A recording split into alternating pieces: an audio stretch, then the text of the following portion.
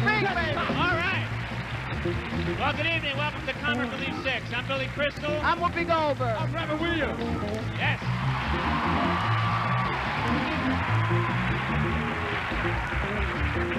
Well, it has been a long 18 months since the last time we saw all of you, and a lot has happened. A lot has gone down. A lot, like the fact that Charlie Sheen never invites me to any of his cheerleader parties. How do you figure that? A lot has gone down, like the fact that Disney paid Michael Eisner so much money, he just bought Euro Disney. Like the fact that Lorena Bobbitt is having a garage sale, and all the condoms are half off. A lot has happened. Oh, yes. Like that will be the last Lorena Bobbitt joke you're going to hear tonight. Right. I think you're going to hear so many Lorena Bobbitt jokes, we're going to have a separate tote board, and every time you hear one, the guy who makes Jinsu knives should chip in $1,000. What do you think? Don't get me started. She's wild. When she said she wants to play hide the salami, don't break the garden! 5, 6, 7, 8! I had a long streak of bad luck, but I pray it's gone at last. Sing, All right. baby. Gone at last. Gone at last. Gone at last. Gone at last. Gone at last. I had a long streak of bad luck, but I pray that it's gone at last. Hey, baby. Don't talk to me about it. Like you should be depressed, please. Try having the year I had. Was it a bitch or what? I haven't said it, or I haven't started. Look, there goes Montel. Fuck you. Hey, blow me. The last time I asked for career advice from Rob Lowe. Well, I think there's not enough shit going on in the world. I think those radiation tests after World War II may be our only explanation for Jesse Helms, okay? Now, no, it's been rough for everybody. The Clintons are claiming they lost money on a real estate deal. Who do they think they are, Japan? I mean, please, shit, if they really wanted to fuck everything up, they should have given that land to me. Because it was mine, and I'm black, and I deserved it. Please, the world is upside down, man. Rush Limbaugh's making jokes about me, about my recipes. What was the last recipe he passed up? Right-wing fat mother, 5, 6, 7, 8. A bad luck, but I pray it's gone at last. Gone at last. Gone at last. Gone at last. Gone at last. I'm gone. But I pray it's gone at last. Thank you, Brother Kiss. How? Thank you. Oh, Lord, you know, because I understand your burden.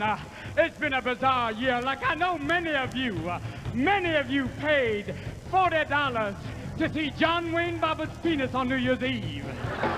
But for $30, you can get yourself a Comic Relief t-shirt that has better stitching and won't shrink in cold water. Yes. Yes, indeed. You know it's true. Now, every time you hear John Wayne Bobbitt's name, you know John Wayne is turning over in the grave. I fought the Apaches. I fought the Nazis. I raised the flag on Iwo Jima. I've got my name on an airport. And now some fucking idiot who doesn't know how to sleep on his stomach. Lord knows, you know, after it happened, the police were out looking for it, and they had an all-points bulletin that said, keep your eyes out for a little prick. And there's Ross Perot. Hooray! Hear me now. You know, I keep having this dream with me and Ross Perot in bed, and he keeps going, let me finish. All right. Oh, you know, like the only people who are happy about the Menendez verdict are the people at Court TV. They love the pilot. We got a big up. Help me now. 5, 6, 7, 8. All 3 of the red, gone and left. Everybody, gone and left. Gone and left. Gone and left. Gone and left. I had gone. She had me there, but I'm afraid it's gone and left. Gone and left. Gone and left. Gone and left. She had me there, but I'm afraid it's gone and left.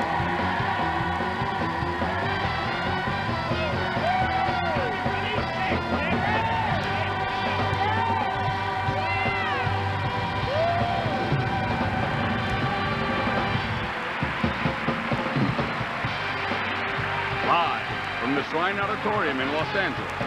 It's Comic Relief 6, a star-studded evening of humor and humanity. With appearances by Jason Alexander, Kirstie Alley, Richard Belzer, Candice Bergen, Brett Butler, Sid Caesar, Keisha Campbell, David Chappelle, Imogen Coco, the Crenshaw High School Elite Choir led by Iris Stevenson, Mark Curry, Dennis Franz, Bobcat Goldthwait, Marga Gomez, Dustin Hoffman, Alan King, John Larroquette, Bill Maher, Carlos Mencia, Dennis Miller, Miss America Kimberly Aiken, Paul Mooney, Howard Morris, Rick Overton, Rosie Perez, Kevin Pollard, Paula Poundstone, Carl Reiner, Mayor Richard Reardon, Paul Rodriguez, Bob Saget, Gary Shandling, the cast of Star Trek, The Next Generation, Shadow Stevens, Jeffrey Tambor, Marissa Tomei, Bob Smuda, George Duke, and the Comic Relief Band.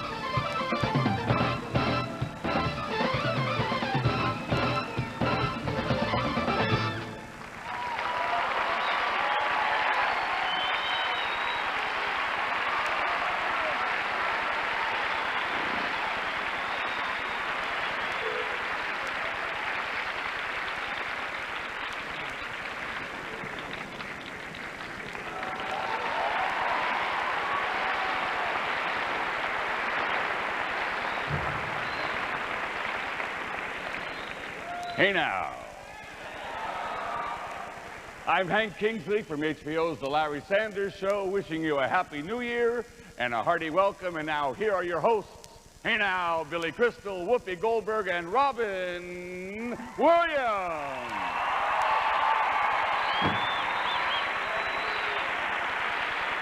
Hey now. Hey now. Hallelujah! Yes! Hallelujah! Are you moved by the Spirit? Are you moved to whip open that checkbook and rip us off a big wad of green? Praise the Lord. Yeah! Let us thank one more time the Crenshaw High School Elite Choir.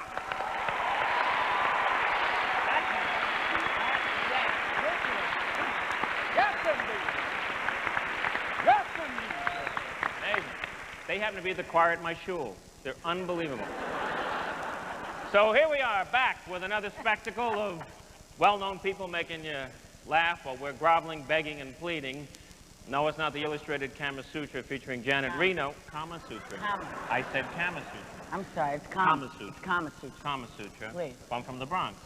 It's Kama Sutra. It's a lot of fun, especially like the positions where you can see your own ass.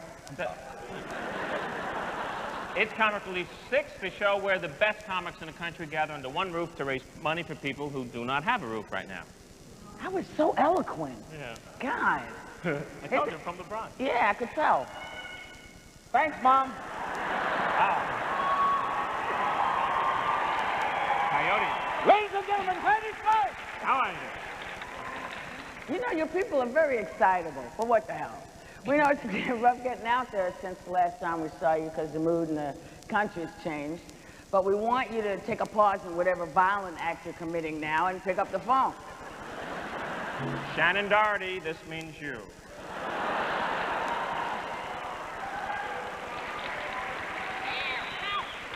We want you to pick up that phone and call us at the number that's dancing above my waist right now. That's right, 976-3. No. Oh, it's over. What happened? Remember that the money you're donating is going directly to homeless people. I have that incredible voice. Catch that voice. Sunday, fuel-injected vibrator. Sunday. Unlike the Reagans, the homeless have not gone away. And you know...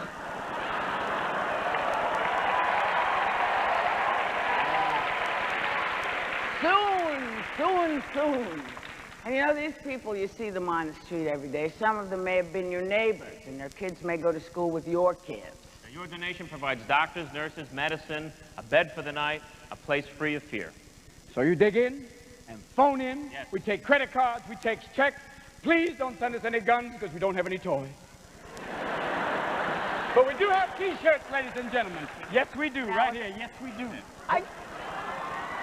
You know,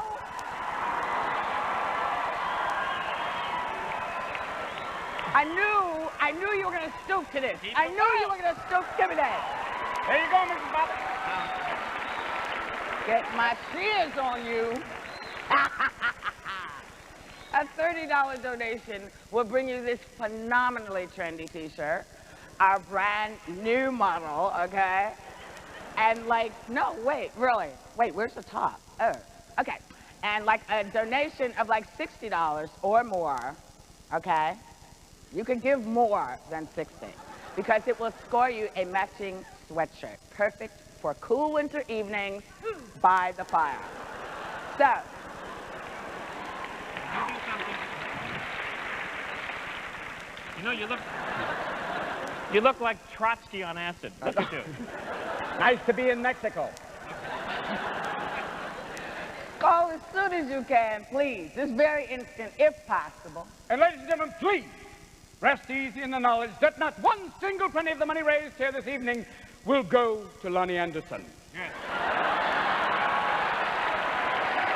Okay. Relieved about that. Now, I skipped a really raunchy joke. Yeah. To start us off, we were hoping to get the incredible Larry Sanders, but he's in Laguna on a network self-realization retreat. So he sent his close personal friend and one of Comic Relief's closest friends. Ladies and gentlemen, a great comedian, Mr. Garry Shandling.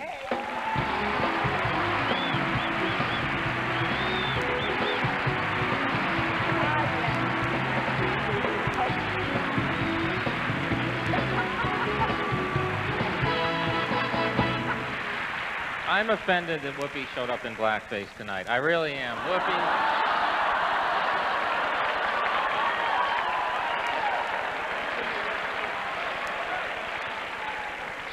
She promised she wouldn't do that anymore.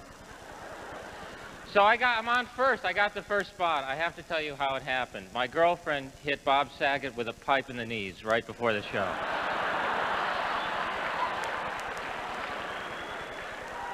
That's my big fear, that Tanya Harding quits skating and takes up stand-up.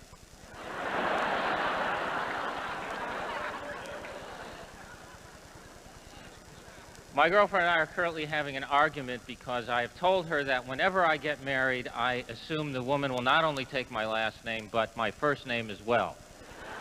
So I want to be able to say, this is my wife, Garry Shandling. We've had some arguments, but thank God nothing, of course, that has gotten to the point of these two morons that we are, of course, saluting here tonight. Meaning the two Bobbitts who, I mean, we've had arguments where, you know, she's never gotten, I mean, she's tried to suffocate it once, but,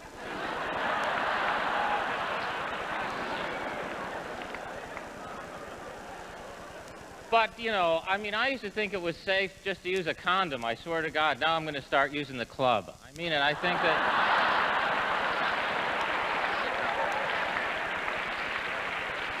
cut it off, she drove away with it, she threw it out the car window, which is what I think started the fires, by the way. I think there's a chance that could have been lit, and if, because women think men are led around by their penises, that's what happened. Actually, she said, I did it because every time every time we had sex, he had an orgasm, and I didn't. Well, I have news for her. She's not getting off this time either.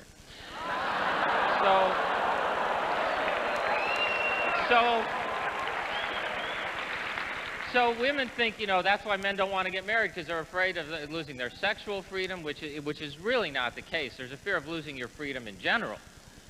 Isn't there? I mean, I have an uncle who's been married like 30 years, and I said to him this summer, "Where are you going on vacation, Uncle Larry?" And he said, "Well, I'm going."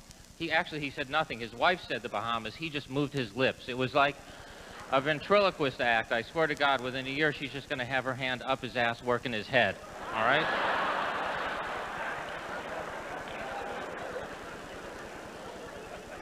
It's not that you know, women think men are led around by their penises, which we are not.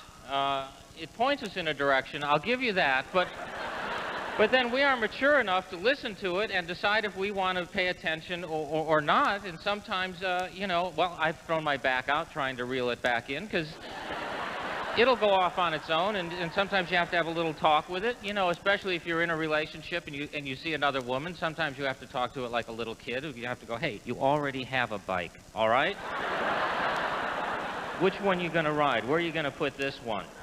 So, you know, we're a little obsessed with it. I went to the doctor a couple weeks ago, and I said, you know, my penis is burning. He said, that just means someone's talking about it. So, I know I'm saying the word a lot, but every newscaster has said it now. Every network newscaster has said, when Bernard Shaw said it, I said, hey, it's fair game, all right? It's only when Willard Scott says it, that's what I'm waiting for, just to hold up a picture and go, well, it's 101 years old, and isn't it good looking? Dave's penis. And we're on cable, so we can talk this way. If you have an illegal cable hookup, I'm asked to remind you at home, it is a crime to have an illegal cable hookup. In fact, the Menendez family had an illegal cable hookup, and that's the charge they should have gotten them on. I believe that will be the retrial will focus on the illegal cable hookup. It was Lyle who hooked it up. I don't think Eric would do a thing like that. So it's the opposition between the sexes. It's very frustrating. I've been in this relationship 5 years. My girlfriend and I, you know, the sex becomes predictable. You know, you go, all right, this is where she's going to yell, "You're my cowboy," and you finish up there. And then we had an argument because she was in Playboy magazine, which was fine. I supported that, and it was, well, thank you for applauding. It was my first chance to see her naked as well. But it's different when you're in when you first meet someone. That's where the energy really is different for the man and the woman. The sexual energy when you first meet someone is so intense, but we react differently. I mean, when you kiss a woman the first time, the woman acts totally different. The man never goes, oh, I don't even know you. You know, the guy's thinking, all right, I don't even know her. Anyway, my time is up. I want to ask you all at home to send in money, help this worthy cause, and I'll see you next year. Thanks so much, and good night. Have a good time. Ladies and gentlemen, Candice Bergen.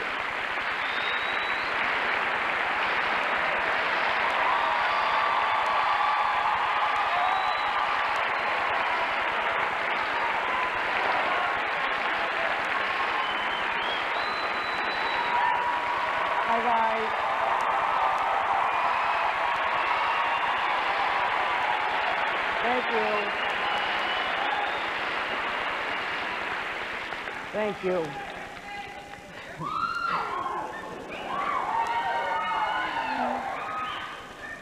I'm doing the serious stuff now, so I have to tell you that I need these. This is better. During the course of the evening, you're going to see some of the world's most brilliant comedians doing what they do best, and God bless them for it. They will amuse and entertain you, unlike myself, who will ask you for money. Every once in a while, in between the jokes and the levity, you will see and hear persons like me who will put a face to the problem of homelessness in the hopes that it will cause you to respond in a meaningful and positive way. Homelessness is a condition that involves us all. It says things about us as a nation and touches our souls and our capacity for compassion. Nowhere is the face of homelessness more compelling than in the eyes of a child. The look of confusion and helplessness, of fear and disappointment, is something that commands our attention and demands a reaction. They have no resources to combat their condition, and we must become their advocates and their protectors by supporting organizations like Comic Relief. It's in the name of those children, the innocent victims of homelessness, that I ask you to respond. Their numbers are growing, and their future is hanging in the balance. When you're all alone, far away from home. Do you know what one of the fastest growing segments of the homeless population is? It's children. Every night, As many as 100,000 children go to sleep in emergency shelters, welfare hotels, abandoned buildings, or even cars. Their average age is 6 years old. This is no place for a child to grow up. I worry about what kind of place we're going to be in and how they're going to treat us. I feel sad and lonely. And you maybe don't have food or nothing because you're homeless. There's a gift the angels send when you're alone. These children experience more than their share of medical problems. Some exhibit emotional and developmental delays. They have a harder time in school, and they worry about what their friends will say. One friend that was my best friend, now he isn't because I told her that I was living here, and he made fun of me. But the worst thing about being homeless is being alone. I'm scared. You feel so left out when you could go over to other kids' house and then you think in your mind that you don't have a house to go to. And it makes you feel bad. The stars hold my friend till the night comes. So I know if people don't care for one another, they can starve and die. It might be someone that they love in their family. Me and my mom want to get out of this place so we can have our own place and can be happy. You're not alone, but really alone. Comic relief. It's no joke, especially if you're a child. Please, call now. Oh, men. Look, Gracie, I know that you're all worked up, but I wouldn't let this get out of the house, because if it does, you're going to be laughed at. Hell, let them laugh. They laugh at all intelligent women. They even laughed at Joan of Arc, but she went right ahead and built it.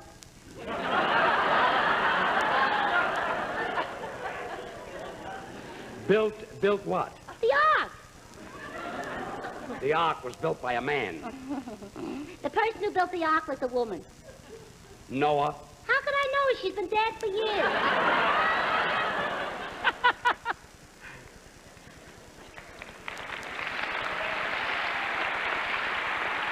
Thank you. Thank you. It's so lovely to see Barbara Bush again. Now, the next gentleman who's performing actually started doing drugs at the Comedy Store. Wait, that's what I used to... Wait, hold on one second. No! He did comedy in a drugstore. Getting old. And now he's the star of a new ABC series called Hanging with Mr. Cooper. So nice to see Alice is cleaned up all right. It's a fabulous young man. Ladies and gentlemen, please welcome right now. He is a school teacher and a comedian that can be dangerous. Carpe per diem, seize the check. Mark Curry.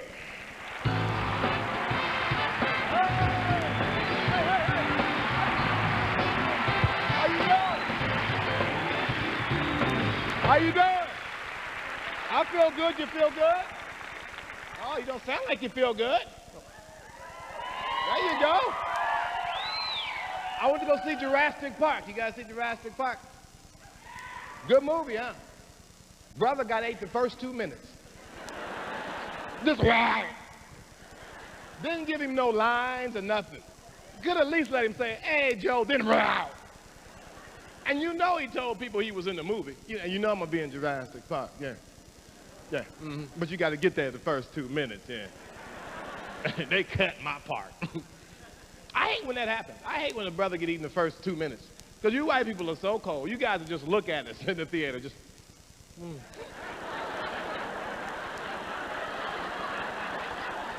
That was dumb of him. He didn't see the caution sign. It's broad daylight. God damn. And you guys always get those good seats in the theater. What's that about? You guys get them seats right in the middle. Because you guys get there like an hour ahead of time. Choose the correct seats, 1, 2. This is the middle right here, honey. Yeah. Exits right there. We can get out in case of emergency here. Uh-huh. Speakers are here, so sense around should hit us right about here.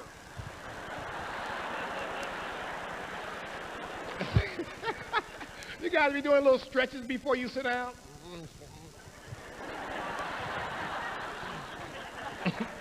You know, brothers get there like 3 minutes after the movie started. Kiki, Leroy, where you guys at? We have to start calling in sick more, people. Please call in sick more. People don't use their sick time. Women got it cool. Women call in sick to work anytime they want. Just mention man. You know what I'm talking about. It ain't fair. What's wrong, Carmen? It's heavy and it's flowing. Oh, my God. Oh. Just send a fax or something. We'll work through lunch. I wish it was one boss who just kept a calendar record of that. Oh, wait, hold on, Carmen. Wait, I think you got 28 more days, huh? Yeah. I'd like to see you in either that or you're pregnant here. I used to have a buddy calling sick to work. He used to read the back of a Vicks Formula 44 box verbatim. Just read about it. What's wrong with you, Joe? I have, excuse me, symptoms due to runny nose, flu, and cough. I may be drowsiness. And I gotta keep away from children, yeah. You ever call in sick to work and try to use somebody else's illness? You ever do that? I think I got what Joe got. He got what? Cancer? No, I'll be in, yeah. I'll be in a half an hour early, actually, yeah. Anybody ever get fired? White people, no. I hate when you get fired. I got fired before. You get fired, they put that stuff over the loudspeaker as soon as you walk in the door. Mr. Williams, can we see you in the office, please? Then you get that I'm gonna get fired walk. Mr. I heard you, man. You ever notice when you're getting fired, your coworkers won't talk to you? You go, hey, man, I think they about to fire. Don't get away from me. I ain't done nothing, man. Go home, man. I need my benefits. Working, that's a good profession if you're working. A lot of people aren't fortunate to work. So that's why it's important to give. I'm glad everybody is giving. That's very, so give that up. Clap for that, please. Thank you. But things are getting out of hand. Some people coming back to work to kill a boss. That's some weird stuff. Coming back to work to kill a boss. Because you never notice. You never notice the person coming back to kill a boss because they just like, isn't that Joe? And didn't we fire Joe? Yeah, we fired Joe. A strange thing, he parked on the grass. Look at that. Ooh, he slammed that car door pretty hard, too. Look, he has army fatigues on. I wonder what's up. Joe knocked that door down. Hi-ya, Joe, how you doing? We tried to call you. Computer error. You weren't supposed to be fired. Jim, you're fired. How you doing? You look great in green. You know, brothers would love to come back to kill a boss. It's just that we get pulled over before we get there. Thank you, guys. I'm Mark Curry. Have a nice time. Peace and love. Thank you.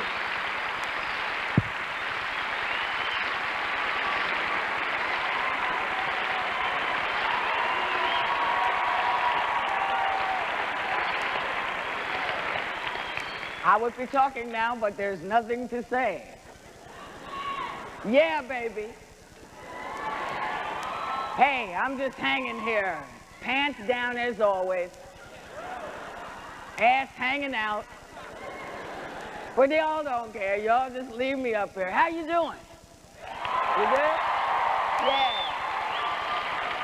Hey, I know who's coming. I know who's coming. Listen, this is my friend. I'm so glad you guys up there came. I just want to acknowledge you all up there. Yeah. Yeah. Yeah. Yay. Anyway, I know I'm supposed to be here telling you that we are here to raise some money. You can't hear me? Well, shit. What you want me to do, baby? I got a mic on. You want me to sign this shit to you? What can I do? We want you to pick up the phone. Give us some money.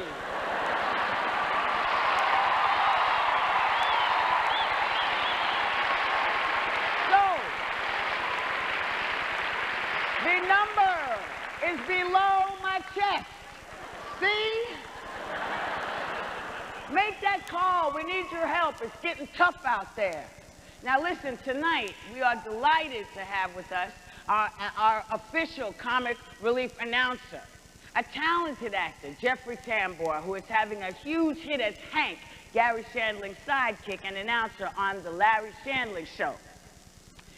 Jeffrey is such a dedicated actor that he refused to abandon that character for even as long as this evening. Told us to kiss his ass. He said he would speak as Hank because Hank has something he wants to share with us. So please welcome HBO's newest shining star, Hank Kingsley.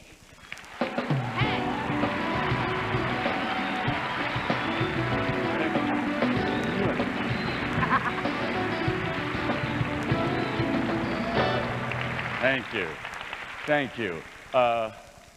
Actually, I'm very, very thrilled. I'm a little nervous to be here tonight, but let me get one thing straight right off the bat. I asked them, I know. I asked if I could sing tonight. I sing on the show, and they said, I'll tell you what they said. They said, no, you will not. That's all right. So.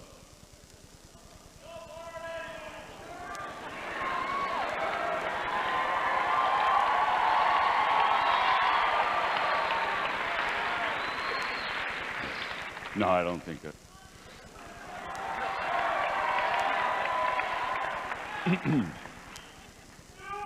Maria. Maria. The most beautiful sound I've ever heard.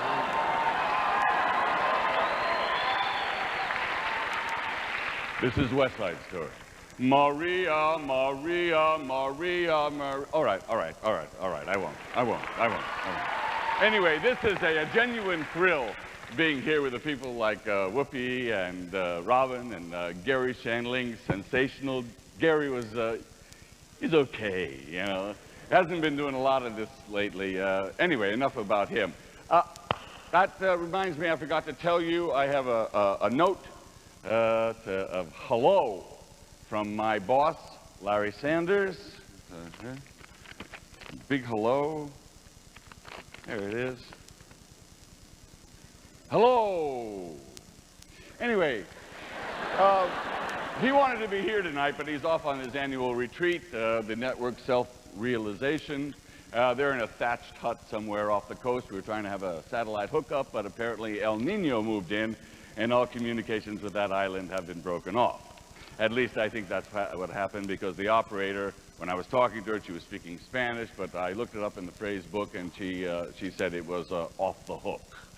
But the reason I'm here tonight, other than to do my usual announcing, which I'm doing very well at, is to help raise money for this very worthy cause. And you know I'm not a comic, but there's one thing I must say for myself. I look bitching in a T-shirt. Especially my hands. Can you come in close? And my forearms. Can you please come in close? Little known fact, before I became Larry's best friend and announcer in New York, I was a hand and forearm model. I want you to look at this. You see this hand? You see a lot of this on QVC, right? Now look closely at the shape of the arm, the musculature, and but this is the selling point. If you can come in close, just the proper amount of hair. Thank you very much. This is the Comic Relief 6 T-shirt, all decked out in red, white, and blue, which I don't have to tell you are the colors of our nation's flag. See, I knew I didn't have to tell you. And you call right now, you make a donation of $30. The shirt is yours. It'll look great at those President's Day barbecues. And hey now, President's Day is coming up on February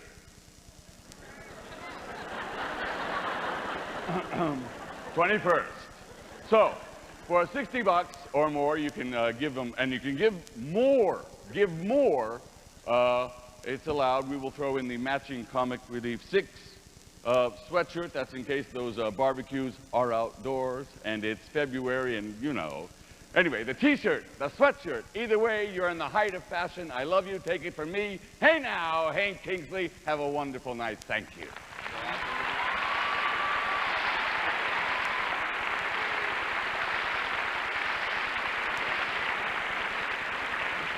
Now, the last time I worked with the woman you're about to meet was at the Ford's Theater in Washington when we both performed for Bill and Hillary and Tipper Renown. Yeah, I'm on a first-name basis with him. Except for Tip, I call her Tip. Say, Tip, let's talk about some Dr. Dre lyrics. Yeah, it's Tip, you know, but we were all very politically correct that night. We wore ball gowns, kept our shoes on almost the entire night. And it's very, no, I tried, you know, shit, it ain't my feet are bad, baby. I feel like Pearl Bailey. It's very difficult. You don't know who Pearl Bailey is? I am getting old. It's difficult to be funny in a ball gown, unless, of course, you're a man. But this lady actually pulled it off. She's gotten extremely large since then, and I mean her career. That's an Afrocentric part of speech I want you all to sort of absorb for yourself. Large. It means somebody's hip, big. You know what I'm saying? And she's got a smash comedy hit called Grace Under Fire. So please welcome from the deep. And she is deep. That's another one of those phrases you can use at work and you'll seem hip. Ladies and gentlemen, please welcome the fabulous Brett Butler.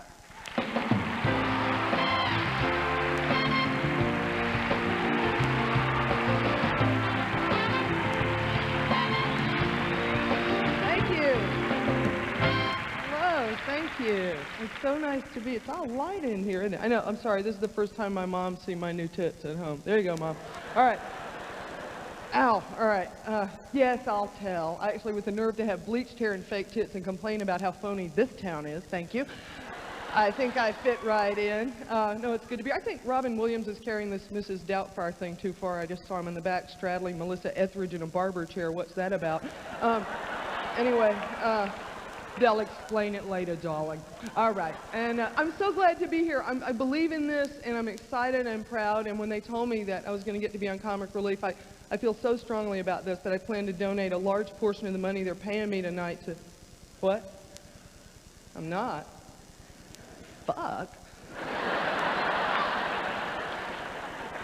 I think my mom turned it off after the tit thing. It's okay. No. Well, they did. They said, do you want to be on Comic Relief? And I said, does Heidi Fleiss have a sore wrist? I think so. All right. Tell you what. Oh, don't clap at that. It gets hackier. No, I tell you what. Just go ahead and dial and send money in right now. I don't even care if you don't watch this. This is important. Don't watch me. Dial now. Send money. Don't wait for the news to tell you what is important. President Clinton is overseas right now trying to disarm 2,000 nuclear warheads pointed right at us, and yet the lead story on TV is two skaters getting in a cat fight. You know, gosh, Nancy, I'm sorry your knee hurts, but Jesus P. God, it's not the Challenger accident, is it? I just want to... What? Not me, you idiot! Rita Rudner! Rita Rudner! Idiot! Idiot! Why me? Why?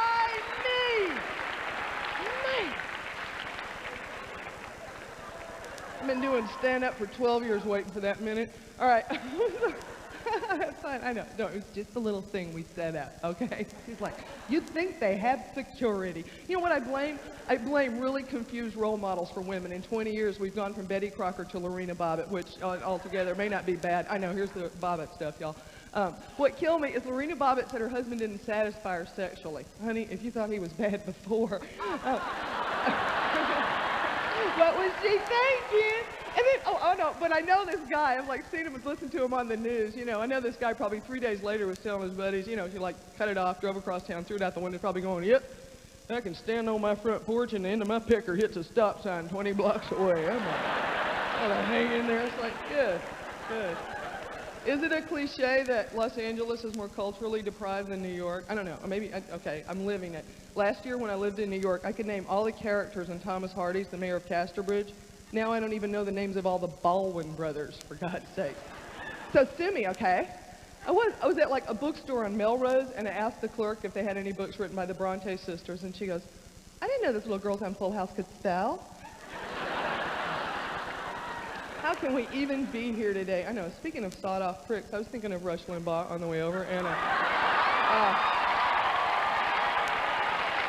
oh, stop it, too easy. Let me say something about him first. I know, people go, oh, he's not such a bad guy. Right, Hitler was a street mime with an attitude, you know. People go, oh, he's not really a reactionary. Bullshit. I was at Schindler's List, and he started the wave. Well, he did. I know, and some people say at his best he's just nostalgic, you know, for the good old days when all the jobs that women held that were decent paying had hand and blow before the job started. And I know. And yet we're all here despite sitting Shiva for the Menendez boys' sex life. I just feel for them. The Menendez brothers don't even look like murderers. They look like waiters in Marina Del Rey, don't they? They're like, hello, I'm Lyle. I'm Eric. We'll be your waiters. Today we have Chilean sea bass, ratatouille with shiitake mushrooms. We'll be right back with your drink order after we drive home and kill our parents! Oh, I see. And they have these little groupies there, too. That's like always amazes me. I don't know. So this show wouldn't have happened when I was a kid.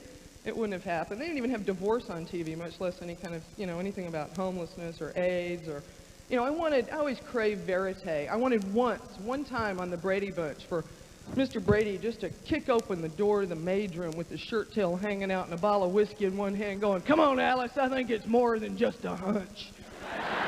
Thank you. Thank you very much. Send money in.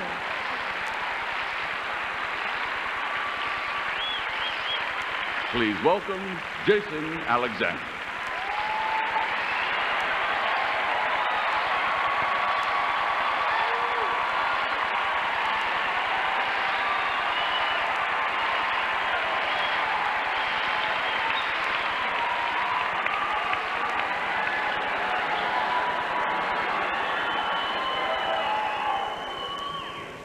I'd like to thank Brett Butler for the height estimation.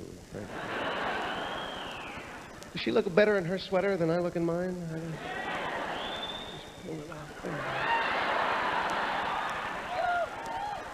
I am absolutely delighted, thrilled beyond belief to be able to be a part of Comic Relief, but I tell you, and I make no bones about it, I'm a little nervous because, as any of you know who know anything about me, I'm not a comedian. I work with them, but I'm not one. I'm just an actor. And yes, I have been honored with, well, dozens of awards and a kind of a massive cult hit TV show and, you know, magazine covers, the whole schmear. Don't hold your applause, please. Don't, please, no. But still, no, please. My head will turn. No. Oh, if you must.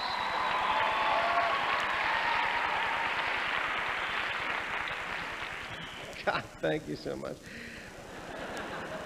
But still, this is honestly not the kind of evening that I'm usually comfortable participating in. And I have to tell you, because I know this is a live show and I'm going to embarrass myself, when I get nervous, I tend to say personal and embarrassing things accidentally. It's nervousness, plain and simple. They just kind of whoomp right out of me. There's no control, and usually I don't even know that I've said it, and then, you know, I go home and I watch a tape later, and oh, is my face red. So please bear with me. I might say something embarrassing, and then, all right, I've paid it too much attention. I don't want to make a big deal, and I don't have that much time, so let me just jump right in. It probably won't happen tonight anyway. Okay, here we go. Once a year, you folks get together and do a telethon and raise a lot of money and get on with your lives. I have 6 nipples.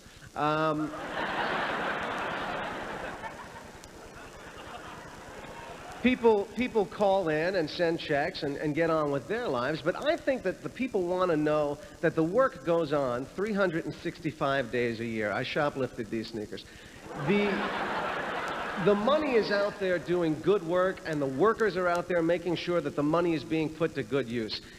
I was sexually attracted to Mrs. Doubtfire.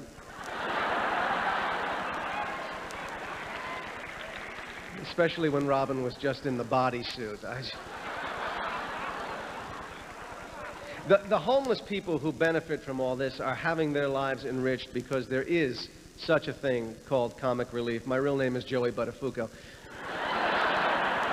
And now, here's a short film on comic relief and what it does, and thank you for letting me be a part of it.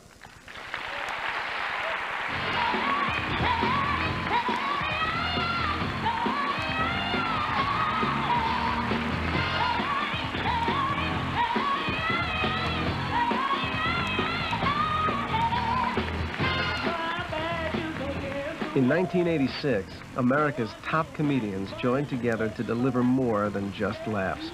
Their goal, to help homeless and hurting people all across our nation. That was the beginning of Comic Relief. Through the years, we've raised and distributed millions of dollars. Today, in 23 major cities, you'll see changes in the lives of homeless people, and Comic Relief is helping to make those changes possible. What's great is the heroes of Comic Relief are not just the comics. The heroes of Comic Relief are the American people who send in their money. More than just a television event, Comic Relief is a year-round effort, joining hands with the National Health Care for the Homeless Council and working for health care reform to assure that everyone has access to quality health care. Comic Relief helps in providing homeless people with doctors, nurses, mental health workers, employment counseling, job training, housing, even hot meals. In its project cities, Comic Relief also supports local fundraisers and important community awareness campaigns. Every day in America, millions of people call the streets their home. Look around, and you'll see more men wandering the streets out of work, more families sleeping in cars or in shelters, more children using streets for playgrounds, more women filled with fear. You can help make a difference. You can help change a life. Comic Relief, it's no joke.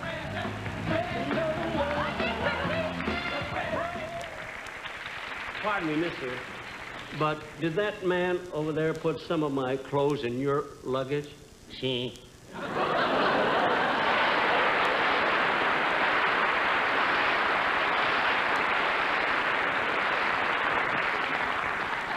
Well, are you going to Mexico City? Sí.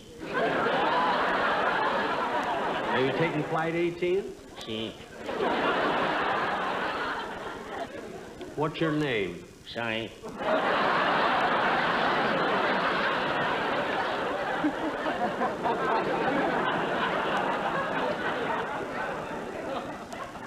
Sai? Sí.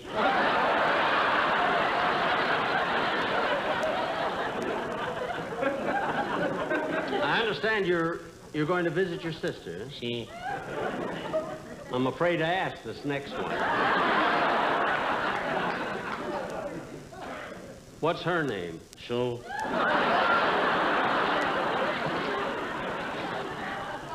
Sue? Sí.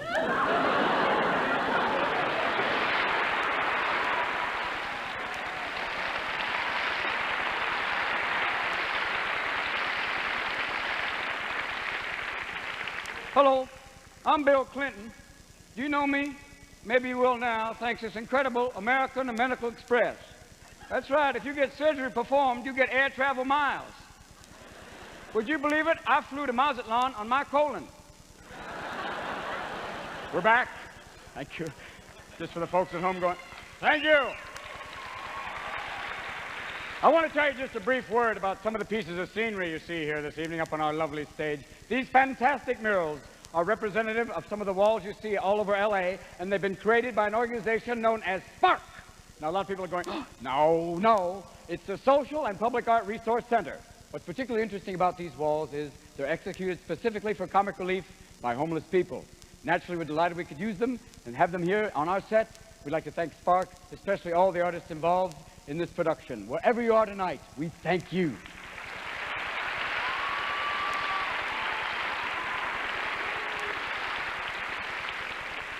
Now, if you've ever fallen down, dropped your pants, or got hit in the crotch with a golf ball, you're either Gerald Ford, Heidi Fleiss, or the host of a show named America's Funniest Home Videos. That's right, not America's Horniest Home Videos, that was Rob Lowe. Now, he's the star of Full House and the host of America's Funniest Home Videos. Please welcome Mr. Bob Saget.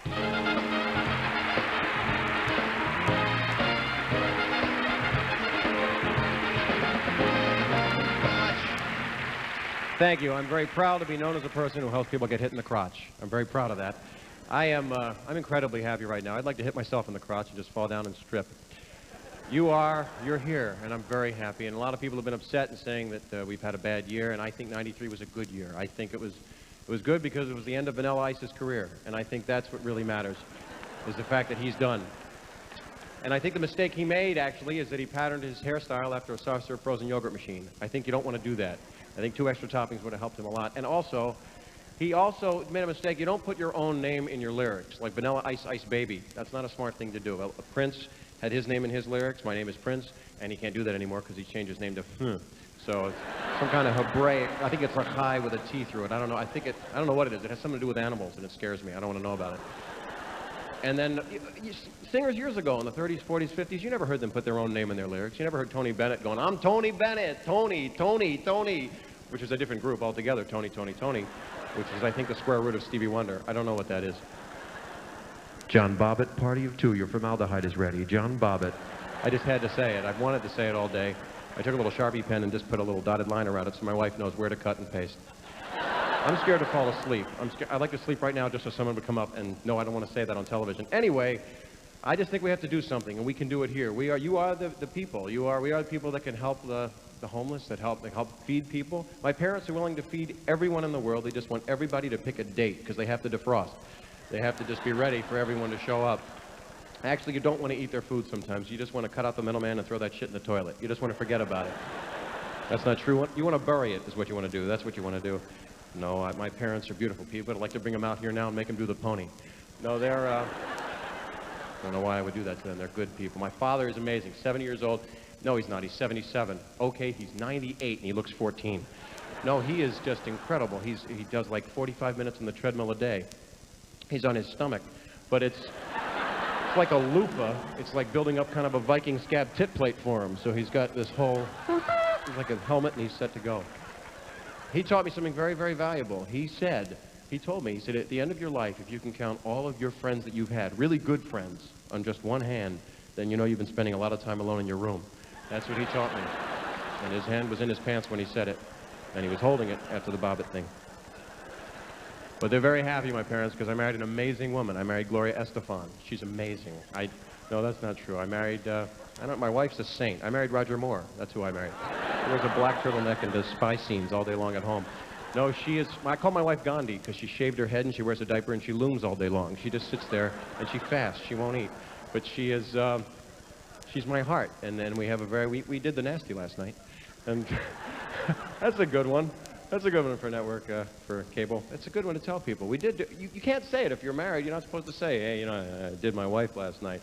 It's okay to say, see that chick over there at the bar? Yeah, I did her. And people go, all right, good for you. But if it's like it's your wife, it's like, I think, oh, please don't tell me about it. I don't want to know about that. Maybe respect. I think it's about respect. That's what it is. Maybe when I told a friend that, maybe he just got grossed out of picturing me making love to anyone. Maybe that's what it was. But no, we didn't make love last night. I made love to that woman right there.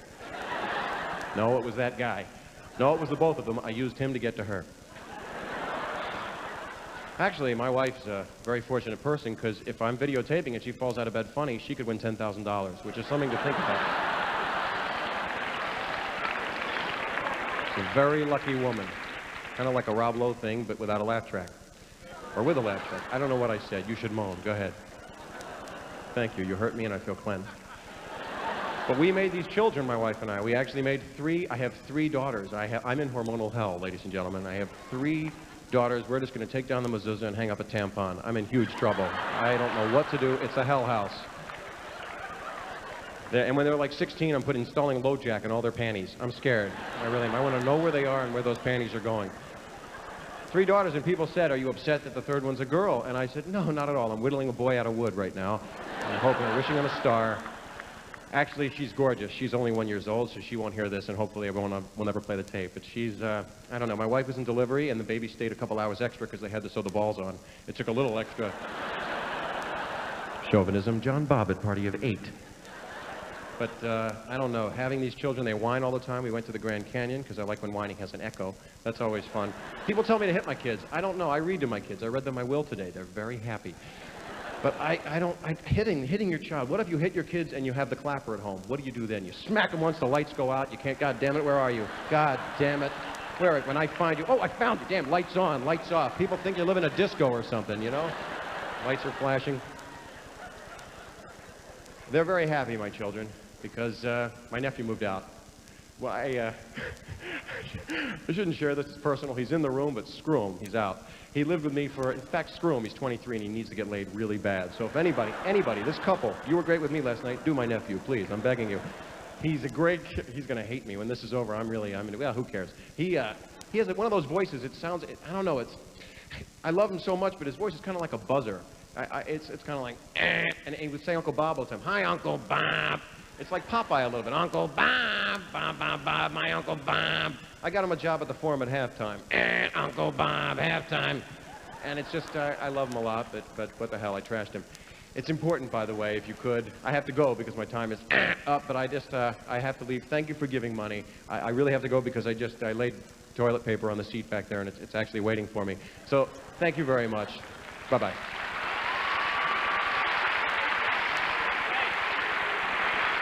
Bob Saget.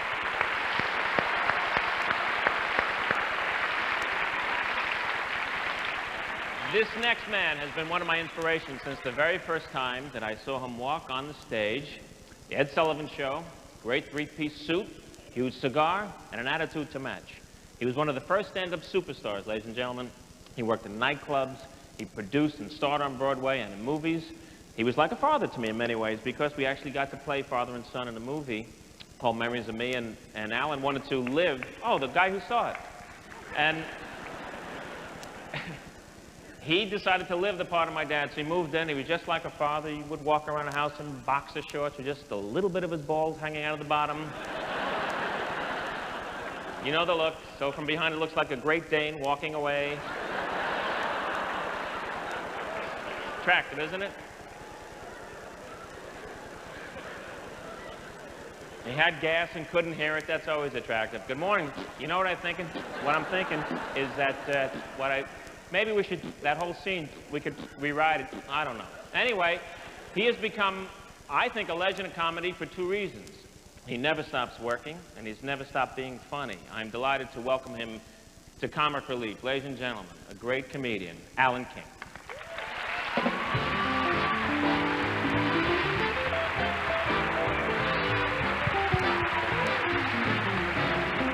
Thank you. Forgive my attire. I wanted to look like all the other comedians. I rolled in shit. Billy is really just like my son. He never calls. He never sends money. I love you, young man. I'll see you later. Okay, Pa. I'm so glad I saw Sid Caesar backstage. It means I'm the second oldest Jew on this show. You know when you're getting old, when everybody tells you how good you look, they never tell young people. That's all I heard backstage. Look how good you look. You look, young people are supposed to look good. Old people. A guy said, you never change. He had double cataracts and was talking to a rubber plant over my shoulder. And I grew up with you on the Ed Sullivan Show. A guy with aluminum walkers backstage with a Haitian male nurse walking like this and says, I grew up with you. I kept them right in his fucking feet. I don't need this. You know, it's old. I just had surgery on my knee. And arthroscopic surgery. You ever go through that? You don't have to. But how old are you, young man? 34. Tomorrow morning, you'll be 66. You wake up in the morning, and all of a sudden, you can't move.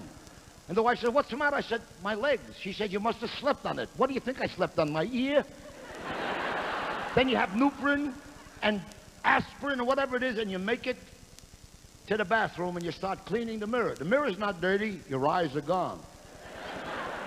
Thank God I can brush my teeth in my hand so I can see them up close. But the knee, did you ever have arthroscopic surgery? You sit in a chair. From New York was where I live. I came here because they have all the celebrity. Guy said he did Wilt Chamberlain's knee, should have done his putts. Now, they give you something to drink, you're out. I said, can't you put me out for a week? I'm a coward. They said, no, we need you to help. What do you want me to help? Hand you the instruments? You know.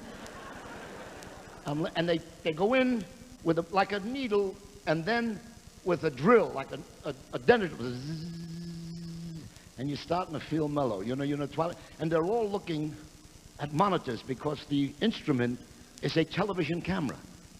It's not very exciting to sit there and watch doctors going in, and they're looking at television monitors.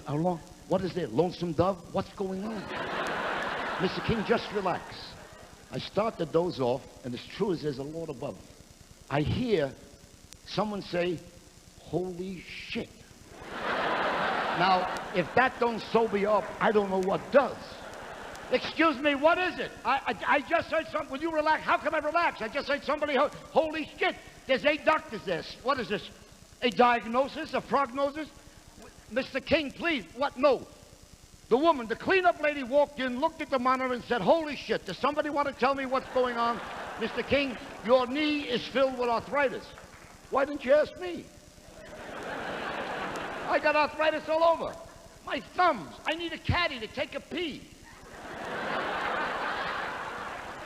What does that mean? Can you fix it? No. You'll walk slower.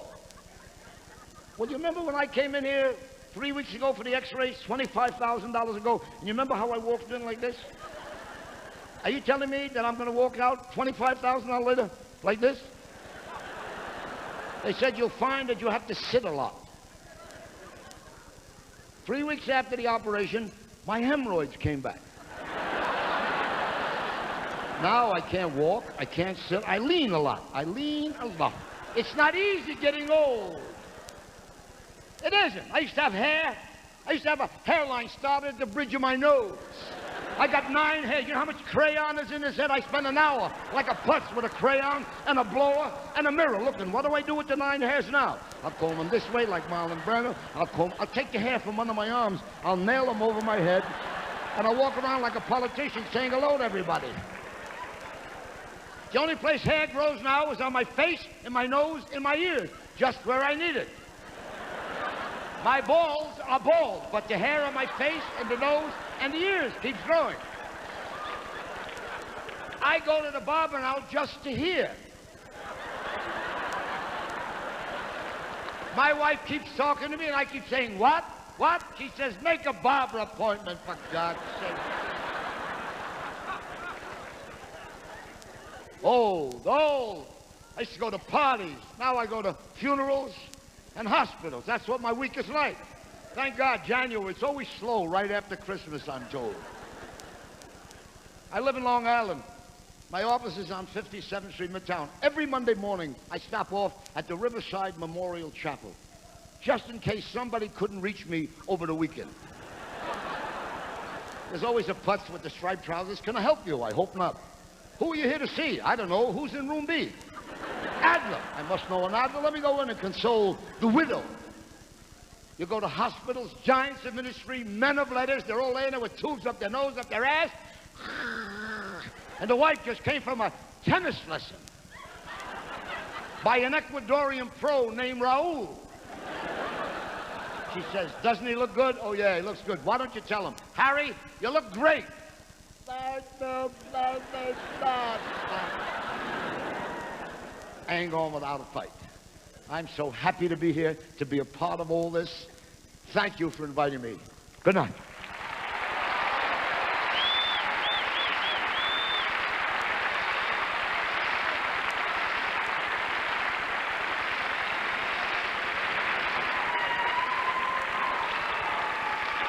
Ladies and gentlemen, it is my pleasure to introduce the Secretary of Housing and Urban Development, Henry Cisneros. Thank you, Whoopi. And thank you to all of the crews and all of the talent who have contributed their time and energy for Comic Relief 6. What a tremendous effort. I know the President appreciates it. All Americans who work with homelessness appreciate it. And most importantly, those who will be benefited, the homeless population of our country, appreciates it. Unfortunately, the problem of homelessness is becoming worse in America. Not better as it ought, but worse. We just received some new information at the Department of Housing and Urban Development that tells us that the fastest growing sector of the homeless population are families with children. Children who have to sleep on city sidewalks or in a shelter instead of a home. And unfortunately, too many of our fellow Americans are dying homeless. On a cold night like tonight, this weekend, with a cold snap sweeping across the country, unfortunately, it's a sad reality. Even as we are here, some Americans will sleep on cold sidewalks and some will die. That's why the President has asked us to make, at HUD, our first priority to address the needs of those Americans who are unhoused, those who are homeless. No one in our country is suffering more than those who are homeless. The President has written a letter addressed to those who have worked to make comic relief a success, and I'd like to read it. I heard of your involvement with the comic relief effort to ease the pain of homelessness in this nation. I want to again extend my gratitude on behalf of all Americans for your courageous efforts to combat this complex problem. As you well know, America is a country of many blessings, a rich land, a thriving democracy, a diverse and determined people. Our culture is built on faith in freedom and on the spirit of community. In a nation of such infinite promise, the continuing problem of homelessness is a national tragedy. Working together as a nation, we can restore hope and dignity to the lives of the many Americans who have no place to call home. The energetic and creative people who have worked for the success of comic relief have proven laughter's unique ability to heal and to restore the human spirit. It is true, where there's laughter, there's hope. Hillary joins me in thanking you and all of those who have worked so hard to end homelessness. Sincerely, Bill Clinton.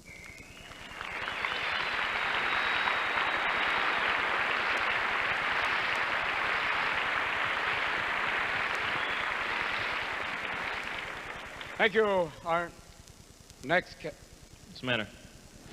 Having a real hard time reading it. Sorry, I guess it's these lenses. I got them off the Hubble. Everything just looks like a black hole. It's really bad, man. What's wrong? Can't see good? No, it's like things are changing, man. It's like Alan King said, you know. Whoa! Hey, a burrito.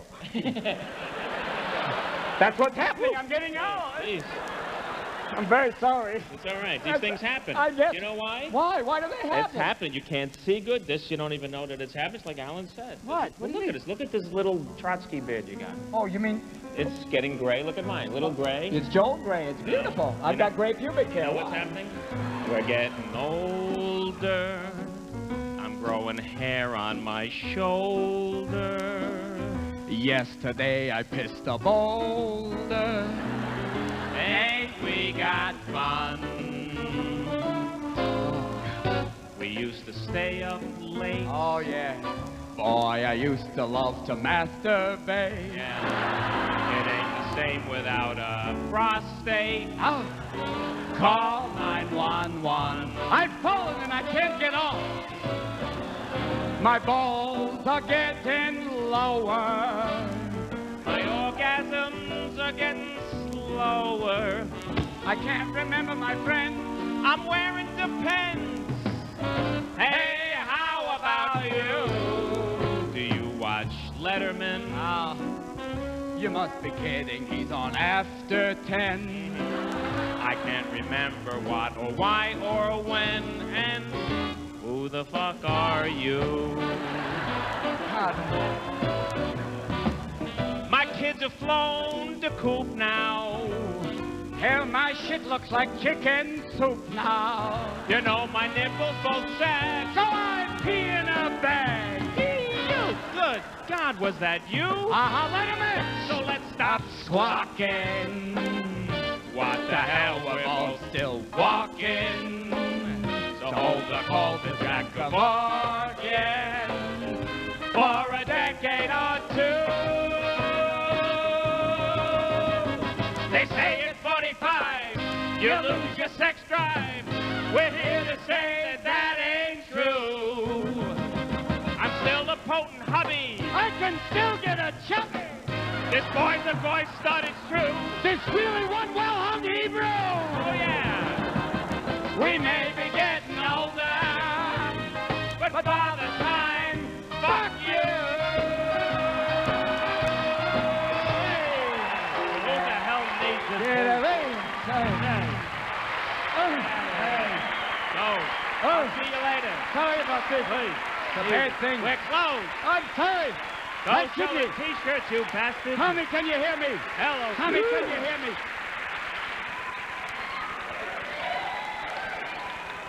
Blacks don't crack, okay? That's why I wasn't in that number, darling, because all my shit's still where it's supposed to be. Now, here's a young lady from Brooklyn.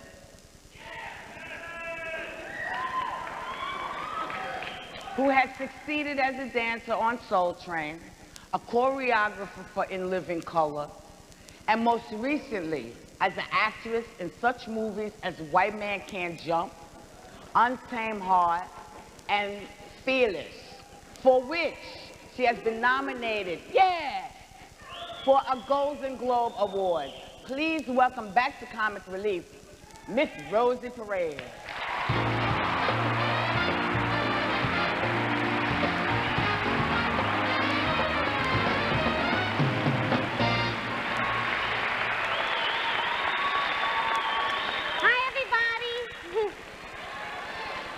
It's nice to be back, and that's right, I'm from Brooklyn and proud of it, okay? Is Brooklyn in the house? But you know something, just the other day, my friends were making fun of me because I've been out here for so long. I've been, you know, filming a movie here, and they're starting to say that I sound like a native Californian, you know, like when I say for sure and shit, you know? But anyway, I'm not supposed to say this either, but it's okay. Okay, I want to give a shout out to my girlfriends, Wanda and Tammin in Fort Greene, Brooklyn. And I know it's cold out there, and I've been looking at the weather reports, and it looks like it's really cold and shit. I'm sorry, it didn't say shit there, but and with the ice and the wind chill factor thing, and it's a nightmare. And I just want to say that I'm really worried about you. And like I was sitting by the poolside the other day, and I started crying in my pina colada.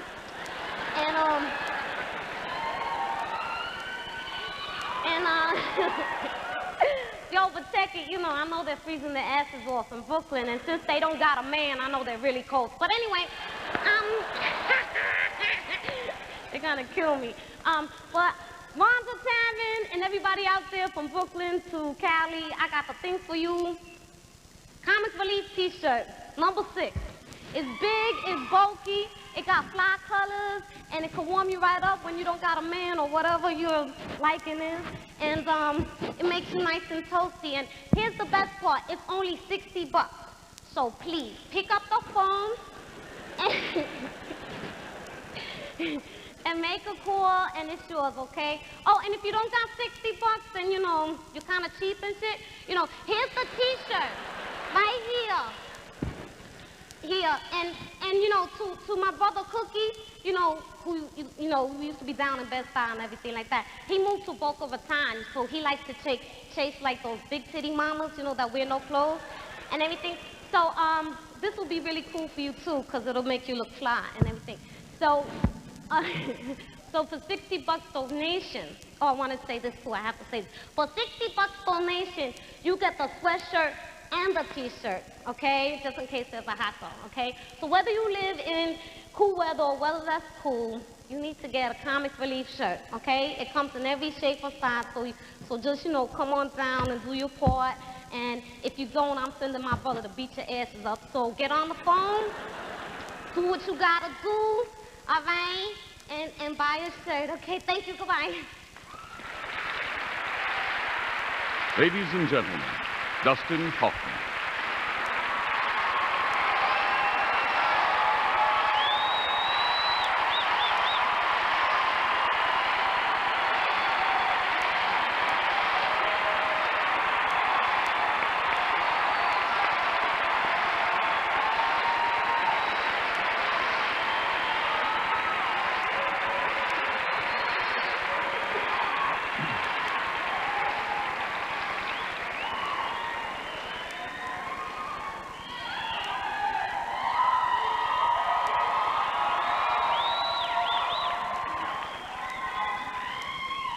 Thank you.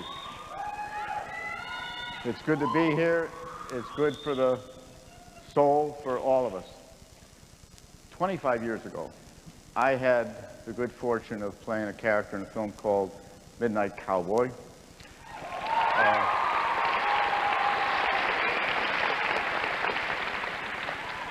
And I was rehearsing this speech here yesterday, and I came in here today and just found out that the wonderful, lovely, talented man who sang Everybody's Talking in that movie, Harry Nilsson, died today. And it would seem weird not to have an appropriate moment for him. He was a great artist.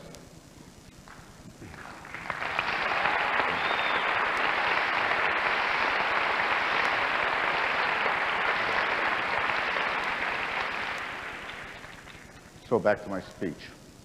The character's name was Ratso Rizzo, Enrico Rizzo, and he was a derelict, a bum, a hustler, a misfit. He had few what society calls redeeming features, and for all intents and purposes, he was the type of person that people would go out of their way to avoid. I love playing the part. Ratso's story took place in the lowlands of Manhattan, and watching him hustle for his daily bread, audiences were comfortably seated in their local movie theaters, empathizing and being entertained by Ratso's varied adventures. This was possible for audiences because they knew that they would never have to confront Ratso in real life. Distance, geographic and economic, makes values such as brotherhood and community so much more palatable to many of us. For his time, Ratso was an oddity, and people like Ratso were few and far between, even in the big cities, as well as in suburban and rural America. 25 years have passed since Midnight Cowboy was made. Many changes have taken place in our society, and not all of them for the better. An entire subculture has come into existence now, and Ratso Rizzo ain't no longer an oddity. This subculture we have now is made up of disenfranchised, destitute, and painfully unprotected individuals and families for whom the American dream has turned into a nightmare. The majority of them are on the streets because they've run out of options, or maybe just the last 2 paychecks before they lost their job. A substantial number of these people who did all the right things, they went to work, they raised a family, they put away money for a rainy day, they never imagined that they would ever be without resources. It's any one of us, possibly, or a home, or even the price of a meal. But there they are, they're in the shelters, they're living out of abandoned cars, they're living with abandoned boats, and they're wondering, how did it all happen? If Ratso Rizzo were around today, he'd wonder too, what happened to a country where people who once might have looked at him with pity or annoyance, or with compassion or fear, now find themselves living and dying on those same mean streets where he used to hustle for his daily bread. Many rivers to cross, but I can't seem to find my way over. In these difficult economic times, homelessness strikes quickly and without warning. It sneaks up on people who least expect it. It happens to your next-door neighbor, to a friend, or to a member of your family. It happens to people like Susan and Robert Jones. When we were working and raising our children, we never thought that we would end up homeless. We used to vote. You know, we used to work. We had brownies and Cub Scouts. We did things like everybody else. Our kids were in Little League. You know, we're the same as everybody else. We just fell in a hole, and we're trying to get out. And it's loneliness won't leave me alone. Well, I'm a Vietnam veteran. Plus, you know, I've worked all my life since I was 16. So I always did provide for our family. And then all of a sudden it was just taken away from me. Just like that, just almost like overnight. Robert was laid off from his job as a carpenter. He couldn't find work, his unemployment ran out, and eventually, so did his savings. Robert sent his son to live with a relative, and then he and his wife joined the ranks of the homeless. Not all homeless people are there because they want to be there. You're not there because you're a drug addict or an alcoholic or you choose this way of life. There's a lot of people out there like us that when you lose your jobs, it's rough. It's an everyday ordeal.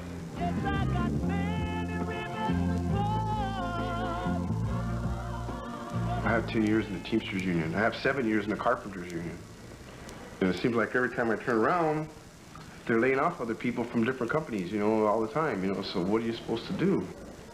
I'm inquiring about the job you have in the paper. Recently, Robert and Susan were able to move into this shelter.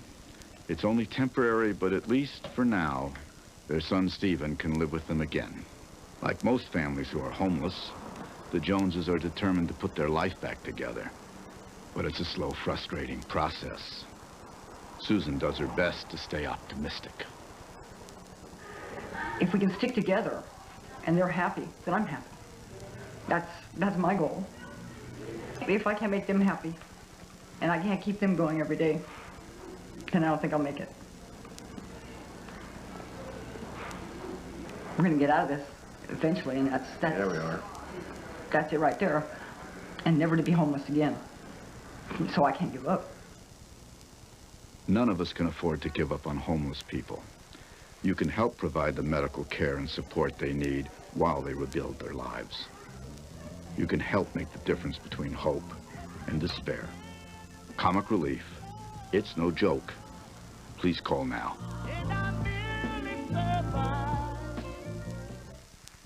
I'll teach you how to use the phonetic punctuation. A period will sound like this. A dash. An exclamation point is a vertical dash with a period underneath. So now you know. A comma. Quotation are 2 commas. Or if you happen to be left-handed. Is this the first time you have loved?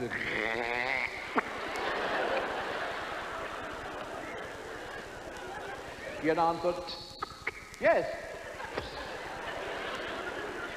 But it is so wonderful that I hope it shall not be the last.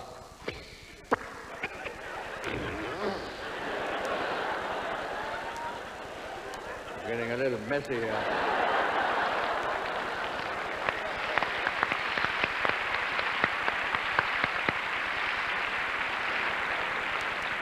Hey, it was great. Did you like Sing Dustin? Yeah. You did? Real good, yeah. Yeah, he's good, isn't he? Great actor, yeah, He's a great actor. Yeah, real good. He spoke 312 words in 1 syllable, yeah. Did he really? Yeah, real good. Did you remember the phone number that he was talking about? Yeah, 1-800, that's all. Yeah, 1-800, yeah. Oh, really? I don't remember the phone number, that's why I didn't play the character. Yeah. I see. So you said sort of like a mist man. Yeah. Rain Man. Yeah, I see what you did. Yeah, Okay. Uh-oh, that's it. Okay. It is time. Look at Montel Williams, he's come back. Ooh. Sorry. It is time to welcome back a man who stars, he's got his own radio show. He has his own, I feel like Bud Abbott here. You know this guy? I'll tell you, Lou. Oh, Abbott, tell him, Abbott. He's got, I'm telling you, it's Trotsky. You are Trotsky with this thing. With That's like the Marx Brothers, with, like Karl Marx and Groucho Marx. Imperialism, that's the worst thing I've ever heard. Yeah. See how I did that cross? Okay. The Iron Curtain's a break. Where you going? Just let me know where you're going. I'll get the hell out of your way. I'll go right there. Uh-oh. No, don't be doing that. Let the puppet out. Uh-oh. It's all right. You sure? I'm sure now. You sure? I'm just happy to be out. I know.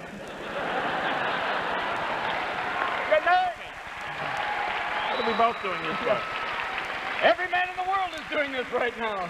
You're a happy man. Nice to be home, honey. Okay. Sleep with a cup. Yes. We'll go in the bedroom. Good night, sweetheart. I'll be in the airlock. I'll leave some sperm in a dish. Okay. Just let me know. Okay.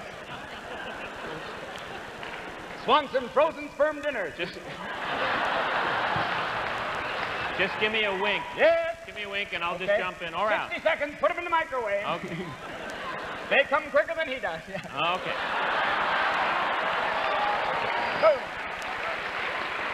Did it? Okay, that's it. Are you sure? Yeah. You done? Earthquake! Oh, okay. I was in mid-loaf the other day. Wait. Oh, gee. Oh, gee. No, sorry. I don't think I want to hit the rest of No, that. finish up there. Okay. You ready? Ready! Now what happens is then I get into my intro. Okay. And then it sounds like an intro. Okay. See? Let's start over again. See? All right. I'll do that. Okay? Okay. El nos próximos lunes Calirro, Lenda Riga. So we could do. Can we do that? John Bobbitt Kung Fu movie? It's the John Bobbitt Kung Fu movie. In Balls of Fury. I can't find them. They're not here. But how will I fight and save the village?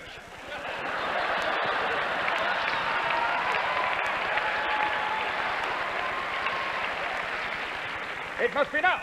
I must use my Nandi. Swinging it around. What the hell are you doing there? Surprise! Why am I still mouthing you? Hey, whoa. Whoa. Hey!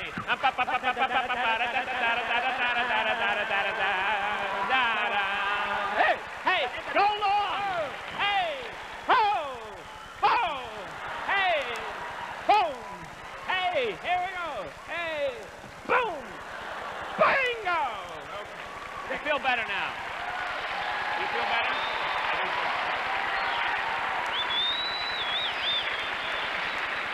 Where are you going? Where are you going? Hey! Hey! Okay, bye-bye. Bye. She's got a knife. You can't even look at them. You get She's an got attitude. shears. Stand back. Oh, man. Night, sweetheart. Get that Calvin Klein suit of armor that they're... Nice Oh, to see yeah. It's our Prozac poster child.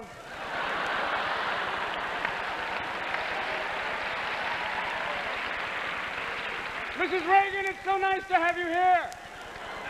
No! Okay, we're back. Okay. See, but now I have to do this intro again. It's going to sound like an intro. Okay. All right. Mom always liked you best. I know. I think Eric said that, or was Yeah, it Lyle? Eric said no. It was Lyle? So, did you kill Mom? Yeah, okay. Boy, that's a Things to do today. Let's see. Yeah, Pick okay, up the okay. groceries, Yeah. and then you'll go over to 7-Eleven, get the... pick up the, shotgun shells. right, okay, and then I'll pick up the cleaning. Yeah, you do. You You'll do kill that. Mom. I'll kill Mom. I'll kill you, and then I'll kill Dad. That's And it. I'll meet That's you a tomorrow. full day. Okay. You'll see you tomorrow. Bye. Okay, now it is time to... Let's welcome back. This guy stars on his own... I said this already. This is like deja vu. This is unbelievable.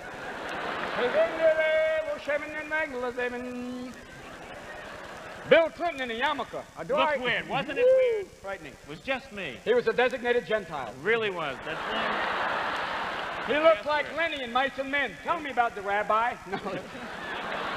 But frightening things. So this guy used to have a TV his show. Yeah, it just went off the air. And his own radio show. He's working too much. Yes, and his own concert. Oh, he's unbelievable. And he's bi. Lingual. Okay. Lingual. Lingual. Es Salvacino los máximos. Lunes, el huevón. El hecho vulgar misiles, Bob Sillis, Bulbo. And he's appeared in every one of our comic relief shows. Everyone. And not only that, he goes around the country all year taking checks to the shelters. He works with the children. He's really a great guy, and he's a great comedian. Please welcome, con mucho gusto, Paula Rodriguez.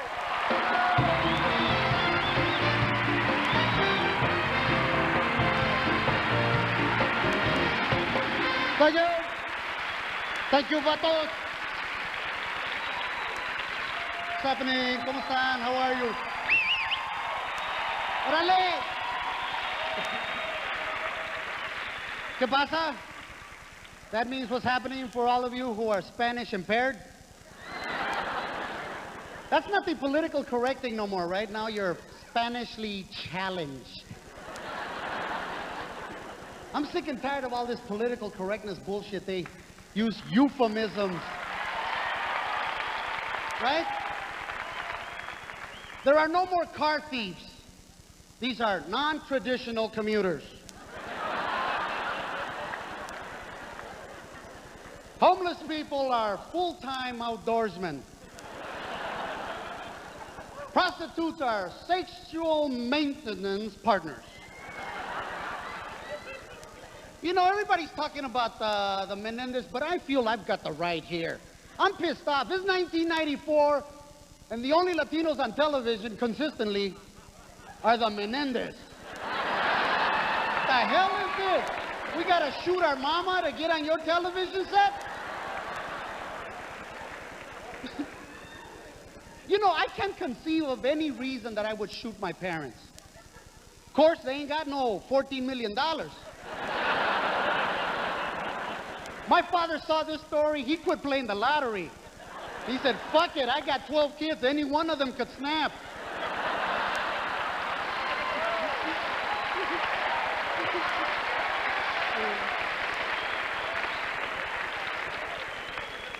People in Hollywood, they don't write movies anymore. They just watch television. They watch the news and they write a movie about whatever is happening, you know? That sucks because I know the ending. All right? The pom-pom mom. Oh, great. That's a great idea.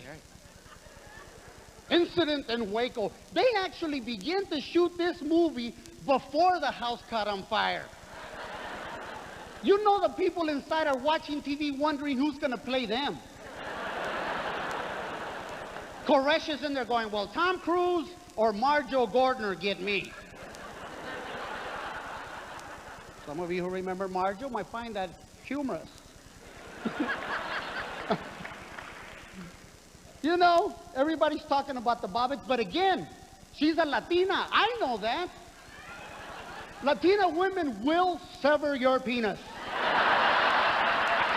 They will. White women just make you feel like you ain't got one. Psychologically torture your ass. First of all, I believe that any man who rapes a woman should have his penis severed. Lop it off, baby. Now, I realize I'm probably going to offend a lot of rapists out there. Bear with me, fellas. You have nothing to fear. The ACLU will never allow it. You can't take his rights. He's got rights. We're not taking his rights, man. We're taking his penis.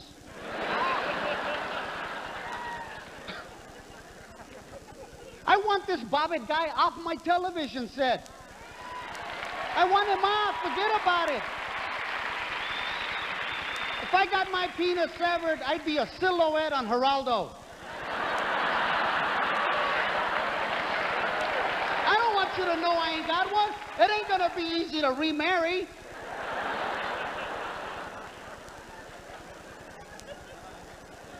The story just writes itself. You don't need a comic. You can make the jokes are there for you.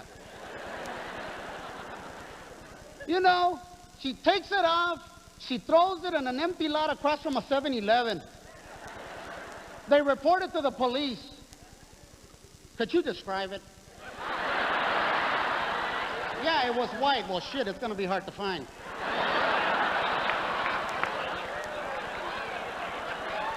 John Wayne Bobbitt should just be grateful they didn't send the canine unit after this object.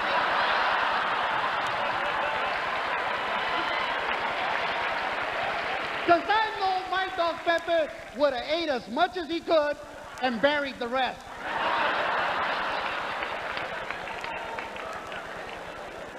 And seriously, you get your penis severed, here's a 1 in a million opportunity to have something better attached. I'd be phoning the morgue in Compton.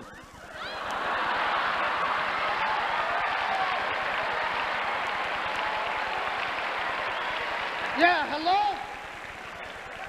Yeah, anybody named Rahim fill out his donor card? That proves we're the greatest country in the world. Any country that has the technology to sew back a dick. That's why I'm here. That's why I immigrated. I didn't come here for no job.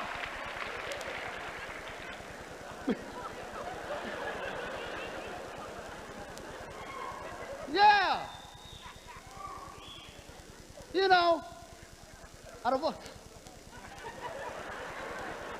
all the crazy things that are happening, it seems like nothing shocks people anymore. Everything gets stranger and stranger. When it comes to Michael Jackson, people were sexually divided. Women don't believe it. Women go, oh, come on. I saw him on Oprah. He's dating Brooke Shields. All I'm saying is, I'm his age. I'm 35 years old. Who would you rather sleep with, Brooke Shields or Dennis the Menace? I hope he's not guilty, but anybody who molests a child, fuck you. We should just moonwalk your ass to a prison.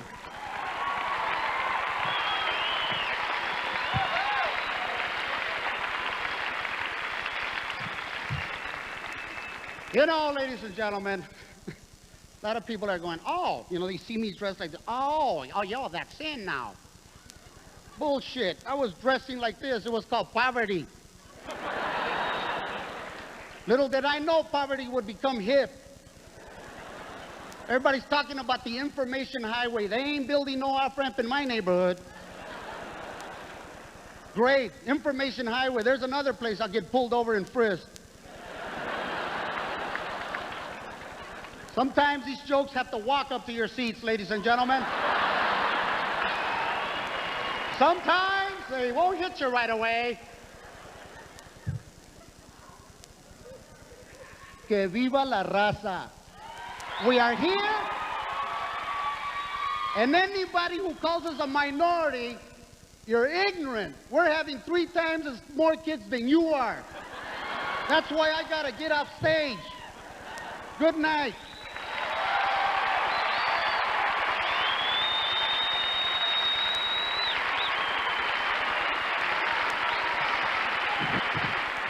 Bingo. Okay.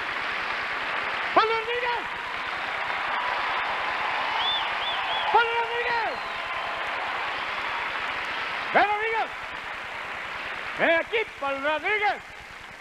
People coming back to their seats after pissing. Thank you. People are moving very quickly, going, okay. Ladies and gentlemen, here's a tip. No, not that one. But I promise something very special. This is a very special tip. Please keep calling us. Remember to have your credit card handy. Please do it right now. I used to have a lawyer who used to say that to me. Have your credit card ready. And if the lines are busy, please keep trying. And don't go over to the other line, some, premature sex hotline like 976. Too late. Okay. Stay with us. Our next guest, he's no stranger to comic relief. He is the only man in the universe who can use Kafka, Cab Calloway, and chlamydia in a coherent sentence. What can be said about this man that he already hasn't said about himself? He's literate, he's topical, he is the hippest. Please welcome Dennis Babe Miller.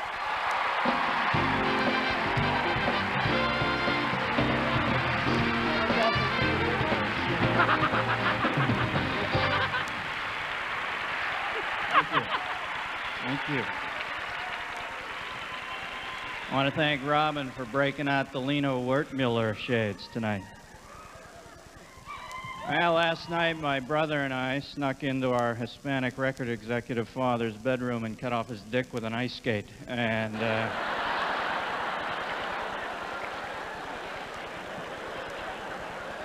just wanted to hit all the bases there.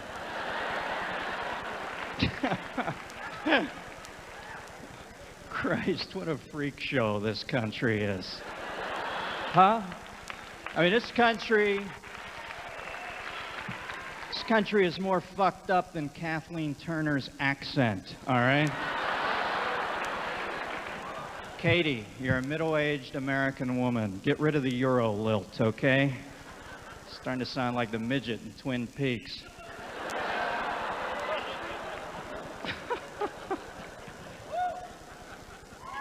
Can you believe that jury could not reach a conclusion on that? They chased their mother down the hall while she begged for her life. They reloaded and blew her fucking head off, and they could not make the call.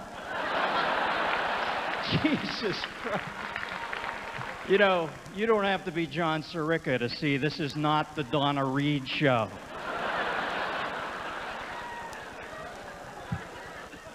And the figure skating thing, what is that fat fuck bodyguard even thinking? This guy's head is emptier than an Oktoberfest in downtown Miami. Did he not think...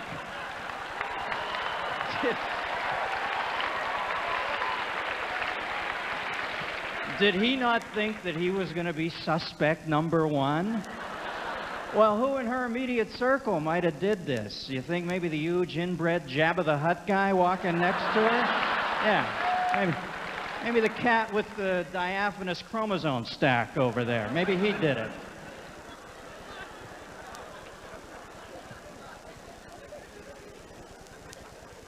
And I don't know about the other guy, but my marriage is so good, my wife snuck in the other night and sewed a second dick onto me. And, yeah. She was nice enough to make it smaller than my indigenous crank, so, gotta respect that in a woman.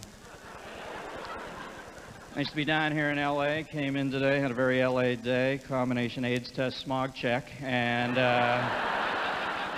I'm good.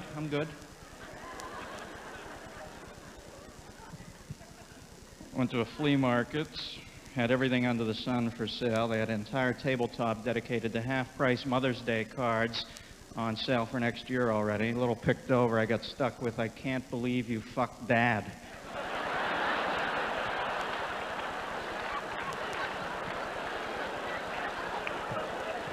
Took my kids shopping at the Beverly Center, picked them up a Jurassic Park action figure. I got him the Thesaurus. This is a tiny creature who often used flowery language to extricate himself from potentially life-threatening situations. Hey,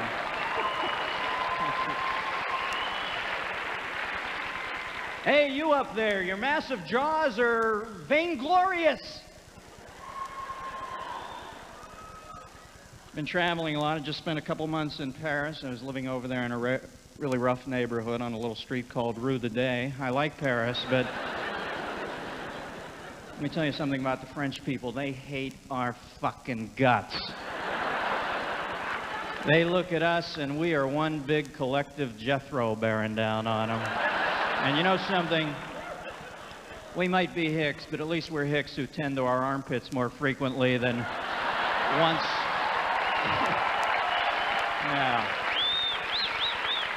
Then once every time the comet Kahutek is in the solar system. These people avoid showers like a blonde at the Bates Motel, okay? They had to invent perfume. It wasn't an augmentation, it was a defense mechanism. Trust me, when Louis XIV guillotined you, he was doing you a big favor, separating your olfactory senses from your brain stem. I had a cab driver in Paris. The man smelled like a man eating gorgonzola cheese while getting a permanent inside the septic tank of a slaughterhouse. I said, "Hey, pal, there's an extra 5 in it for you if you run over a fucking skunk, all right?" Yeah, thank you. Now, big day in the news. Michael Jackson and George Hamilton have officially crossed lines on the pigmentation flowchart, and, yeah.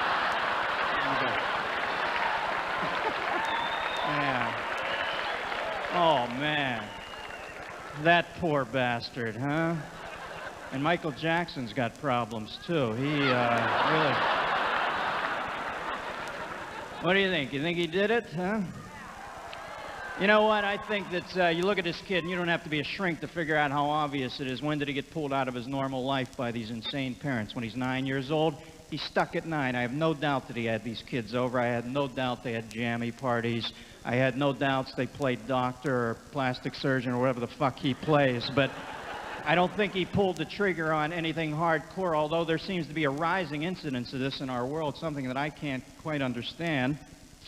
I know that life gets tough. I know we sometimes all stumble down dark paths and we don't quite know what to make of life.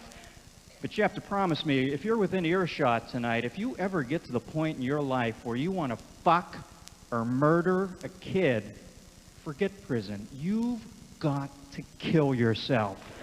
You have got to... You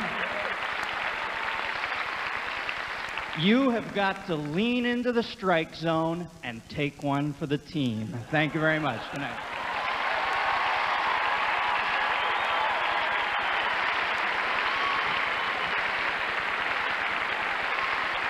Dennis Miller. Babe. Every quick thing, the tallies are running late. In our first half hour, over $500,000 were pledged, and that's up 1%.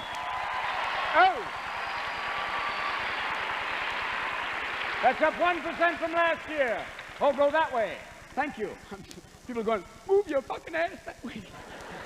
You're blocking a tiny microphone. I'm sorry, man. I'm really sorry. I was in front of the anorexic poster child. I'm sorry. The AT&T reports that the calls are increasing, so let's keep it going, please. We've got a long, long way to go. But no, you know what? There's something very special, because right now, the hardest working nun in show business is going to come out here. Yeah. Oh, well, yes. You know, the Friars Club is dedicating a dark room in her name. Yeah. She's the recipient of this year's Noxema Award. And she's the one person in the whole world you will never see on the Montel Williams show unless she becomes a transsexual flight attendant or a pilot who loves one. Please welcome a little hard-working Jewish girl, Whoopi Goldberg.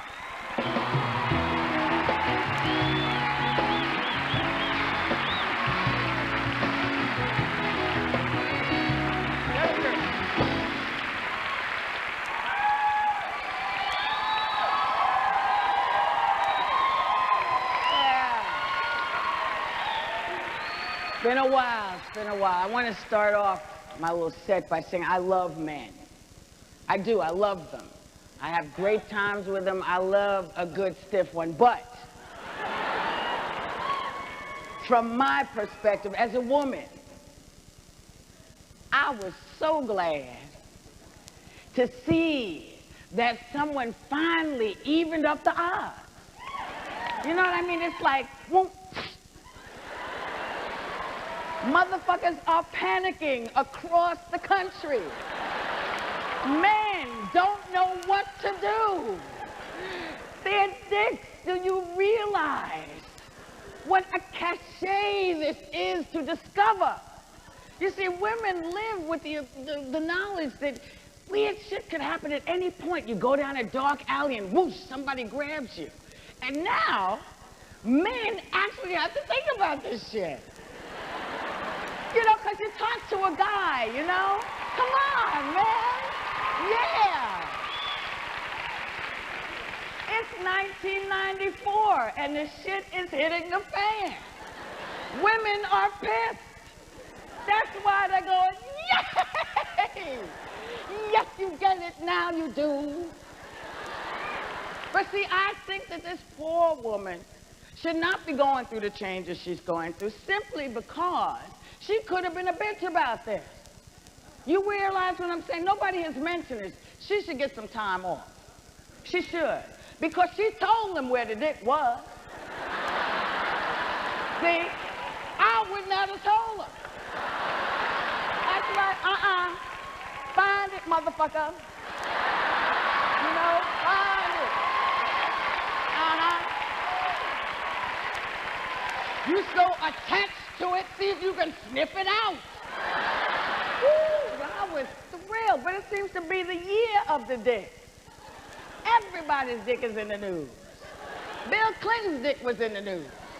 I was so thrilled to know that he could fuck. I was overjoyed. Because I want a man in the White House who can fuck. I think it's important. I fuck, you fuck, he should fuck. And I just want to say, if there's anybody who's a little squeamish about any of this language, get the fuck out now. Go. Go. I am tired. I am tired of trying to tiptoe around everybody's fucking attitude. Fuck it. Montel, kiss my ass.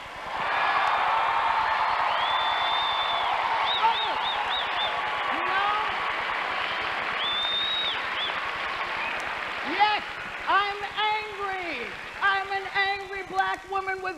fucking reason. I believe in the equality of people. I believe you have the right to decide what is good for you. If you didn't know what you were going to, motherfucker, you should have kept your ass home. See? Now, I know white people are nervous about the word nigger. I get it. Black people were upset about the word nigger. Okay. It don't bother me. Having never been one, I don't worry about it. But I understand not everybody's where I'm at. But I noticed nobody said shit when all these goddamn Aunt Jemima cookie jars started showing up. You know what I'm talking about, the ones they're making now? Nobody said shit. I've been in blackface all my life. I ain't heard no problems. People had problems with my hair, they didn't know what the fuck it was. Now everybody look like me. Ha ha. Okay? Michael Jackson, god damn it, look. Here's my question, and maybe I'm crazy. 500 people now coming out the woodwork saying, yes, I saw everything. I wasn't there. Bitch, your ass needs to be in jail. See? Forget Michael. What about all the people who knew? Where the fuck were they? I don't get it, man. I don't get it. I don't get it. And you know, I really, as Paul said, I hope that Michael didn't do it. It is my gut, my belief, my desire that none of this is true. But I must tell you, it is getting hard to really accept this when he's sitting up on TV with some eyelashes on. Did you see? Take me seriously.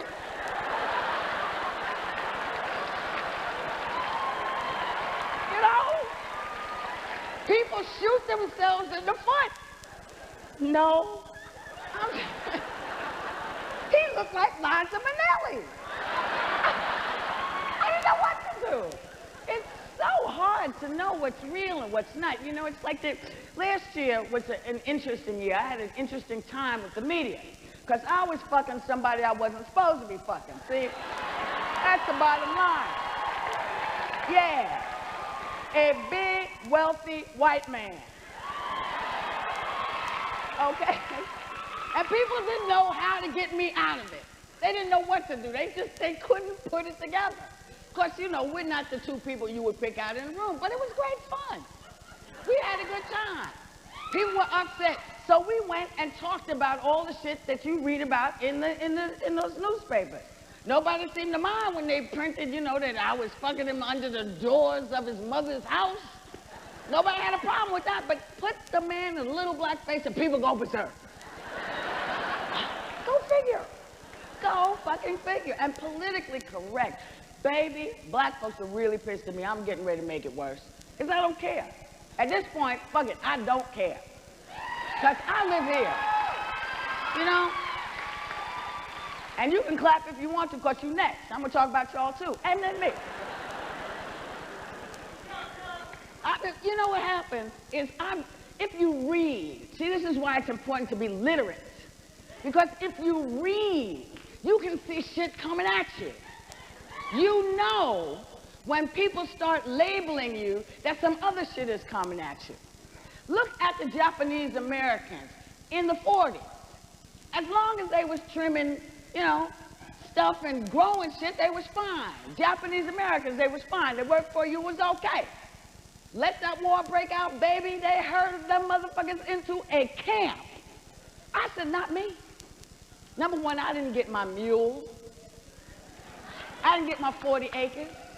And when somebody decides that South Central is too much for them, or Harlem is too much for them, they're gonna herd my ass away. Saying, you're not an American, you're an African American. Bullshit, I'm an American. Mine. It also, and that goes for everybody, see, because we helped to build this country. This is our country too. You don't see the movies about us. You don't see no Whoopi's List. You know?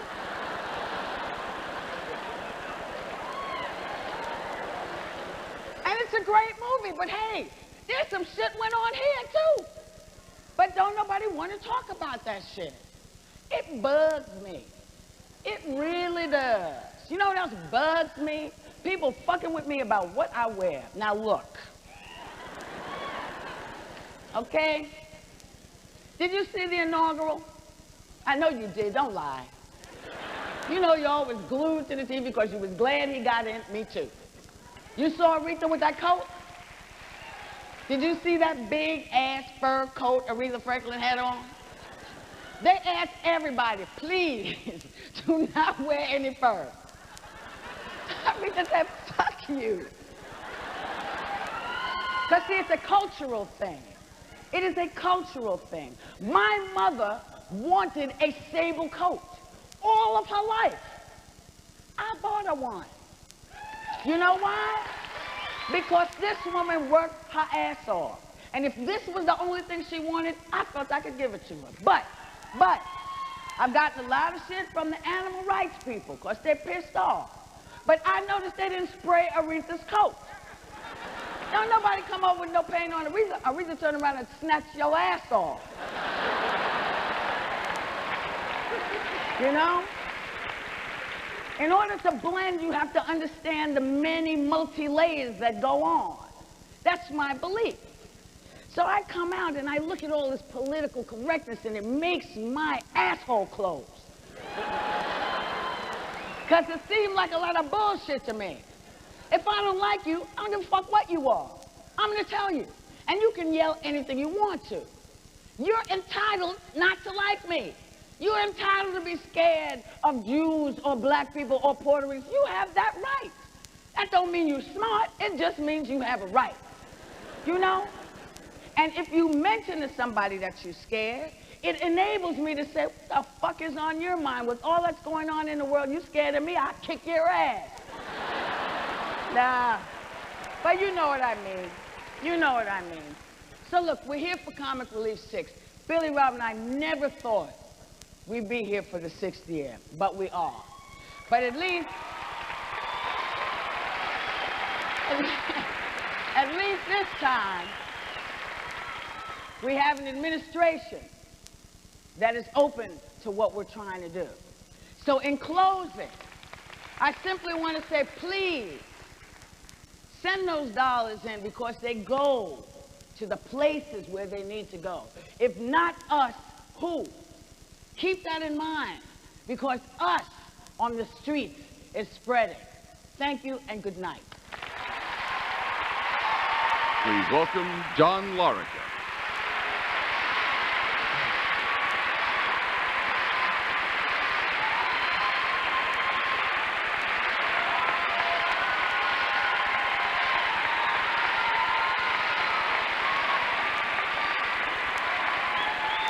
Good evening.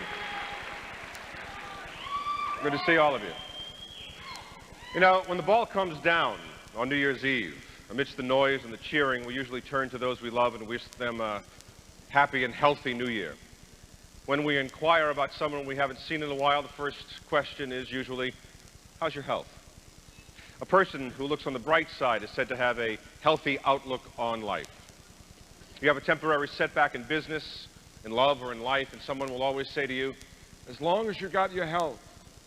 Almost everything we do in life, every pleasure we achieve, every milestone we celebrate, every financial gain, every success, accomplishment, and prize we win is colored by that one important element, our health. Now, obviously, most of us can do something about our health. If something is wrong, we can go to the doctor. If it's seriously wrong, there are hospital facilities to deal with those problems. If it's a matter of mental health, there are places that attend to that as well. We have options, a beautiful word, to bring about a healing process which will hopefully restore us to good health. But there are hundreds of thousands of people, too many thousands of people, who do not have these options. No access to health care, no medical attention to even basic services that are essential to survive in this world. They are the men, women, and children who make up the growing population of homeless people. Without a voice or a choice, without funds or the means to care for themselves or their dependents, They have fallen through the cracks of the healthcare system, and until help is provided on a national level, it is up to us to see that no human being is denied access to medical treatment because he or she is homeless. At sunrise,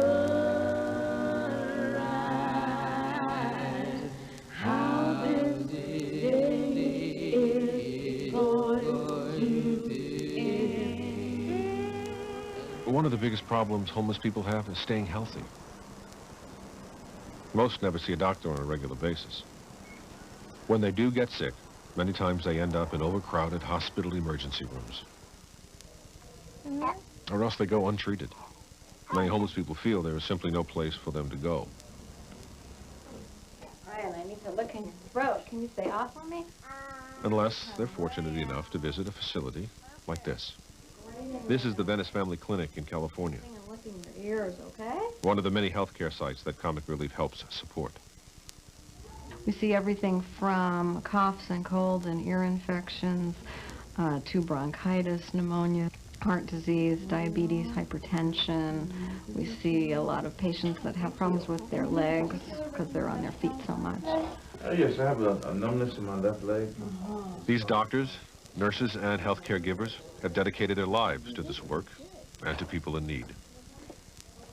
One of their greatest concerns is the alarming increase of tuberculosis among homeless people. Go ahead and breathe. Well, TB is a disease of poverty. It's one for generations, for centuries, that have been linked with poor living conditions, poor nutrition, and substandard housing. And that's what we find on the rise in the United States today.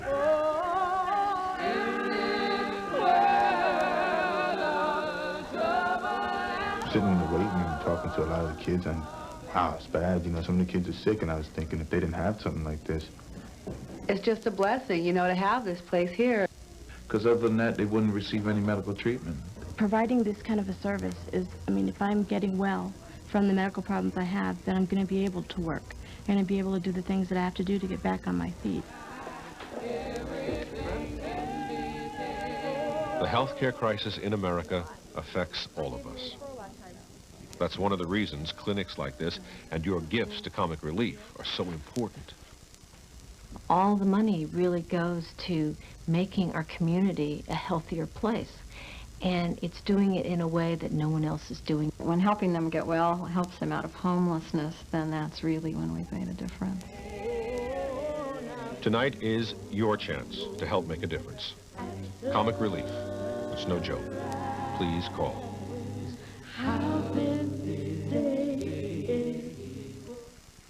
But I love football, and that's why I usually fly all over the country to see it. I love football so much, I hate to see any team lose, to be honest with you. When you stop and think, football's a fair sport for my people.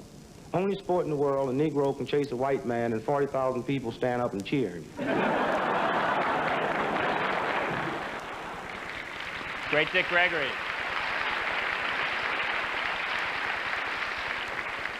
Our phone number is 1-800-528-1000. For those of you who are cerebrally challenged, that's the same number you're seeing on the screen. Now that you've seen it and heard the number, please do something about it. $30 gets you the Comic Relief t-shirt, $60 gets you both the t-shirt and the souvenir sweatshirt. Now that I'm done selling clothes, we now bring to the stage a man of 1,000 voices, but he's probably going to do the same 3 he always does, but he does them great. Bush, Fabio, and Ann Margaret, forget about how good he is. Ladies and gentlemen, from A Few Good Men and Grumpy Old Men, a man among men, Kevin Pollak. Hey, how are you?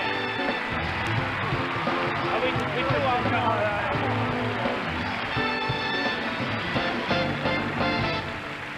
Thank you very much. This is very exciting. Are you having fun? It really is exciting. I mean, everybody's here. I run into Dustin Hoffman backstage. You're Dustin Hoffman. Yeah.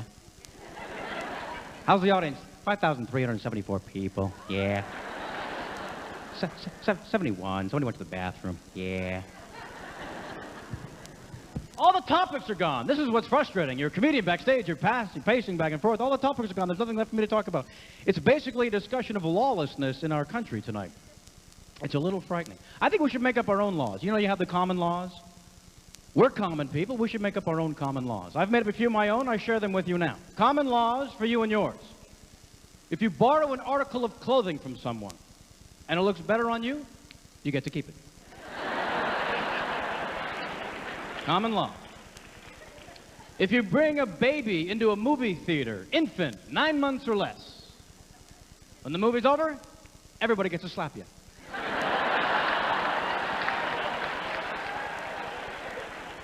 Just once, hard and fast. And my favorite, if you dislike someone simply because of the color of their skin, when you die, you come back as a Hare Krishna. That way, regardless of what color your skin is, everybody hates you. Common laws for you and yours. Happy New Year! We're in that strange phase here, the end of week 2, still sort of getting over 93. An amazing year. Huge, incredible year for Steven Spielberg. This Jurassic Park, almost $900 million from this movie. Who has the most to gain? Of course, Steven Spielberg. Who has the most to lose? Barney. Poor Barney. Couldn't even get an audition for this film. You know, he's cranky and bitter on the phone with his agent. Come on, Morty, you gotta get me an audition with him. You tell Spielberg dinosaurs are purple. Yes, they are. I love him. He loves me. Come on, help me out here, for Christ's sake. I feel sorry for the actor inside the Barney suit. Not a real strong renegotiation leg to stand on this guy has, huh? Can you imagine being this guy's agent, trying to convince anyone with a straight face? You don't understand. Only my guy can do this. You think anybody can do this? I can't do it. Look at me, I suck. I can't do this. I'd love to go to just one of the tapings of this Barney thing, because you know that guy's got to be cranky and pissed off between tapings. He's got the big, sweaty Barney hat off his head, finally sitting on the chair next to me, still in the Barney suit. Yeah, get the hell away from me. I'll be out in a second. Keep these kids off my tail, for Christ's sake. I need this crap. I got to get a real agent, for God's sakes. We got the Academy Awards coming up. Spielberg, of course, for Schindler's List, looks pretty damn hot. Amazing movie. Last year, 93, we awarded all the guys who stuck around pretty much. Clint Eastwood won Best Picture, Best Director, and Best Actor went to Al Pacino. Hoo-ha! Hoo-ha! I'm just getting started. One of America's greatest actors wins an Academy Award for doing an impression of Foghorn Leghorn. Hoo-ha! Boy, I said, boy, get me a bourbon. Gonna do a sequel next. Gonna do Daffy. Son, I said son.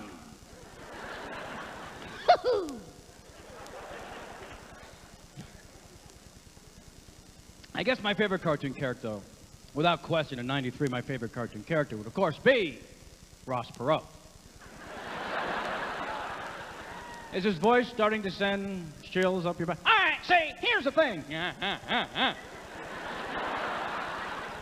People still ask me why I spent $65 million on a campaign I knew I couldn't win. Well, you see, it's really quite simple.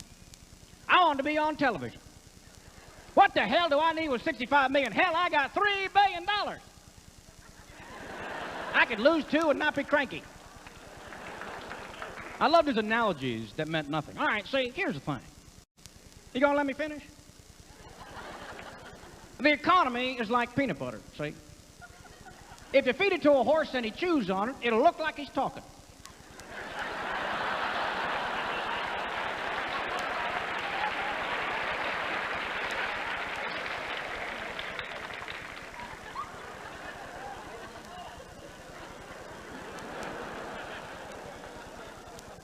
We got to take care of America's homeless. This is sad.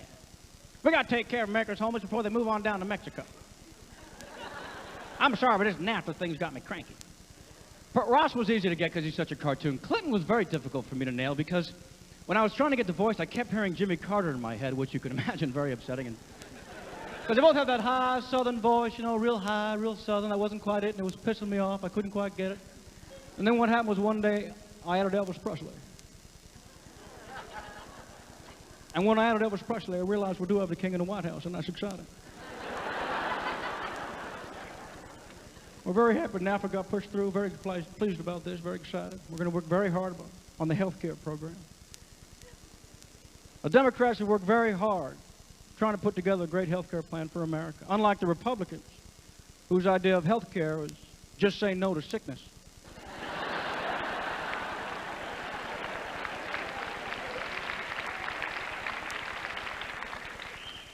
Hoo-ha! I'm just getting started. Yes, we have had a lot of fun, and celebrities are doing a wonderful thing. And please donate as much money as you possibly can. There is one celebrity in '93 that pissed me off to no end, and I have to speak about this. So we're talking about a lot tonight about abuse against women. This Billy Idol punches a woman in the face, is charged with this crime and convicted. And like a lot of scumbag celebrities, because they're celebrities, he gets off with probation, and he has to do public service announcements. Oh, I see. So he goes from spineless, syphilitic loser to spokesperson. Hi, this is Billy Idol, and you may have read in the paper or seen on the telly or something that I punched a woman in the face, and I'm not proud of it, you know. I mean, I wouldn't do it now, because I'm sober. But I do love women, I do. I love women, I do. I think what I love most about women is that they're so unsuspecting, really. They're so trusting, you know. They don't think you'd actually hit them. I do love it. I mean, the little made-up faces are like perfect little floating piñatas, you know. I love women. Of course, now that I've done this, you know, they'll see me coming, they'll be flinching and all that sort of thing. I'll have to fake with my right and get them with the left. Please donate as much as you can. Thank you all very much. Good night.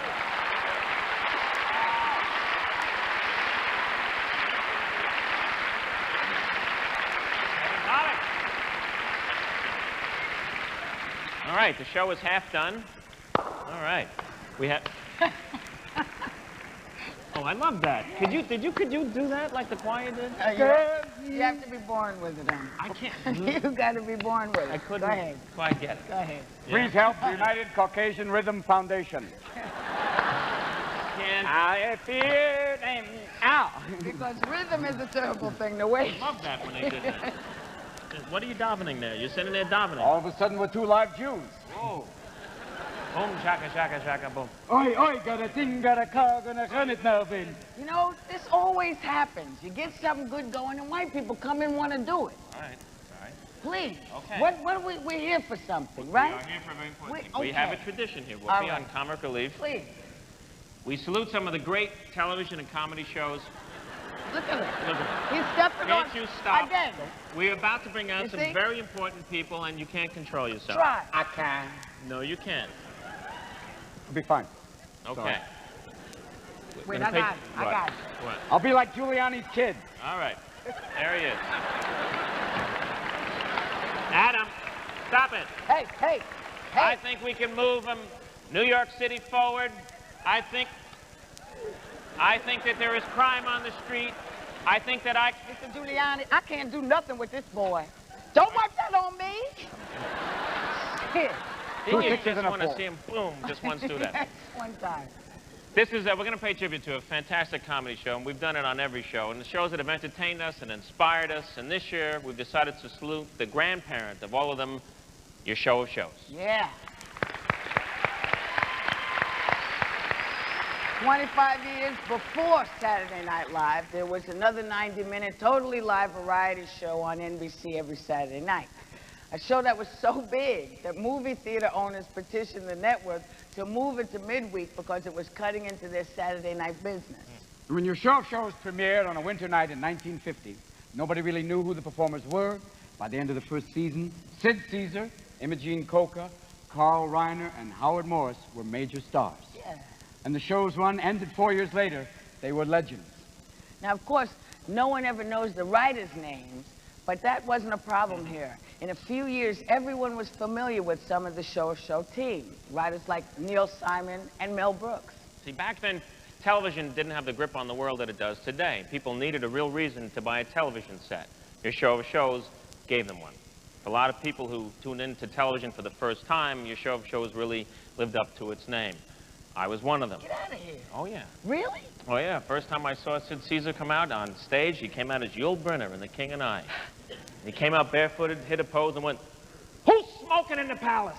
Like that. And that's when I knew I wanted to do something. I mean, I can remember making a major crying scene, just like Howard Morris did in This Is Your Life sketch when I had to go to bed.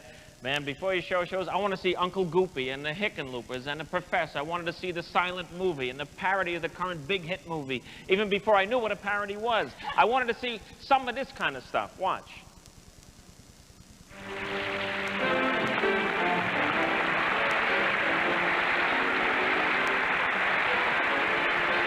Here he is now, Professor Ludwig von Spacebrain.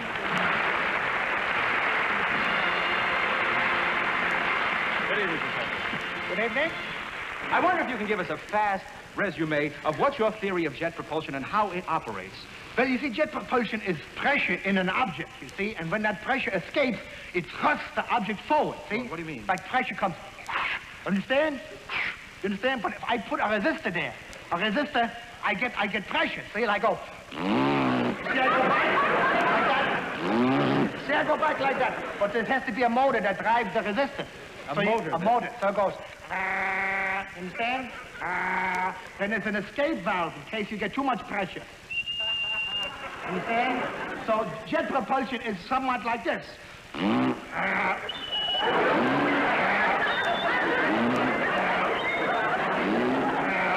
that is jet propulsion. No, I just use that at parties. I just get around. Here above the ocean, I can see it a different light. See it not as a hard-boiled dancing girl, but as a lost person. And I'm going to find you, whoever you are. Monty, you really mean that? Every word. Monty, I used to dream of a knight in shining armor who would catch and an enchanted castle. Since I found you, I don't dream that anymore. Kind of rough tonight, ain't it?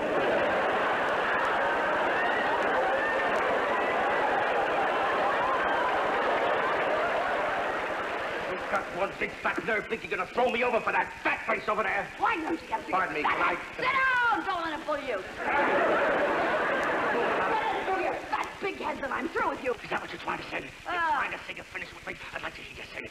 Just once, I'd like to hear you say it. I'm through with you. Say it again twice. Okay, baby. You asked for it.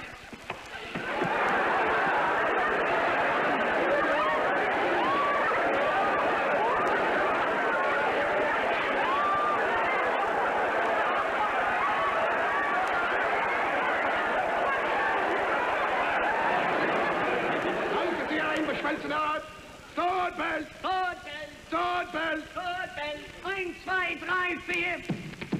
Swordbell!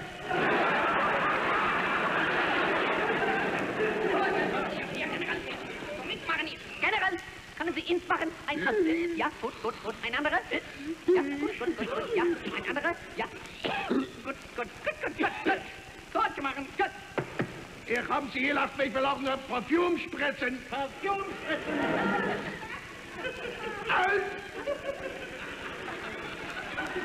Du hast gespritzt in der Ei.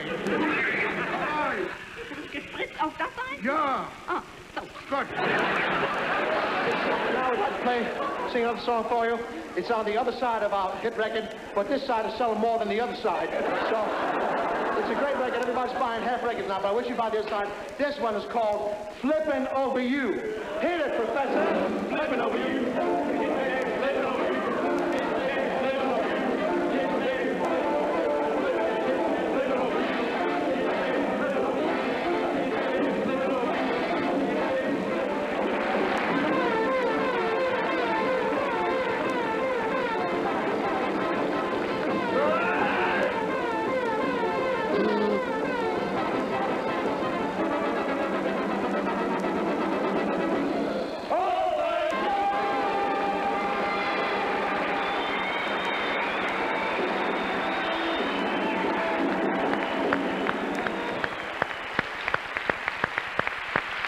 Ladies and gentlemen, please welcome four people who ruined a child's sleep, the legendary stars of your show of shows, Howard Morris, Carl Reiner, Imogene Coca, and the man himself, Sid Caesar.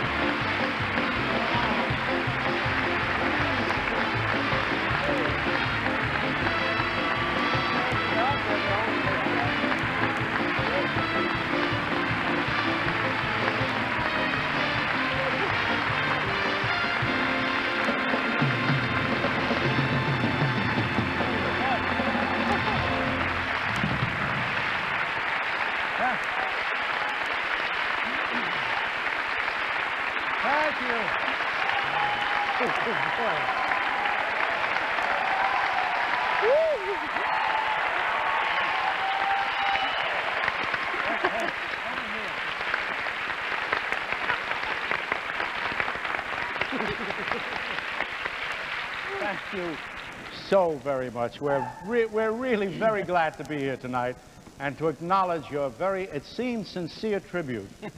In case you're wondering, I am the legendary Carl Reiner. And this is the legendary Howard Morris. And here, as you might have guessed, is someone who is twice as legendary as either one of us, the legendary Imogene Coca.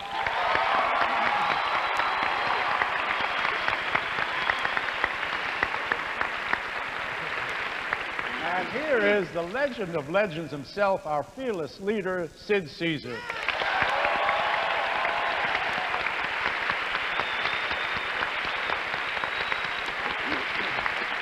Thank you. Thank you, Carl. It's truly a pleasure to be here, part of the show tonight, and to be with these three beautiful, beautiful people. Oh, you look so nice. It's amazing, you know, to realize that 40 years ago, we were doing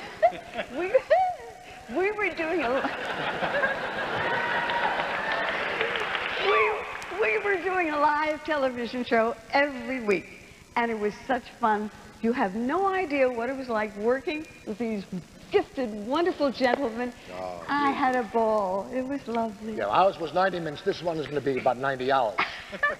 TV was very different then. Outside, there was a war in Korea.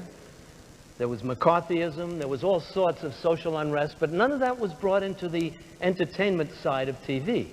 Today, things are a little different. The show makes you laugh and makes you care. But one thing hasn't changed. Comedy alleviates suffering. We did it one way. Comedy relief does it in two ways. You can help not by just laughing, but by picking up a telephone. Yeah. Make a donation. Help get some folks back on their feet. What should they get? Should they get a T-shirt? Oh, yes. Get a T-shirt. You'll look gorgeous.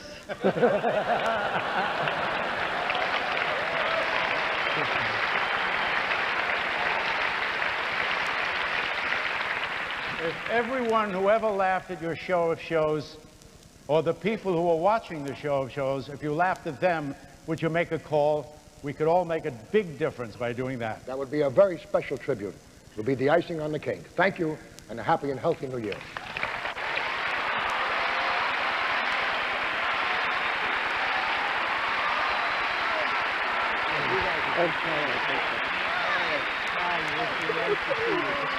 You guys are too much.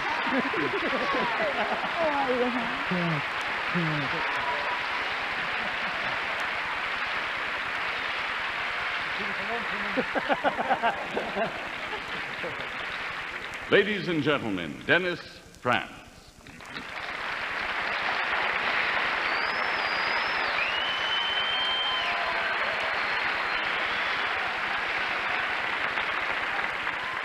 Are you kidding me? Sid Caesar, Imogene Coca, Carl Reiner, and Howard Morris. I'm getting a sore neck back there. I'm looking at all these wonderful, wonderful people. It is great to be here.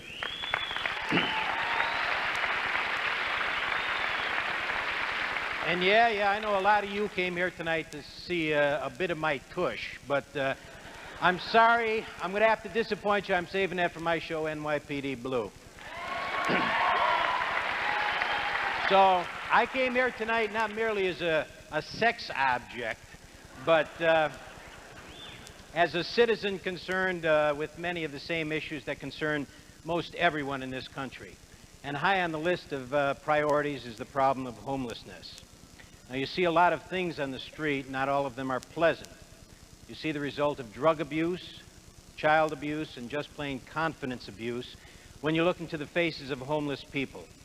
Now, some of us try to step aside to avoid their eyes and ignore their problems, but we really can't, because we know in our hearts that most of them are there because of something beyond their control, something that can hit someone you know and love, or even you yourself. So you approach them with a lot more compassion when that thought penetrates.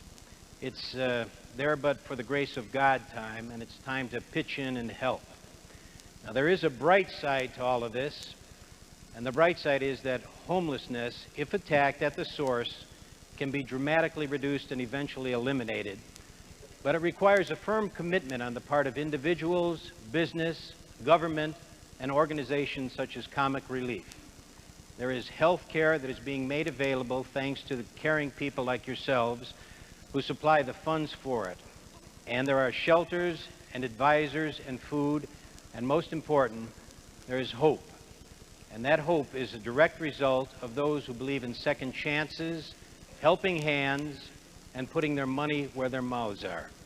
Now, if you fit that description, and I know you do, then you get on the ball, you get on the phone, and do the deed. Make a contribution to Comic Relief. Thank you.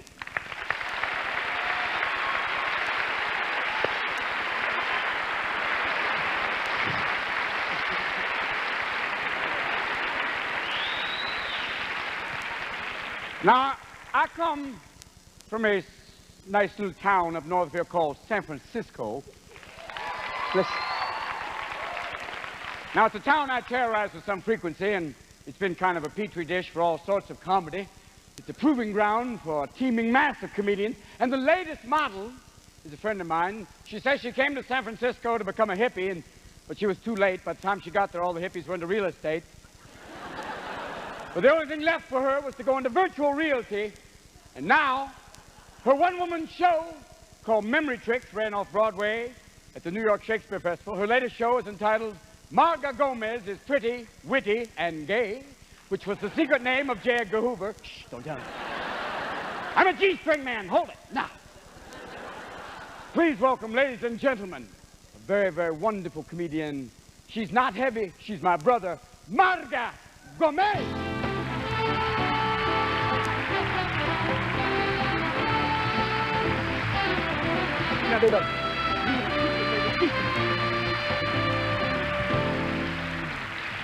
Thank you. Thank you. I feel so unknown. All right. Well, let's see. I'm half Puerto Rican. Way in the back. Half Cuban. Right on. And half lesbian. Okay. Oh, I know what you're thinking. You're thinking, ooh, that hair, those tits. She doesn't look Cuban. Look, see? Cindy Crawford shaved my armpits. Smooth. Okay. All right, then. All right, I'm just going to read prose. I'm going to read to you now from the diary of Anna East Nin, the famous bohemian feminist erotic writer of Europe. And she was also in that film, Henry and June. How many of you saw that? Yeah. I saw it many, many times, not just for myself, but for people who went to see it who might have been uncomfortable with the bisexuality in it, and I would go and sit next to those people in the movie theater and be their guide. I did that. This is from one of her unpublished journals. Nobody knows about this one. I found it in the back of a taxi. 1958, Disneyland. While waiting on 9 for the Matterhorn, I had the feeling that I was being watched. I turned in the direction of the intensity, but all I saw was someone selling pretzels and the usual Disneyland characters. Goofy, Chip and Dale, the two mice, Mickey and his wife, Minnie. They were entertaining the little children. At one point, I thought that I saw Minnie shoot me a look. It seemed to be a challenge, a dare, if you will. I told myself, it is nothing. I am being too disturbed. Later, as I walked along Main Street with my blouse open and the back of my skirt unfortunately hacked into my panties, my instinct told me that I was being followed. I looked behind, and there was Minnie, leaning coquettishly against an artificial tree. A bow undone. She had slipped out of her little red shoes, and through her dress I counted 1, 2, 3, 4, 5, 6 erect nipples. You know, I know I am a Latin woman, but I would never sever anybody's penis. I wouldn't really know where it is. Now, today I was, you know, at a coffee shop having coffee and reading the paper, and the guy at the next table says to me, "Miss, can I have your sports section?" Right, he's assuming because I'm a woman I have no interest in sports. And I don't. But I hate to be pigeonholed. So I told him, no, I was just about to read the sports section. In fact, that's why I buy the newspaper for the sports. Because I live in San Francisco and I care how the 45ers are doing. I want to know. Not that I'm bitter. I'm not a bitter person. I've seen bitter, evil people on the Phil Donahue show. There was a program devoted to white racists and their children. They breed. And one of the white racists really said this. "Well, I think all the Puerto Ricans should go back to Mexico." Yes, buy me a ticket, you wizard, you. I mean, Mexico's a place I'd love to go. I'm always going places I don't want to go. I was in Salt Lake City, Utah. I was the only Latina there. It was not my town. I couldn't get a cappuccino anywhere. No, we don't serve Mexican food here. Really. No Spanish television at all, which is hard for me because I watch the Spanish soap operas because I'm trying to learn Spanish. I really don't know Spanish, although my name is Gomez. See, I was raised by a pack of wild Irish nuns. We called it Catholic school. And so I watch Spanish soap operas, and they're really great. Anybody else on UHF, or as my people say, oof? It's a great way to learn Spanish because the people on the soaps, they're so emotional. Even if you don't know Spanish, you'll follow what's happening. Te quiero. Te odio. Ay, ya no puedo tener niños. Déjame.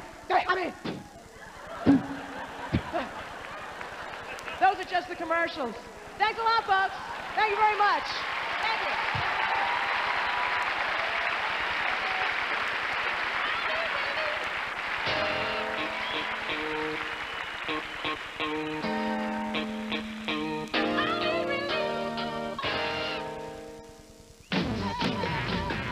Comic Relief 5 was held before a sold-out audience at the Universal Amphitheater. No doubt, the most successful LA Comic Relief to date. Over $6.6 million was raised in pledges, and the A-list show was nothing less than spectacular. Since that night, Comic Relief has been going non-stop with a variety of fundraising events. In August 1992, Hurricanes Andrew and Aniki blasted ashore with sustained winds of over 145 miles per hour. But help was on the way. Comic Relief joined forces with Showtime and Gloria Estefan at Joe Robbie Stadium in Miami, Florida.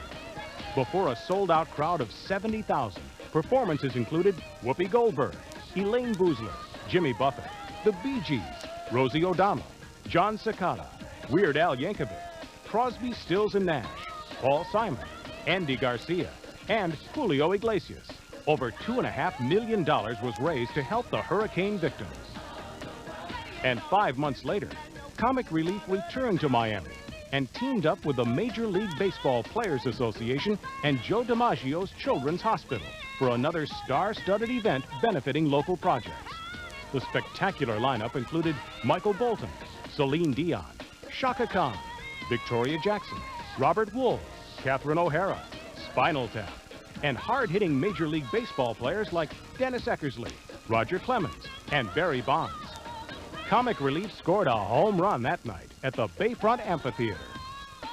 Another exciting development for us this past year was our new relationship with the Spring Air Mattress Company and their spokesperson, Vanna White. They teamed up with us to create the Spring Air Bed Bank and have personally donated $100,000 worth of mattresses to Comic Relief shelters in 10 major cities across America.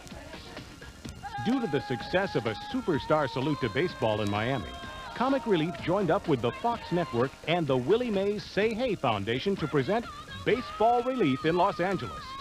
Airing on the eve of the first game of the 1993 World Series, the heavy hitters included Billy Crystal, Sharon Stone, Michael Richards, John Lovitz, Jerry Seinfeld, Jane Curtin, Marsha Warfield, A.J. Jamal, Harry Shearer, Boys to Men, Richard Jenney, Garrett Morris, Father Guido Sarducci, Tommy Lasorda, and Rookie of the Year, Mike Piazza. Everyone went home a winner that night. Are you ready to stop the insanity? Ladies and gentlemen, the founder and president of Comic Relief, Bob Zmuda.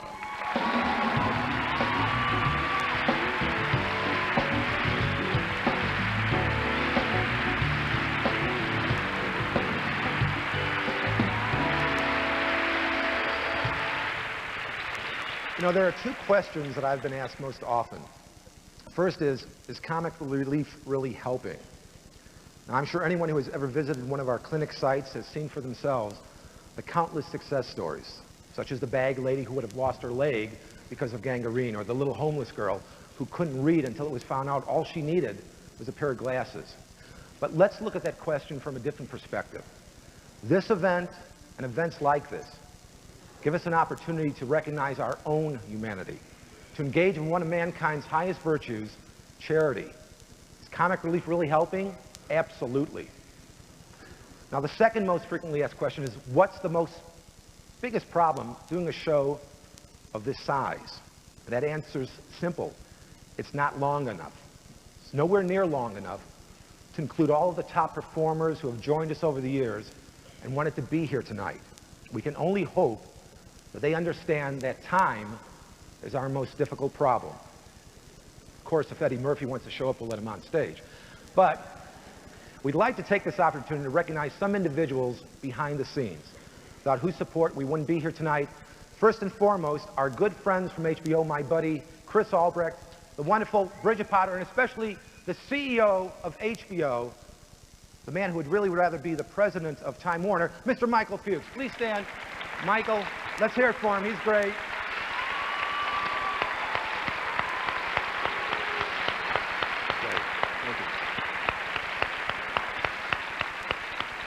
Pays the bills for us for 6 years now. It's really great. Also like to thank our pals over at Rhino Home Video, especially Richard Foos. Every year Rhino releases the home video, the CD, the album, so you could go into any store and get this anytime you want. And our good friends at Plaza Home Mortgage, who through the years, now get this, have contributed over $500,000. $500,000.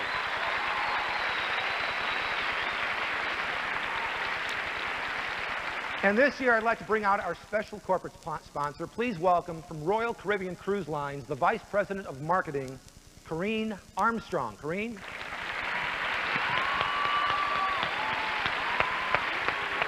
Hi, Bob. Good. As you know, the relationship between Comic Relief and Royal Caribbean started in 1991 when Whoopi christened our ship the Viking Serenade. Well, this year, the Royal Caribbean cruises, our staff, our passengers, our crew on board the 9 ships, And our 20,000 travel agents are really happy to present you with a check for $300,000. Thank you.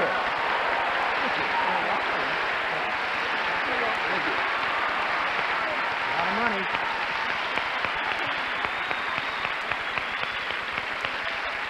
And now I'd like to bring out a new friend of Comic Relief. He's only been in office a very short time, and already he's attended 3 Comic Relief events. Please welcome the new mayor of the city of Los Angeles, personal friend of David Steinberg, Mayor Richard Riordan.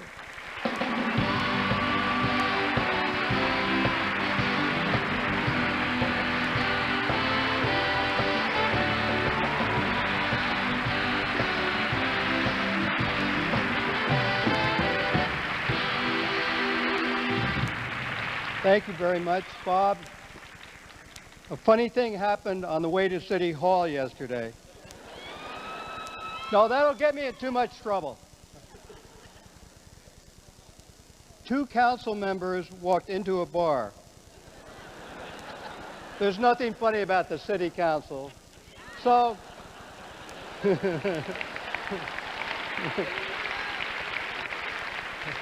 so this being Comic Relief, I thought I would start with a joke, but because people find politicians inherently funny anyway, I guess I don't have to. I'm very proud of LA. I'm particularly proud of the Crenshaw High Elite Choir.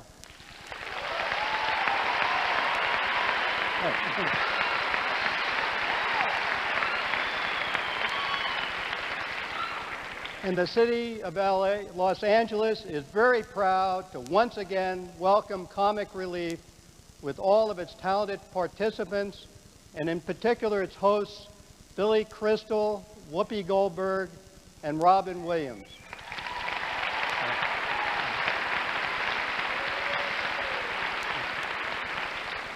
I have watched many of the past Comic Relief shows and never dreamed that I'd share a microphone with such awesome talent. A former nun, a former slicker, and the hottest housekeeper in the country. We'd like to commend them for their total and unselfish commitment to ending homelessness in America. HBO and Comic Relief have always been in the foreground of the fight against homelessness by supplying funds to healthcare centers, shelters, food banks, and other necessary services to individuals living on the edge of hopelessness. Homelessness can be a temporary condition, but only if we are willing to give them the tools to get off the streets and back into society. Yesterday, HUD Secretary Henry Cisneros announced that Los Angeles has been picked as the second of 6 cities to institute innovative programs to rehabilitate and educate the homeless. We know you share this goal, and we thank you in advance on behalf of Comic Relief for your continued support and spirit. So on behalf of Los Angeles, the home of greatness, let's join together and do something great for the homeless. Congratulations, and God bless all of you. Thank you. 1 second.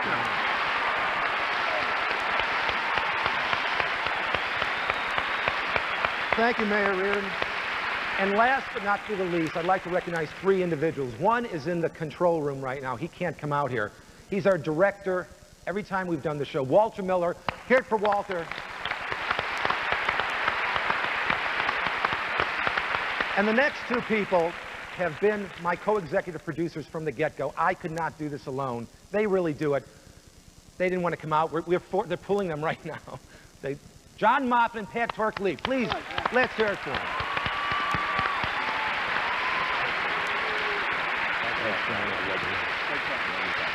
We could all go up this way.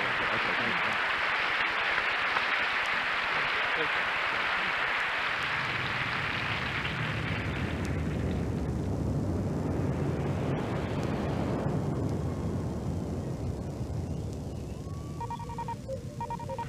Sir, The away team is signaling from the planet's surface. Commander Data is ready to beam up with the artifacts. This sounds exciting, Will. I wonder what they've discovered. Well, we'll find out soon enough. Have them come directly to the observation lounge and tell Dr. Crusher to meet us there. Aye, sir.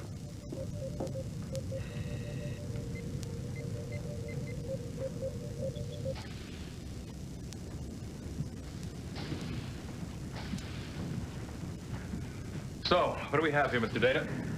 Ship's computer has identified these items as articles used by an organization on Earth known as Comic Relief. Their purpose was to raise funds to combat homelessness in the late 20th century. Among the items we found was a video cassette. We've downloaded it into the ship's computer. Do you know those people, David? Yes, these three humans were the hosts of Comic Relief. Billy Crystal, Robin Williams, and Whoopi Goldberg. Whoopi? What kind of a name is Whoopi? Is it just me, or does this Whoopi person bear a striking resemblance to Guinan? You don't think?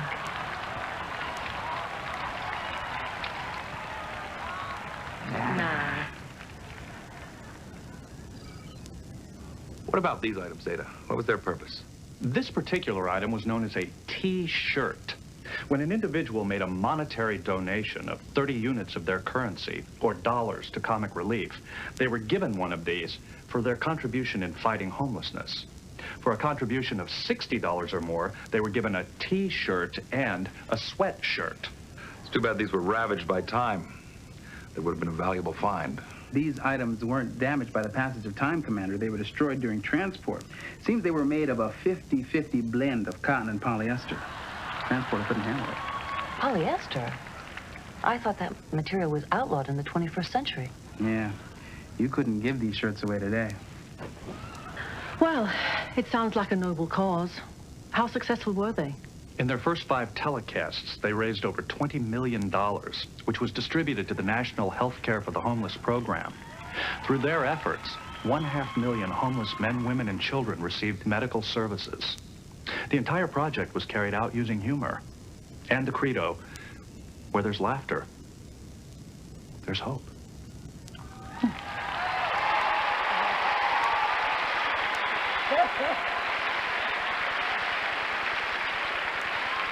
You know, you get all this fabulous help from everywhere. God bless the Star Trek people. I love them. And 2,000 years into the future, they're still ragging on my name. You think they remember me from when I was on the show, you know? If we need some aliens to help sell T-shirts, we don't have to boldly go farther than West Covina. However, again, many thanks to my loves, the cast and crew of Star Trek and their supporting fans attending creation entertainment conventions around the country. Thank you for that. Comic Relief Promotion has raised $100,000 to help provide medical services for homeless men, women, and children. So let me thank those actors by name: LeVar Burton, Michael Dorn, Jonathan Frakes, Gates McFadden, Marina Sirtis, Brent Spiner, and the fabulous Patrick Stewart. Thank you, guys. Now, our tallies are still running late. In the first 1.5 hours, we raised over $1 million tonight. And we've had over 30,000 calls. A little bit better than last year, but we need a little bit more. So come on, East Coast. If the town of West Cornwall can do it, so can you. So let's make those phone lights light up. Now then, it is my distinct delight to present my joy, Mr. Billy Crystal. Oh, stop. Thank you. Thanks very much. Thank you. Thanks. It's been great so far, hasn't it? I think this is one of the best shows that we've done. Everybody's been great. That's okay. Where are you going? I'm on. I don't do this a lot. Hi. How you doing? Nice to see you. You know, it's been a very kind of a charged night. I think all the comics, all of them have just been sensational, and everyone's been, no, really, I think they've been great. And so I thought you've heard Dick a lot, you've heard fuck a lot, you've heard so, and you know, and I thought we would maybe do something together. Would you want to do something like that together? So, all right, so I've gotten a lot of requests for this. This is actually the oldest thing I've ever done in my life, and when I'm finished with this, I have no act anymore. This is it. This is my going out of business sale. So I have a, like, is there a female volunteer? Oh, jeez. Would you, do you mind? No, come on, there's stairs right over. Give her a nice hand, ladies and gentlemen, come on. Stay right over there.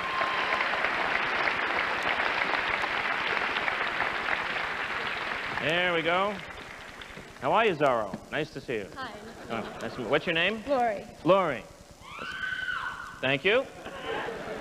When you have your own, you know, fan club with you, I think I'm a little in trouble. Come on over here. We're going to do something together, okay? Now, we have never met or anything like that, right? Okay.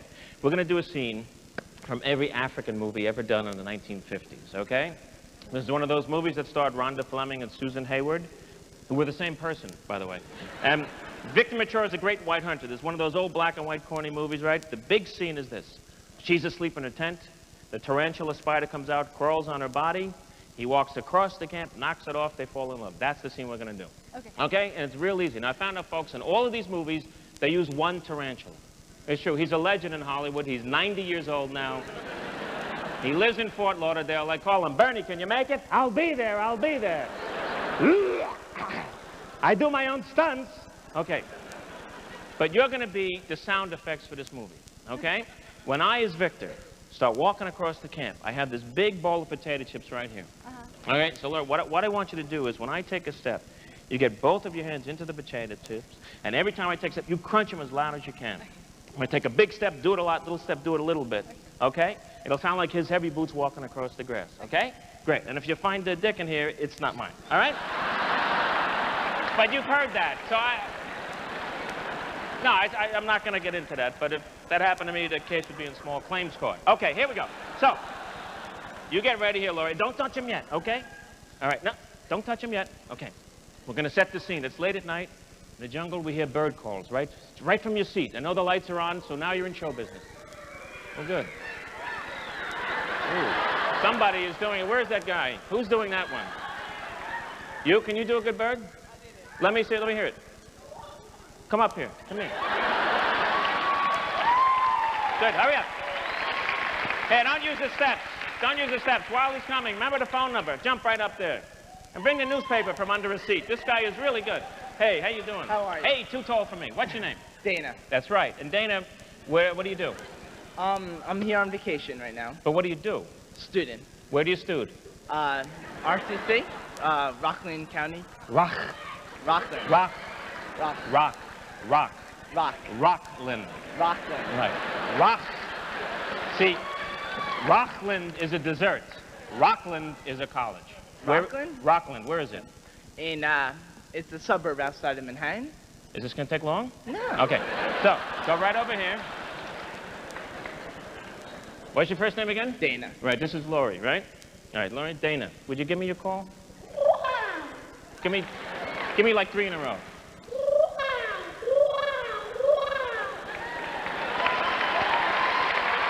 Very good. You got that little... You like it? Yeah, good. All right. Dana, you'll be my left hand. Every time I point you with my left hand, you'll go... 3. 3. 3. No, you did 1, and then there was 2. 3. 3. I said it, didn't I? Rossland. All right. I know I said it. I recognize my voice. All right. All right, so we got Dana. Right, remember, it was 3. I got you. Right, 3. It's getting... All right, good. Now remember, you're a bird. Believe in that bird. It's getting a little whiny. It's a little... I know you work. It's a little mother-in-lawish, you know. I buy food, nobody eats it! Give me a thing. One more, ready? There you go. It'll be that. Okay, good. All right, now, we got him. If we have anyone else who thinks they can do better... Oh, boy, you leapt out of your seat. What do you got?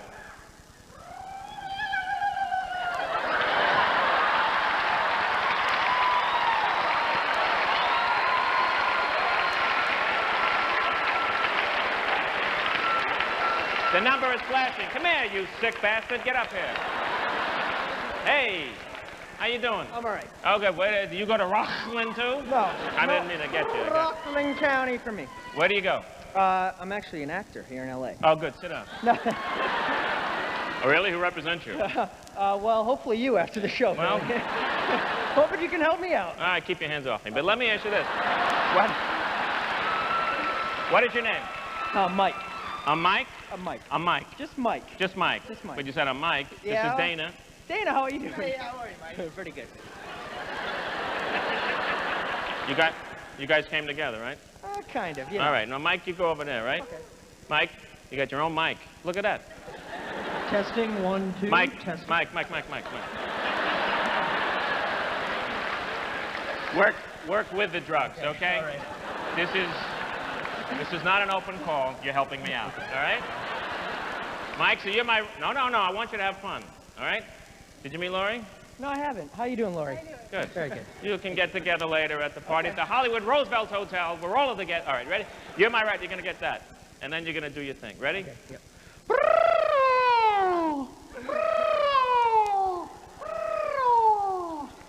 You see, you should always do what you auditioned with.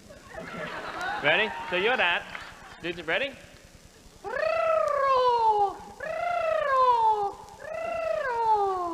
What kind of fucking birds do you have where you live? Where do you live? Did you have birds who do this? From New Hampshire, Bill. New Hampshire. Oh, there's a lot of savage birds in New Hampshire. And you're this, right?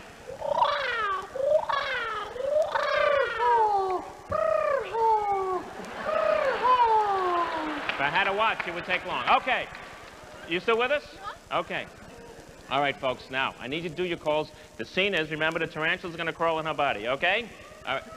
Oh, Jesus. Where are you?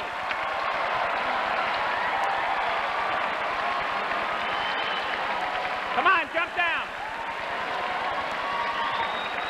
Who did that? Stand up. Stand up. Who's the coyote who did that? There you are. All right, now wait. I don't have anything left to point. All right? I'll give you 2 hands and you'll do whatever you did, all right? What's your name? Mike? Mike, do it. This will be you. Ready, go. Do it.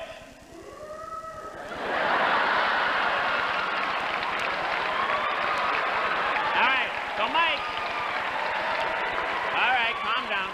You know, you're making the same noise that Jack Palance made the first time I met him. Unbelievable. So, Jack, you want to do the part? Okay. All right, you ready? All right. I'm sorry, we're cast. Call us again. Remember, loud when I do it, little when I do it. Okay. It's the jungle. And we fade in. There you go. Come on. And we hear distant drums.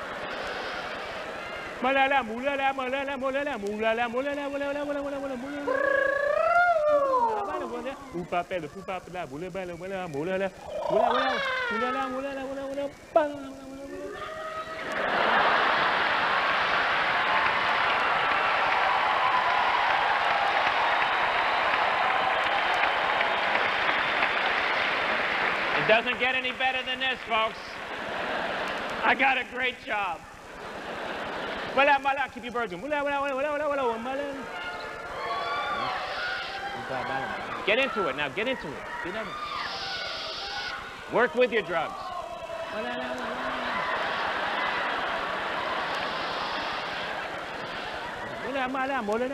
We cut to her tent.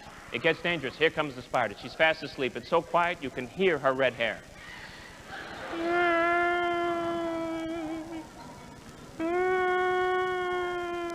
Boy, I'd like to take a bite out of that, beauty. Shut up. All right.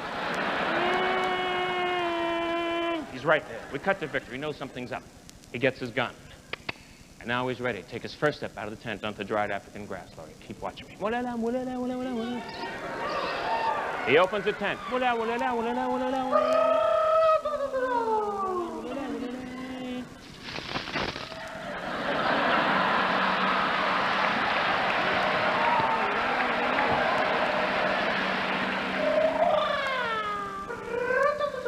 Real loud.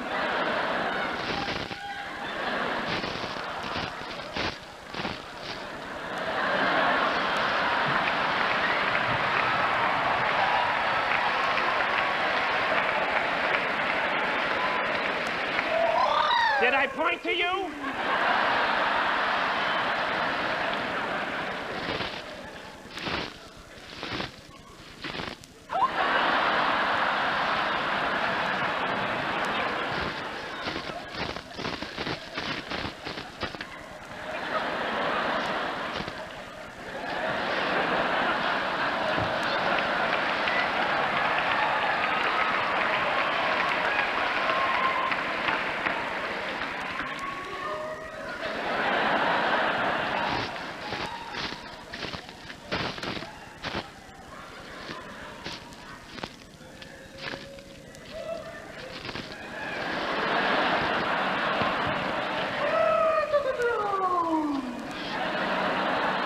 Real loud. He gets to our tent. He opens up the tent, and there's the spider.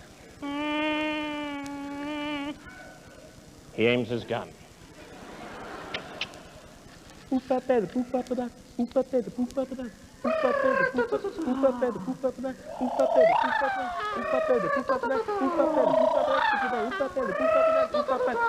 Tenses so much he backs off.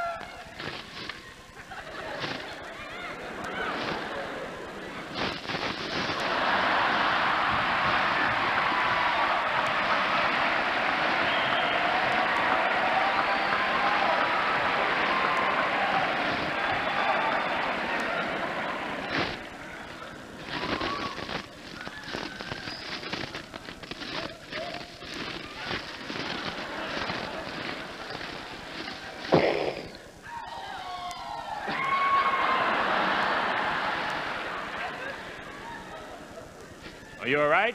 Yeah, I'm fine. She's dead. How about a great hand for these guys? Here, wait. Here, this for you. Hey, guys, look. Mike, comic relief t-shirt. Thank you very much. Come stay with me. You got a comic. Thank you very much. Dana, Mike, Laurie, come out here. Here you go. How about a great hand for all of you? Thank you very much. Thank you.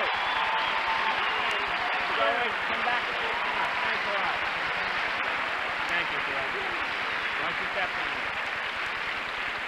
in? Please welcome Miss America, Kimberly Aiken.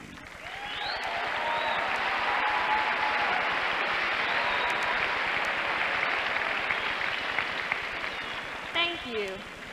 Once a year, 50 women from every state in the Union gather in Atlantic City to compete for the title of Miss America.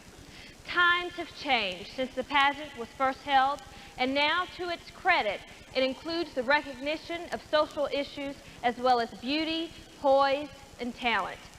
Even before I entered the pageant, I was very involved in the issue of homelessness, and winning the Miss America title has enabled me to reach a much larger audience than I ever could have imagined. So tonight is not about glitter or pageantry or spectacle. It's about hunger and heartache and hurt. It's not about winning or losing a competition, but of losing dignity and self-respect and winning back a place in society. As if it weren't hard enough to be out on the streets and homeless, many of the women who make up this segment of society have an added burden. They are single mothers. If they are not helped, it is not only one life that is lost to the system, but other innocent souls who never have even gotten a chance. That's why I'm so concerned and dedicated to saving these women and all who suffer the indignity of homelessness.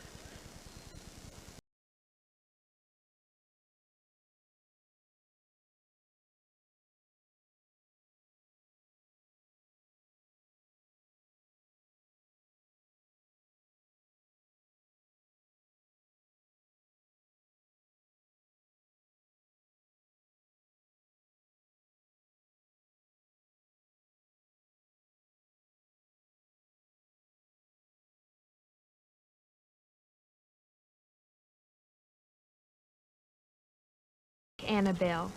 For years, she took care of her ailing father.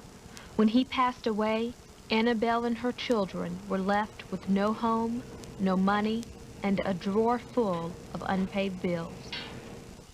Or they are women like Julie. She was a housewife and mother of 4 when her husband abandoned her. More often than not, they are women like Stephanie. She's on the streets because of an abusive relationship. Nearly 50% of all homeless women and children are fleeing domestic violence. Stephanie is lucky. Today, she found space for herself and her son in this shelter. When we first found ourselves in a shelter, it was real scary because we didn't know anybody. But it's better than being on the streets. You know you've hit rock bottom once you get here. Because when you're homeless, a lot of people look at you funny, you know, you're homeless. You live in a shelter. Being a single parent out there and being a female, you know, it was like just fear. All the time it was fear, and not knowing where your next meal is coming from, and you have children that cry for a meal, you know, just...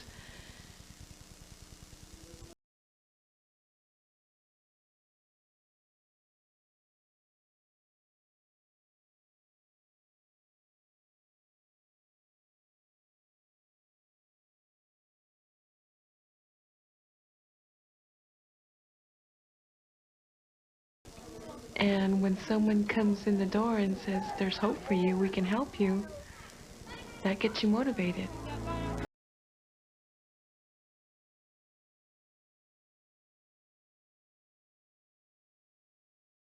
What inspires all of us to do our part to help.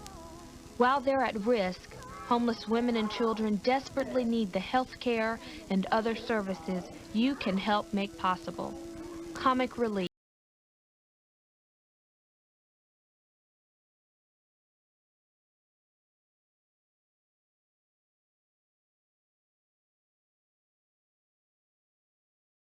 My little baby brother has a little soft spot on his head. You must be very careful when you touch it. So I took a ballpoint pen and made an X so I wouldn't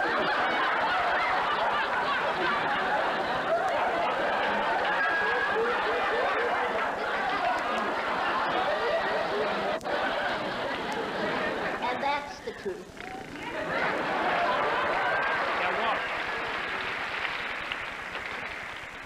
I love when people walk across the front like Quasimodo. Like there's a whole family of Quasimodos. Like, see, people sometimes walk funny when they have to. When they really don't, oh, am I in front of, they suddenly become like question marks. They just walk like question. The funniest walk is the trapeze artist when they hit the net. When they do something gorgeous, right? Perfect symmetry. Then they hit the net and they walk off the net like this. Isn't that like a good, that's a good... It's like the 18-month-old baby wandering through the drive-in movie looking for his folks' car. That...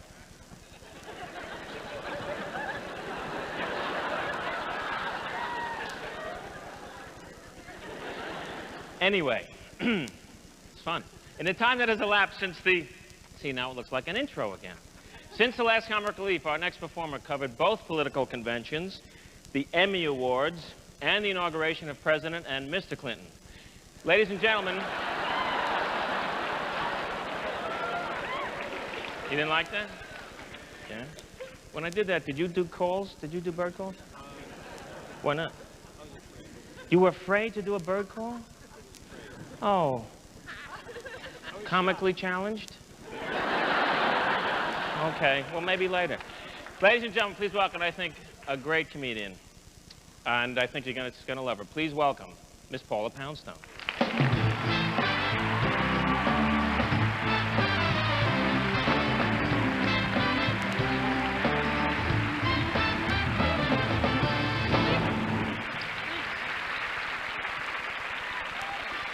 We'll be here.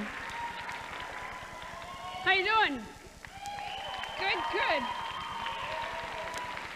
This is a fun night to be in Los Angeles, isn't it? You know what I did the other night? I went to see Beauty and the Beast on ice at the LA Sports Arena with my friends Ruffy and Aaron. And the skating actually was a great show. I went because I had kid friends, but it was a great show. The skating was amazing. There's a scene towards the end where a character stabs the Beast, and with ice skating nowadays, for a minute I was like, oh, was that supposed to happen?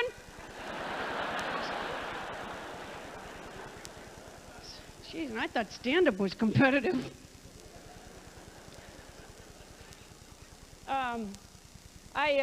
Since our last Comic Relief, I got a foster son, and the cutest little baby you ever seen in your entire life.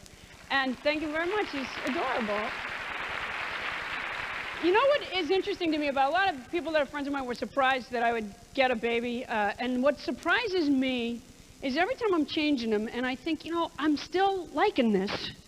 I still really enjoy it. It kind of amazes me because you don't know how you're going to be as a parent until you take the leap. And, you know, I always knew that I would be responsible and that I would do what I needed to do. But there is that little voice of doubt in the back of my head that said, you know, the saxophone was in the closet after a month.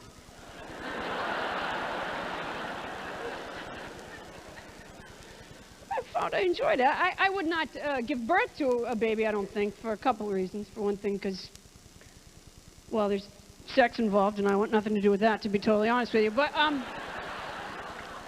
no, I honestly would not give birth to a baby because I don't want to bring another baby into this world. Maybe this is sort of a depressing thing to mention at a comedy show, but I think life is just going downhill at a rapid pace, especially this country. You know, I think that we need to get very strong campaign finance reform, or we're not going to fix anything. I think that's the deal. Because when you think about it, one of our glaring problems in the country right now is we have an epidemic of gun violence, and we can't seem to get effective, strong legislation to stop it because the NRA is the most powerful lobbying group. And they keep using that lame-o argument, oh, the Second Amendment, the Second Amendment. Well, first of all, the Second Amendment is the right to bear arms in order so we could have a ready militia. It's not for, like, traffic incidents. It doesn't mean that just any bonehead should be carrying a gun. It never did mean that. But even if you argue, oh, no, it did, how about maybe that the guys who wrote the Constitution, you guys, they didn't know about assault weapons. They were thinking of the kind of guns where you go, that kind. Maybe, no, some people would argue, no, they were visionaries. They knew what the future would be like. Well, perhaps they did know about assault weapons. But how about they were wrong there? I don't know why we keep revering those forefathers. They were not right about everything. They had slaves. They weren't right about everything. They wrote the Constitution during a sweaty hot summer in Philadelphia. They still wore layers upon layers of clothing. They're sweating to death. They got powdered wigs on their heads. They were not right about everything. It's just a theory. Just a theory. These are recycling bins, by the way. Has anybody recycled yet? That's good. Something, anyways. Remember when you were considered an environmentalist if you just didn't throw junk out the car window? I sure do miss that happier, simpler time.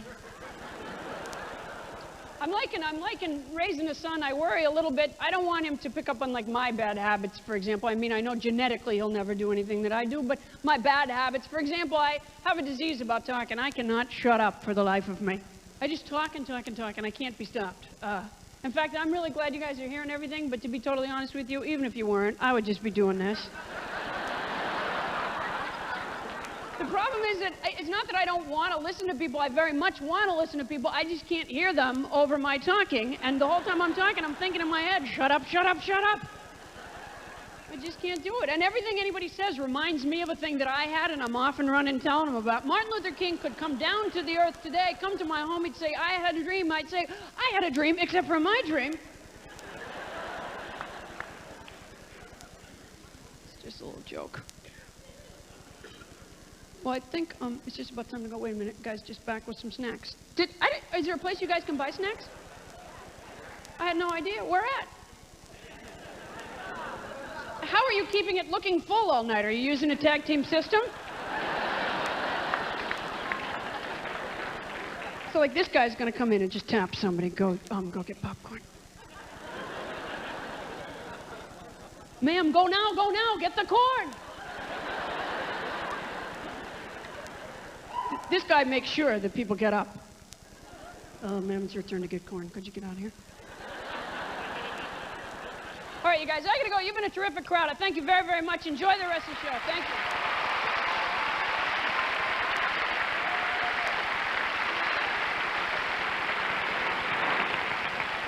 This next guy's a personal favorite of mine. He's appeared on 6 network comedy shows and the Arsenio Hall show, and then he took a breath and turned 18. At 19, he co-starred in Mel Brooks' epic Robin Hood Men in Tights. Well, you might remember him because he was the only black guy. I don't know what he's planning to do now, but I do know that by the time he gets old enough to drink in the comedy clubs, he'll be too big to play him. Here he is, the kid, the baby, Dave Chappelle.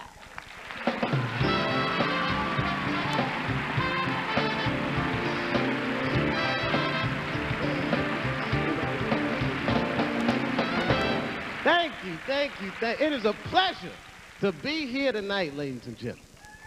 Thank you. No, really, I'm not just saying that so you'll clap for me either. I just got back from England. I had a hard time fitting in, so I tried to make myself feel comfortable, hang out in the black community, But both of those brothers were having a hard time fitting in, too. All 3 of us were roughing it together. If you ever been to England, if you go through airport security, they're real tense. Everyone was real nervous because of terrorist attacks. Everybody except for me. You know why I wasn't scared? Because terrorists have never taken black hostages. And do you know why they have never taken black hostages? Because we are bad bargaining chips.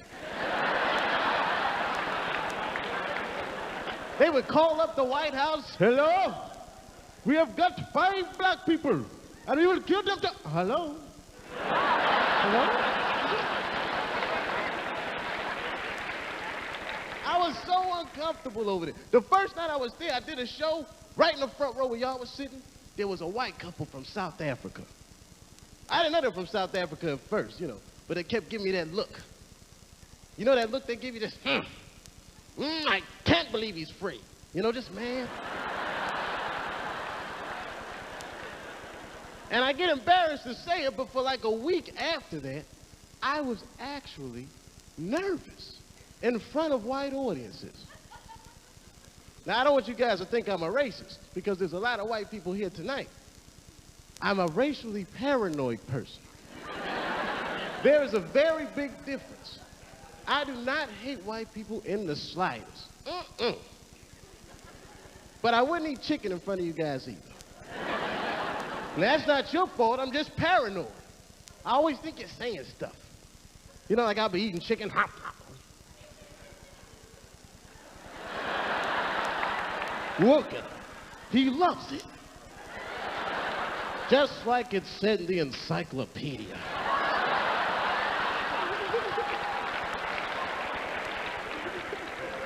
They were actually talking about that on a talk show the other day, about racism, and this lady stood up. She said, I wish that racism were out in the open. That way, I would know where I stood. That is the dumbest fucking idea I've ever heard in my life. I don't want to know. Could you imagine what kind of world it would be if people just said whatever they wanted to racially? Like you'd be walking up the street and a black guy come up to you, hello, you white devil. You're rapist of Africa. Why, hello, my big lip spear-chucking friend. So what did you do today, Whitey, huh? Oppress a new land and make the people there Christians? Oh, and what did you do? Burn your big black lips on a crack pipe as you missed your job interview? Touché, Whitey. Excuse me 1 second, I'm getting kind of thirsty. I think I'll go to the Korean store and get something to drink. Hello, you slanted-eyed, ruining the economy in our neighborhood by opening stores and taking the money out the community. Chink! Why, hello, y'all. Browse around but never buy anything, suspicious-looking nigga.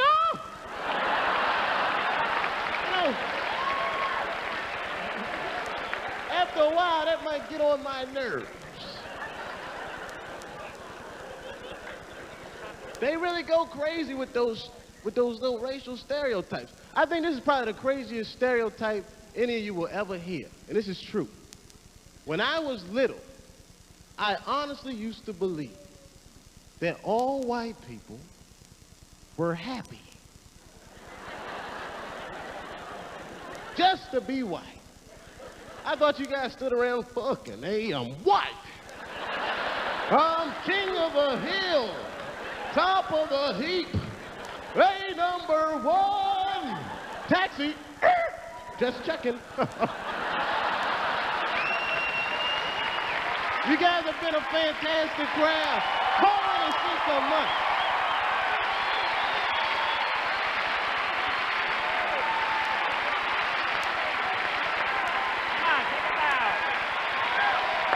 That was great.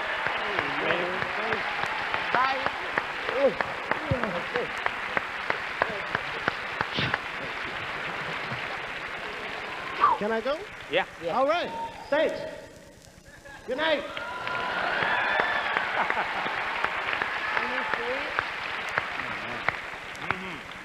Good one. Yeah, I thought so. Yeah. Comic relief in the whole business of comedy. Lost a great friend last year with the passing of Marty Klein. He was an agent, and it probably sounds unusual for a bunch of comics to want to honor an agent, but Marty was a very unusual guy. He was very instrumental in organizing Comic Relief, and he got a lot of very funny talent off the ground. One of the funniest was his close friend and his client, the multi-talented actor and writer, Steve Martin. Hi. Marty Klein, who passed away this year, was my agent for over 20 years. He started with me when I was a nobody, and if he had lived, I'm sure he would have been with me till I was a nobody again. And we really miss him. He was one of the founding members on the board here of Comic Relief, and he made sure it got going through all the years. And one of the greatest things about him is he loved comedy and he loved comedians. He was always searching out fresh talent. He loved humor. He was a stand-up comedian himself in the early days. And when I would go do a show, I could always see Marty off in a corner thinking of some better joke or a new joke. And they were funny. And a lot of them ended up on the shows I did. What you're going to see is just some footage gathered from different stories that have been done on Marty through the years. And they remind me of some of the good times we had together. We really miss you, Marty. Oh, that was good, John. How are you? So it takes some time. I really never wanted to do anything else but be in the entertainment business. I enjoy the action. For a long time, instead of Marty Klein, I called him My Decline. Because I was working along those lines. It was actually My Decline before it was Marty Klein. And then I was in My Decline, went with Marty Klein, and now I consider him sort of my staying in one place rather than, or Marty staying in one place. Guy came up to me on the street the other day. He said, "Steve, how's it going? Long time no see. You been working? What are you doing? What's going on?" I said, "Marty, it's me." When I first started in the agency business, you're seeing the glory right now. I started in the agency business at $82 a week, driving up and down the coast of California, selling lounge acts at Holiday Inns and small little nightclubs. All the deals don't have to be $3 million. I still get a kick out of putting somebody on The Tonight Show for $400. That's where the real excitement is. That's where it's at. New talent. You know, to take the new talent and build them, and then get some more new talent and build it, and more and build it. I was with Steve for 10 years before he exploded. We have to believe in them as much as they believe in themselves, and many times we believe in them more than they believe in themselves. But the main thing is that they're ready when their time comes, and the years that they put in sets the foundation so they can deliver when their time comes. But we have to make that time happen for them.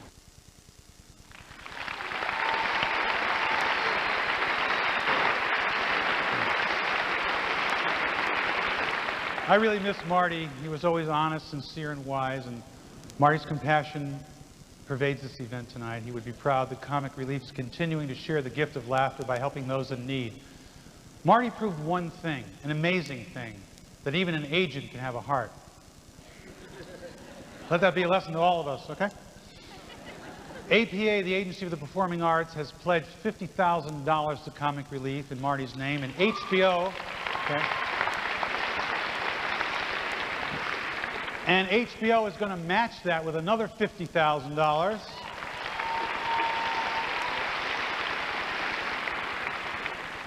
See, even corporations can have a heart. How about you at home? This is not just a one-time-a-year event. This is all year round. Thanks for your help and thanks for coming tonight. Thank you. Ladies and gentlemen, Marissa Tomei.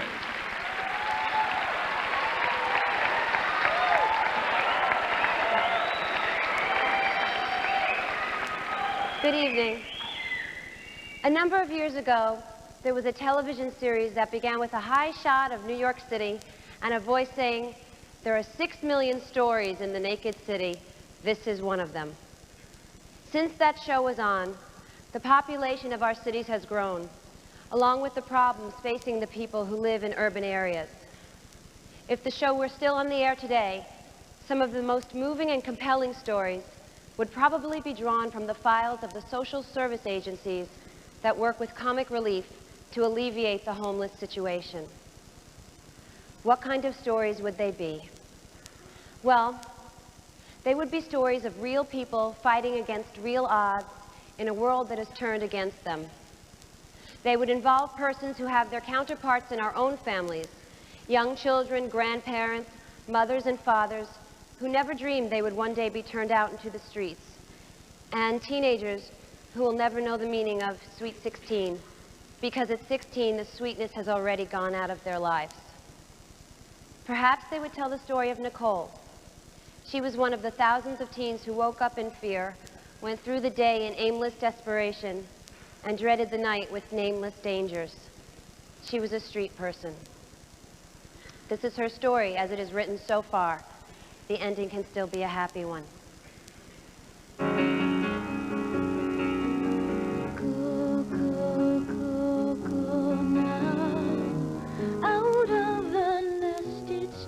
Tragedy first struck Nicole's life when she was only 16 years old. That was the year her mother was murdered. The shock of this terrible loss was too much for Nicole to handle.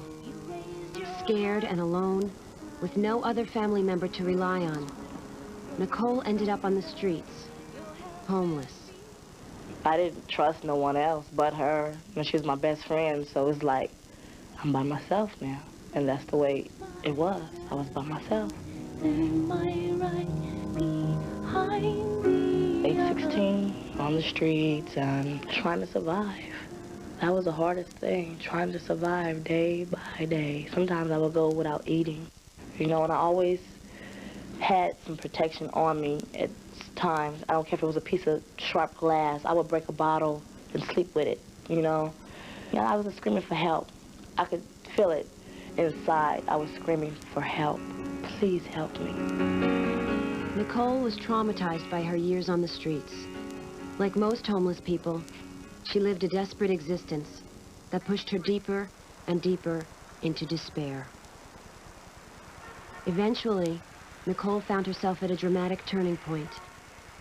I ended up getting pregnant, and that scared me. I'm pregnant and I'm still out here. The reality of being a mother, and at the same time being homeless, has made Nicole more determined than ever before to change her life. I would do anything to keep my child away from the things that I had been through, you know? But now I'm motivated and I'm ready to get out there and tackle society, you know, and be somebody. Nicole is taking one important step at a time. First, she found permanent housing for her and her child, and then recently, she started trade school. Your support of Comic Relief has helped make stories like Nicole's possible. Thank you. Go to your phone right now. We'll be helping to provide desperately needed medical services. Your gifts will support mobile clinics, eye care, mental health assistance, and of course, special care for new mothers. It's a good way to help keep the costs of medical care down for all of us, and at the same time, help people like Nicole build new lives. Comic Relief. It's no joke. Please make that call. Right Yes. Give me the script. All right. I'll read it to you. Fade in. Yes. Madam is standing there holding a can of knock him dead insecticide. Yes. She's in the bedroom. Yes, with my lover. No, madam, you are with a bed bug. That's our trademark. Bedbug? Yes. Trademark, Billy Bedbug. Bedbug? You expect Nora Desmond to appear in a film with a bedbug? Never! Unless, of course, my name goes above the bedbug.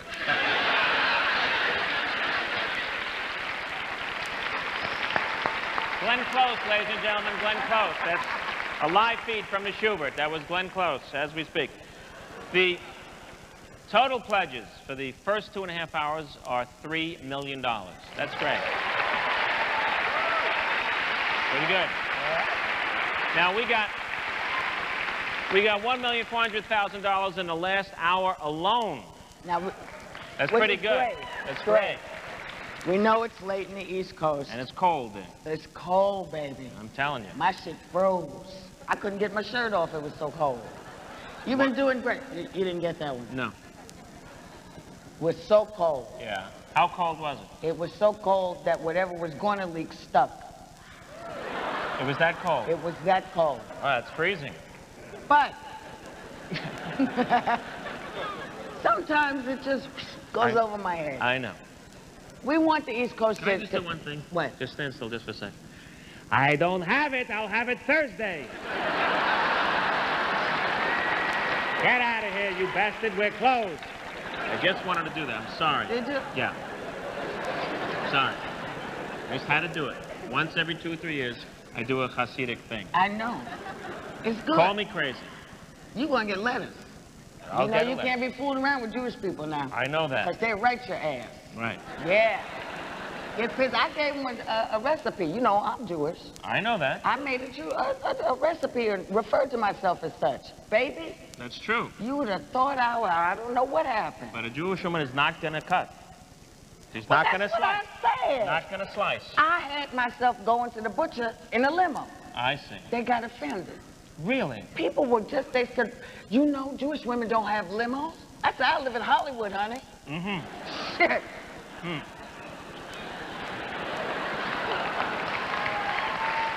I'm going to hear about this, too, aren't I? No, you're not going to hear about anything. Ah, fuck it. All right. Listen.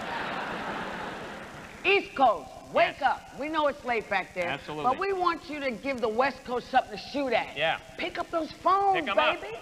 So, former nun. Yeah. Yes, Slicker? Yes. We ride again, June 10th. Please watch. Oh, Before we... wait a minute. Your movie comes out when? June 10th. We can't plug City Slickers 2. I'm not saying that we're plugging. I just want to know for me. Yes, June 10th. I'm so excited. Is Jack in it? Jack is in it. Jack is back. Yes. But we can't plug a movie. I don't want to plug a movie. No, but I'm June curious. 10th. I don't you feel good about resurrected. it. I wonder, but he was dead. He was dead, but there's ways of coming back. But I don't want to plug the movie. No, don't plug June the movie. 10th. Did you see I don't- mine? Huh? Of course I saw your movie. I see everything you do. You saw Sister Act 2? Sister Act 2. Yeah. You know, I thought you were Eartha Kitt.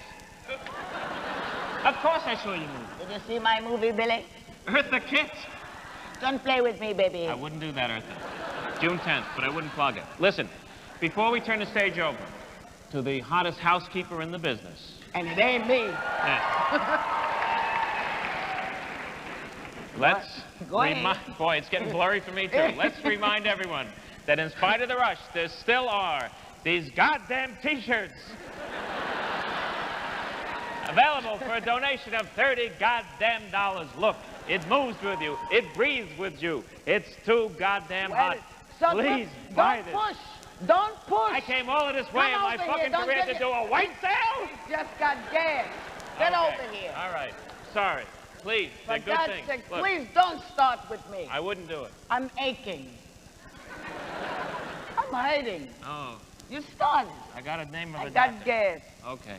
Wait. Sweatshirts, T-shirts. Jesus A Christ. donation, $60. This is what they're good for. Hey, foul on the play. It's true. Sorry. Boy. Jesus. I can't help it. With age it comes. I know. Why does stink move down with age? When you're young, you got stinky breath. Yeah? When you're old, you got stinky butt. Yeah? Why? I don't know. Well, don't ask me these questions now. It's tough enough when he does it to me and he goes whack for about an hour. Now you're doing this stuff and this stuff. What am I, Lou Costello? I'll play straight. I don't mind, but don't do fart and breath thing when he grabs his thing. What do you want from me? I'm a nice guy. 6 years, how long did I stand between the two of you and be Vanna White? It's my time, goddammit. All right. It's my time. I'm sorry. I don't fight back. This shit ain't easy between the two of y'all. I understand. Let me tell you. All right. Because him with the dick and you with the thing, what do I don't have a thing. You have a thing. He grabs his thing and you say you stink. What do? I go with a potato chips and say thank you. All right. That's what I do. That's what you do. Please. Okay. Blow me. $60 or more. Wait, let me find it. That seems to be the theme tonight. Look, it's the Heisman Trophy. Hey, I got it. Hey, pow. All right. Back. Oh. See, these are all men things. I have no idea. The thing I would do would be bend over, but hey. Yeah, all right. There you are. Last year I got to play a very old man. This year, he's played an old woman. His did business. Go figure. Ladies and gentlemen, our partner, great comedian, the fabulous Robin Williams.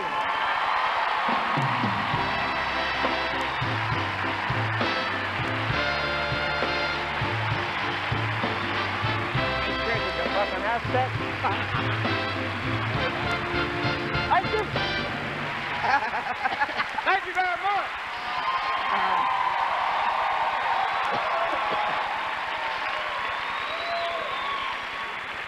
I'd like to thank you for the John Bobbitt Award.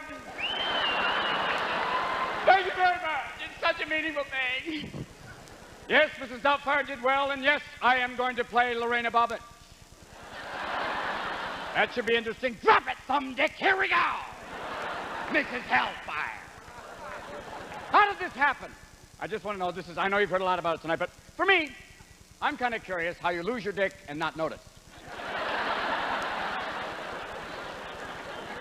When do you suddenly wake up a Ken doll? What is it? All of a sudden he wakes up, he goes to the can and goes, whoa! I'm a lawn boy!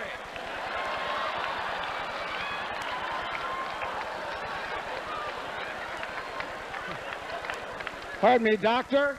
Excuse me, doctor, I have a little blood in my urine.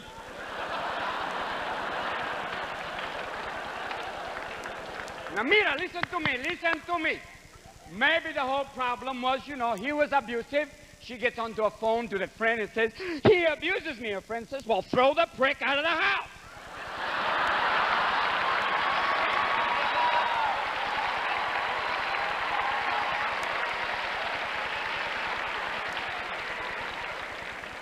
He must have made... Oh, this guy is so fucked up, he's lying in bed going, oh, a knife, wow.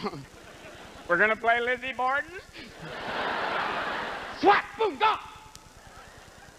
And here's the thing. What did she do? She's driving down. I mean, she put it on the dashboard, and it's just like...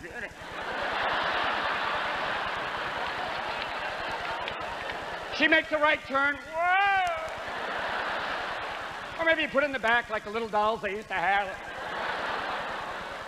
Cops see it going by. You know, she threw it out.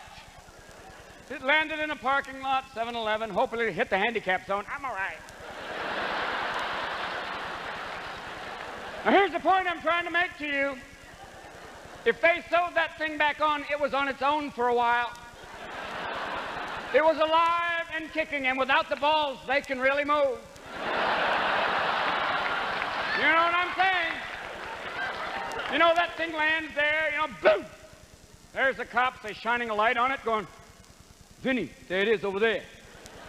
Let's go get it. The thing starts going, oh, oh, oh, oh, oh. My God! Oh! Oh! Get it! Get it off me! Get it off me!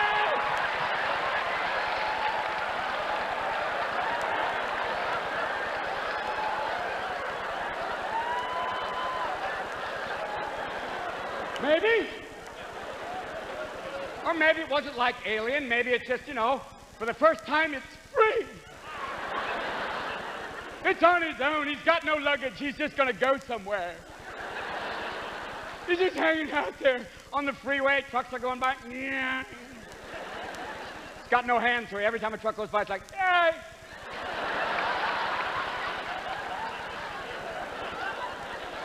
Finally, a big old truck stops. Coincidence? It's a Peterbilt. All right.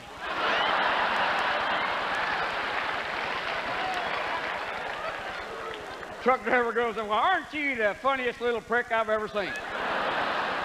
Why don't you just hop in here, Mushroom? Hey, thanks a lot. Where are you going? Virginia. Close enough.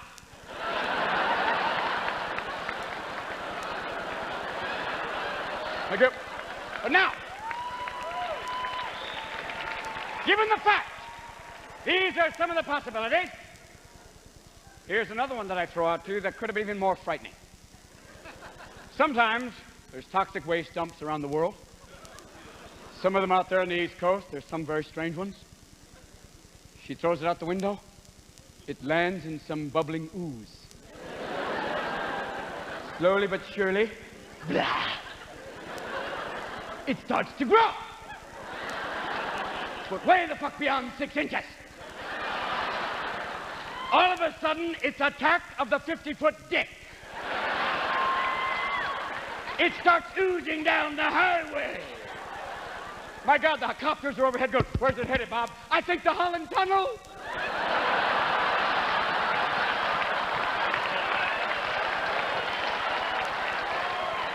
The thing's just going in and out of the Holland Tunnel. Boom! It's trying to fuck New York! Oh! Oh! Oh! Next thing you know, giant sperm, blah! Yeah! They're coming through the Holland Tunnel. Do your windshield? No, too late. All of a sudden, these giant sperm are wandering down the east side. There are these ladies in these big fur coats, you know, huge fur coats, little tiny head sticking out of a fur coat, and all of a sudden the sperm are going, Mama? They start fucking the fur coats. Think about that. I know we're going really far, but hey, with this shirt, why not?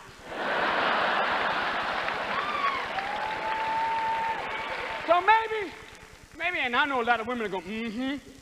She threw out the wrong trick. She should have put the other one with the head and the hands. Put that in the trunk, throw that motherfucker out. Keep the dick, put that in the icebox. That's what you have fun with. Get rid of the life support system. That's what I say. Every time you need the dick, just pop it in. Mm-hmm, mm-hmm. It starts to soften. Put it back in the icebox.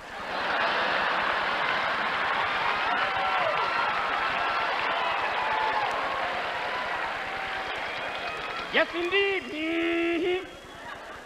Yeah, right there. Wow, it's new poppin' fresh. Poppin' flesh buns. Thank you. God.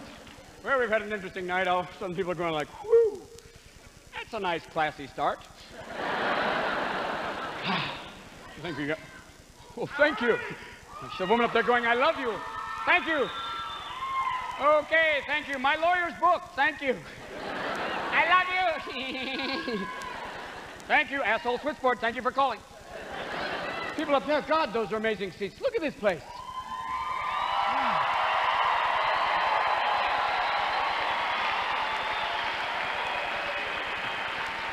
The lovely chandelier from the Imelda Marcos earring collection.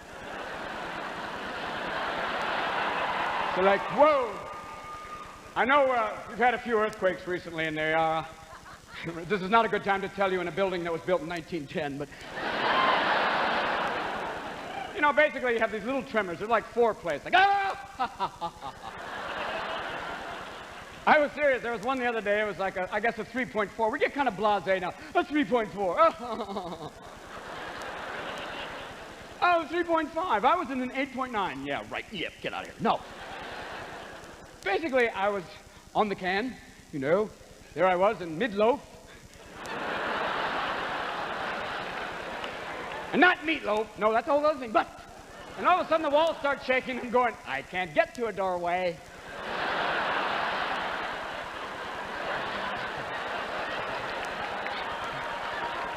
Very funny. the walls are cracking, and you know, this is a great way to die. I'm sure when they find your body, you're like this, like... Even the rescue workers are going... Come on in, man! It's amazing. We have earthquakes. We're pretty blasé about it.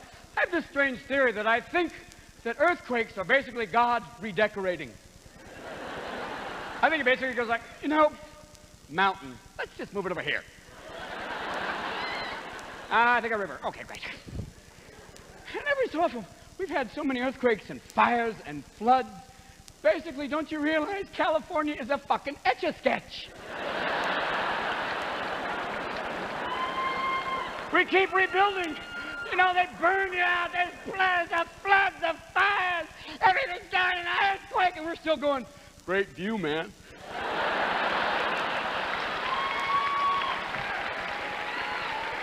The only thing you're missing is frogs. This is biblical shit. Right now, we should all be following Charlton Heston to the valley.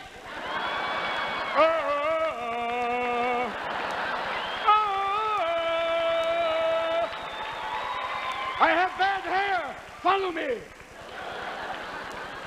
This is frightening stuff. Even at this point, you know, Australia's on fire, you know, there's no ozone. There's a fucking hole in the ozone. This is not a fixer-upper. There's a hole in the ozone.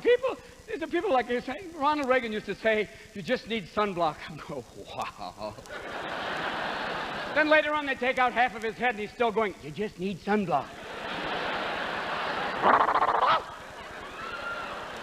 Anytime you get angry about the last 8 years, you're going, the bastard ran away. Just think of him in his bathrobe wandering around the house going, Mommy?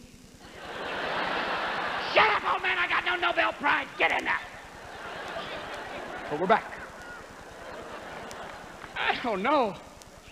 Oh, thank you. Just finish off this water here. Mrs. Doubtfire, what? I'm very sorry. You have to use your lips and your tongue. Mrs. Doubtfire. It's not clean. This is now becoming comics of a lesser god. I can't hear you. That's all right. Mrs. Doubtfire, clean? It's all right. What? Thank you very much. Thank you. She wants some Doubtfire from me. Oh, dear, I have to say one thing to you. Mr. Lincoln. Oh, bless you. You want me to dress up in 4 hours of makeup, put on big tits, and dance, don't you?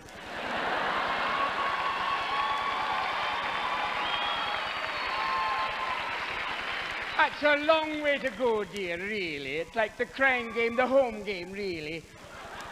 Oh, bless you. You know, it's very strange. I would dress up sometimes as Mrs. Doubtfire and walk into, like, one of those sex shops and go, the big double-headed dildo, how much?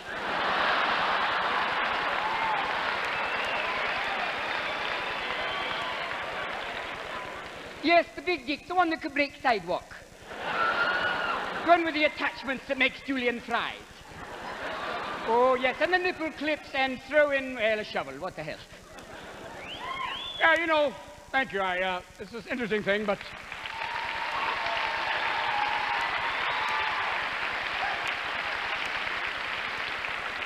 It's so nice to be on kind of a run and then someone goes, your movie. Oh, shit, okay. I don't know, it's interesting. It was very strange. My son saw me dressed up as Mrs. Doubtfire, and he's 2, and for a brief moment he went, Dad's got tits. And then I was, you know, standing peeing one day, and he went, he's got tits and a dick, wow. What a world. He is 2 years old. He is 2 years old. I don't know what it is, but, you know, the strange and wonderful, oh, sorry.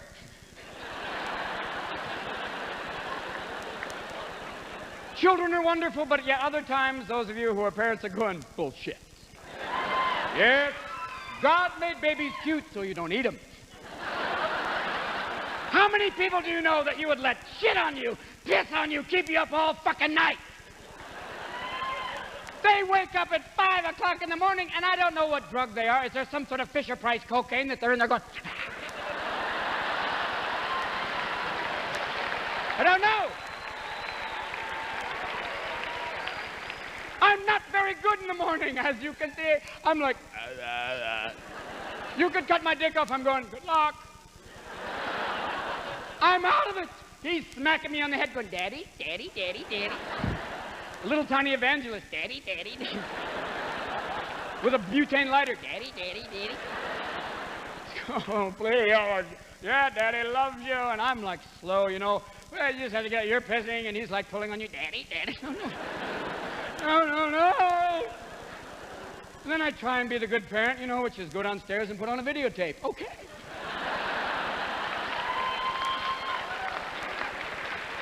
And I just go down there and go, oh, Daddy loves you. Okay, let's put on Aladdin. What a little nice thing to put on, okay? There you go. Okay? Daddy's just going to go over here and pass out on the grill, okay? Oh, God, you want some waffles? Oh, my God, Daddy put on Debbie Does Dallas. Bad tape, too. Oh, bad tape. Okay, you want, oh, honey, where are you? Sweetheart, oh, you're in the microwave. Bad plate. Okay, Daddy doesn't know anymore. Give Daddy a fucking break! Here's the secret word for today. Mommy.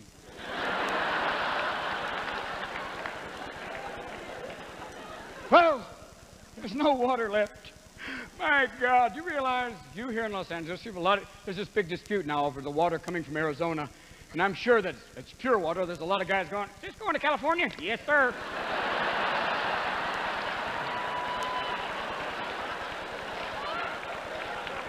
Yes, indeed, it's going right to California right now. Here's to good friends. Whoa, that's all right. Oh, God, the light. Go towards the light.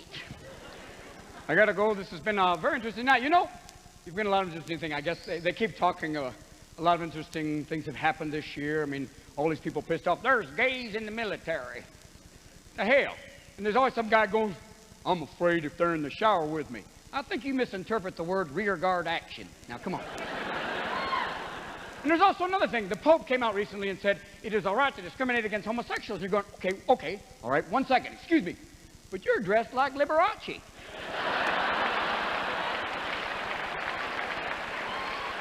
You're surrounded by hundreds of young men and boys. Isn't that a bit like Ray Charles as an art critic? I don't know. As part of it, I don't know. I just throw it out there for you. Last thing I want to say, I know that recently, it seems like every time Bill starts to do well, there's always some guy comes out and goes, I saw him getting blown in a limousine. Listen, I don't care if he fucked chickens. It's okay. If he can balance the budget, get people back to work. Amen, brother. Good night.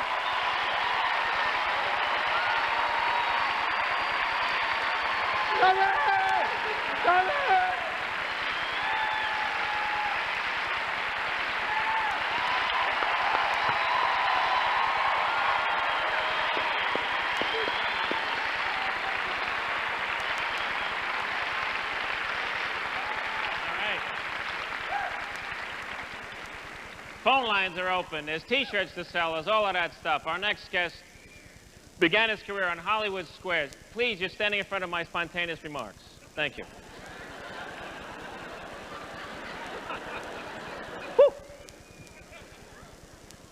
Next guest started on Hollywood squares, where he spent several years on top of Joan Rivers and under Richard Simmons. Boy, talk about paying your dues. And he is glad to be here tonight. He used to be our announcer.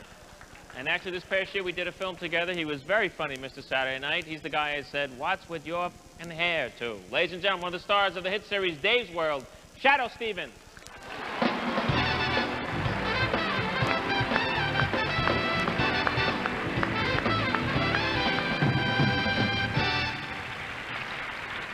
Hi, I'm Shadoe Stevens. And since 1986, I've been the voice of Comic Relief. I've introduced everybody. I did all the announcements. I was heard but barely seen. But now, I'm the new, improved, lemony fresh Shadoe Stevens. Now that I'm on a series, Dave's World, Monday nights, Dave's World, on another network. I'm being given the challenge of being out in front doing something really important. Now, I don't get to do my own routine or sketch. I think you have to be on Seinfeld for that. But yes, my friends, I'm here to talk about T-shirts. You know, Freud said, what you wear is who you are. And as devoted followers of Dave's World can tell you, I spend every week agonizing over things like, do Doc Martens clash with my gabardine cuffs? Is there a mauve a man can wear sensibly in the 90s? That, of course, is on TV. In the real world, Shadow's world, in Shadowland, I know exactly what to wear. There's only one choice, really. It's this, ladies and gentlemen, the Comic Relief 6 T-shirt. The only fashion statement you need to make in the 1994s. Now, it tells women that you're a caring, enlightened, compassionate man of the 90s. If you're a woman, it tells the same thing, and if you with the right tuck or two and a couple of other things besides. $30 gets you the T-shirt, and $60 gets you the T-shirt and the sweatshirt. Thank you, the sweatshirt. Handy on cold nights, and if flaunting your sexual charisma is what you're after, this is the T-shirt for you. For flagrant flaunting, get to Call Now. Thank you.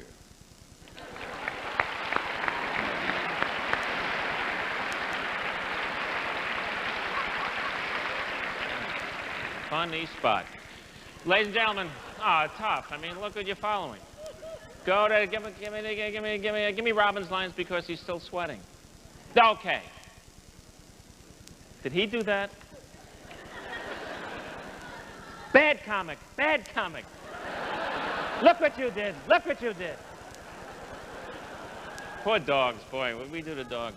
Remember dogs like on the Ed Sullivan Show, that walk? There's another walk. Boy, I hated that, because I think dogs like to drive little cars and go out on dates and go up ladders, don't you? With little bow ties, and it's this walk. Poor little dogs on the Sullivan Show.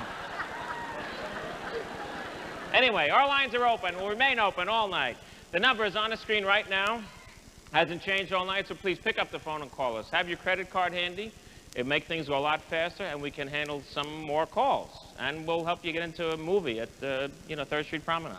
Now, you've seen our next comedian on Evening at the Improv and on In Living Color. So please welcome the only person on the show who can say with pride, I open for Jose Jose. Do you know Jose Jose? Do you know the way to Jose Jose? This guy knows both of them, Mr. Carlos Mencia.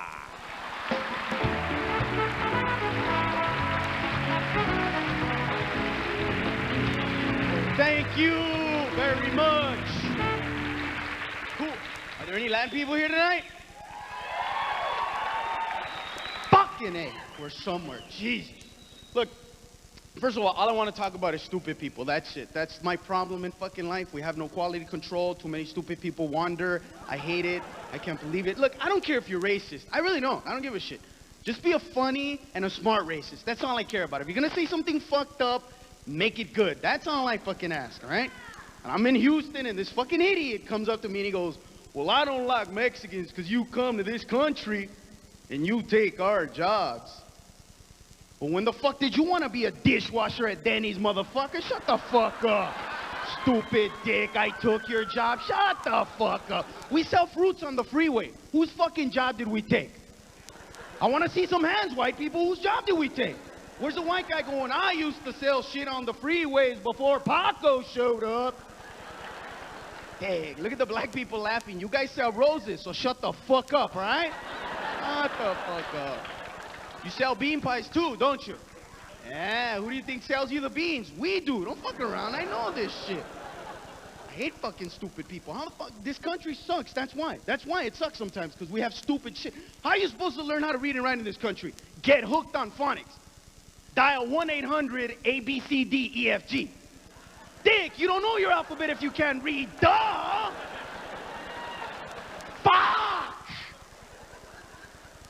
If you go to Santa Monica Boulevard on La Cienega, I swear to God, there is an actual sign in front of a dry cleaners that actually says, open 7 days a week, Sundays too.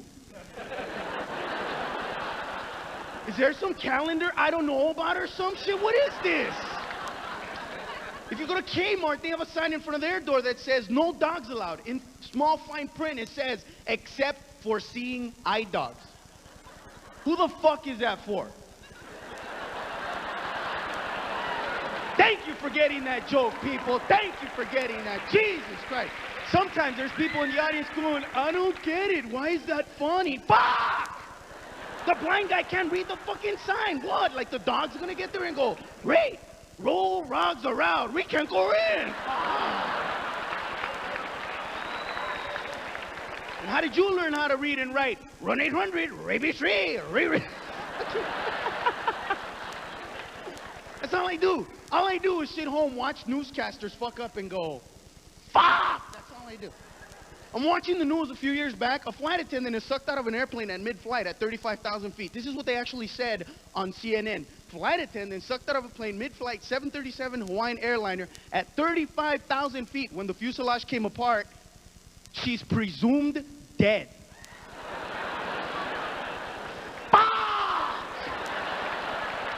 Was she wearing Kotex with wings or some shit? What? How? Fuck!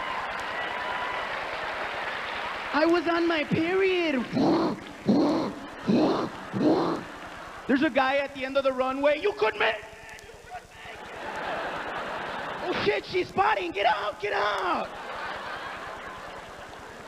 You know who was to blame for the looting during the riots? You know who was to blame? Not for the riots, but for the looting? Newscasters. Mexicans and blacks, we did not want to steal shit. We were not even thinking of stealing shit. We were watching Oprah at the time. That's what we were fucking doing. And they interrupted our show with this fucking brilliant analysis. Hi, I'm so-and-so from Channel 7 Action News. Here I am during the heat of the riots in the corner of 45th and Broadway in front of Kmart. And guess what? There are no police here. Shit, I was on the phone. Hey, Holmes, get your truck. Hurry up. Get your truck, fucker. I need a toaster and a Cuisinart. Come on. The fucking riots. And black people were all mad at Mexicans during the riots.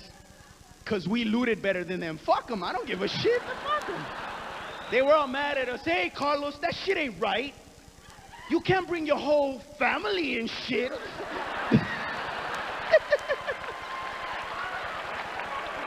They were mad because we brought more people. Use the phone next time. Fuck all y'all.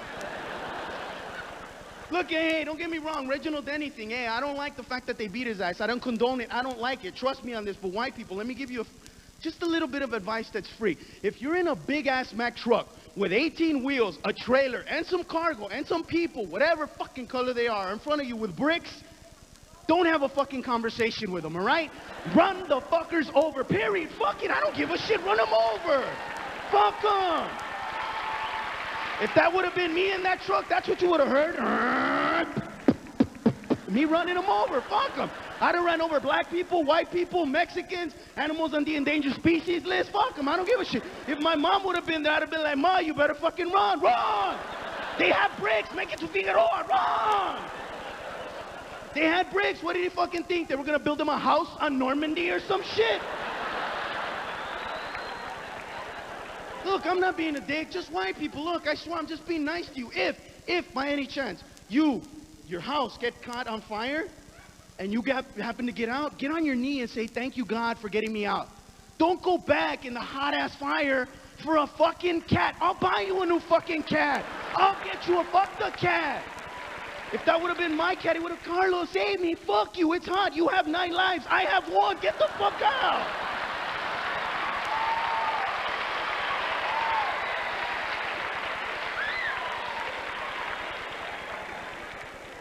And don't get mad. Don't get mad, white people. Don't get mad. I don't hate white people. It's nothing like that. I'm just defensive. That's all. I was in Alabama, and this guy came up to me, and he goes, well, what the fuck? Mexicans stab people. I was like, yeah, I'm not saying we don't. We even kill people. At least we don't fucking eat them, though. You see what I'm saying? We'll stab you. We'll make fajitas out of your ass. Jesus. Fuck. All right, listen. Pay attention. Oh, that's fucked up. I can hear some white people going, hey, now we recognize you. No, you don't, because every time I steal, I'm smart. Right before I go into loot, like during the riots, I looted shit. But I had this mask pulled back like this, and they thought I was Korean.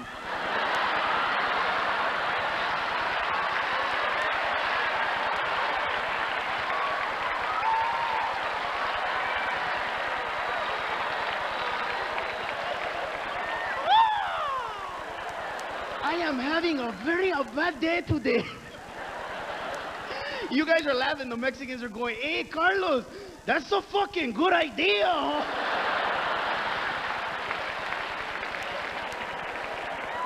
I gotta get out of here, but first, I just want to say this really quick.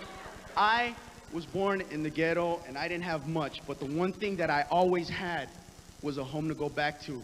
So remember that, man. Remember that these people don't have fucking homes. Thank you very much.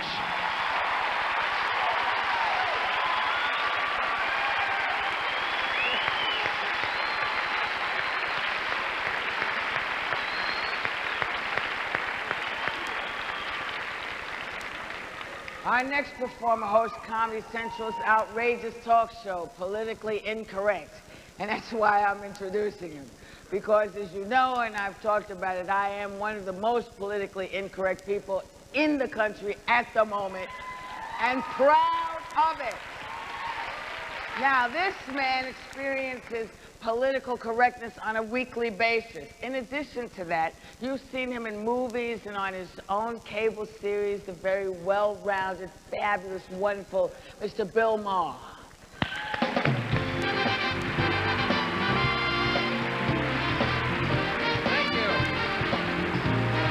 Thank you. Hey, thank you. How are you? Is it still going? How are we doing with the big event? Is there a tote board?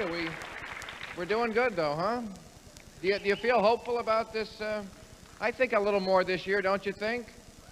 I mean, we have a government that at least is a little sympathetic to this cause. You have to remember we had, Bush and Reagan, God bless him. He came from show business. His idea of the government was like your agent. We'll try to get your work.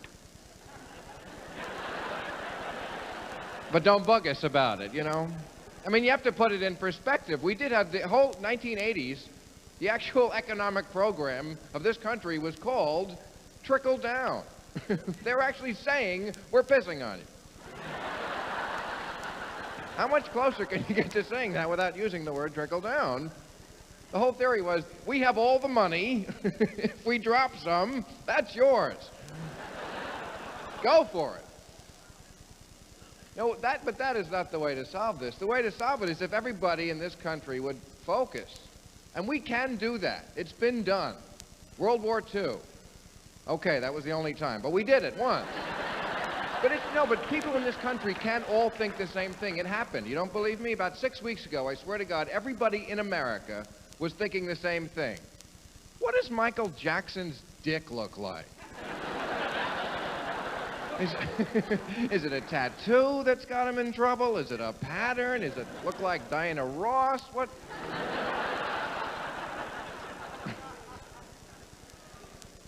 But no, we're also all over the map. There's 500 channels we're going to have now. Great. Nobody will have anything in common. We got the reports of the last census. Did you see this? They added up all the people in this country who consider themselves a minority. It added up to more than the population of the country. That's a bad sign right there. Everybody's a minority, everybody's a victim. You listen to some of these names that we take for granted. We just hear them all the time that are meant to evoke sympathy. Prisoner of fame. Ooh, what a grisly fate that is, huh? Prisoner of Turkey. I think that's a bad thing to be. Eating disorder, which means sticking your finger down your throat after lunch. To me, an eating disorder is starving. That is a disorder involving eating. Throwing up after lunch is just very American. Emotional rape. He forced his opinions on me. Everybody just has to grow up a little and realize, hey, life's tough for everybody. It sucks across the board. Hi, I'm Bill. I'm a birth survivor.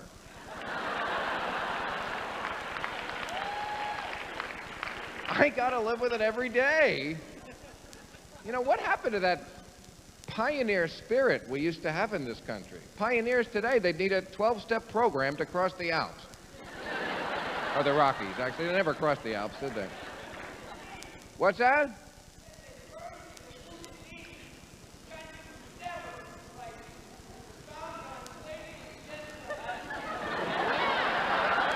And this is the right place for a debate about it. Well, but that's good. That shows, well, that shows Quaaludes are back. But no, that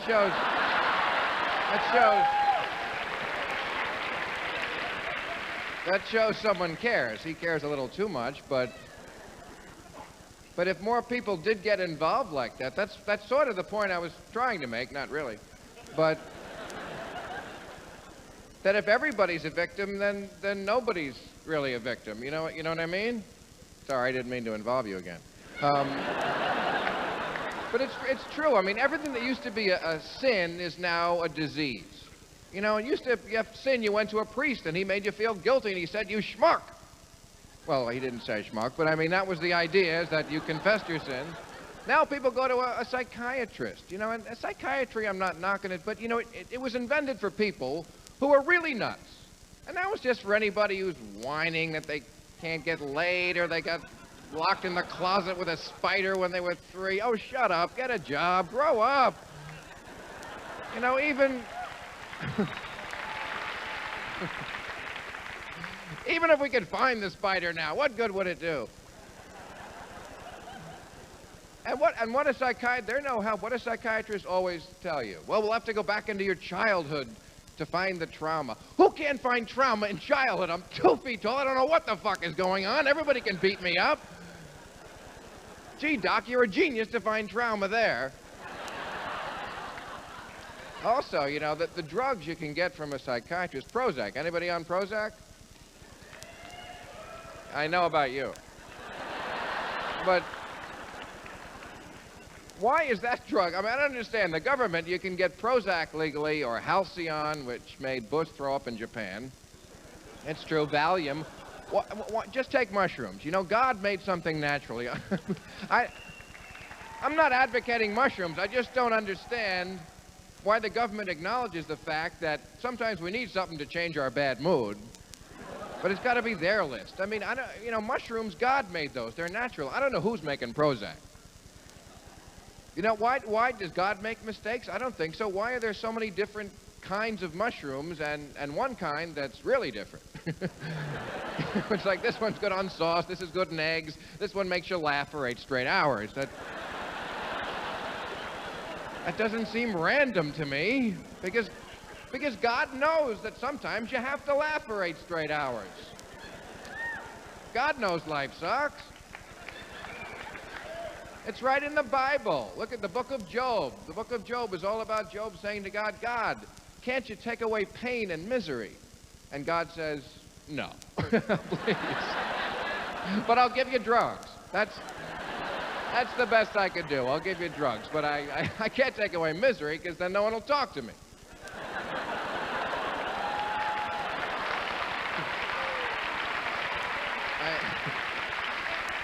Please, I'm paraphrasing God, but those are God's basic sentiments. Because let's face it, God has a big ego problem, don't you think?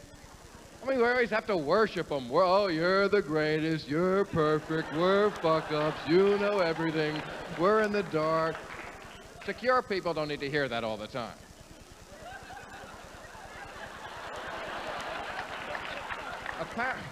Apparently, God is an elderly Jewish man. I don't know why, but... Well, that's why I believe in Dr. Kevorkian. No, really, because I think he's great. Because, you know, suicide is kind of our way of saying to God, you can't fire me, I quit. Thank you very much. You're a terrific crowd. Give generously for whatever you do. Have a good night. Thank you.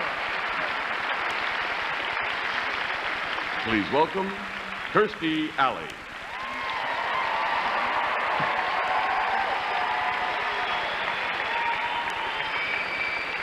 Thank you.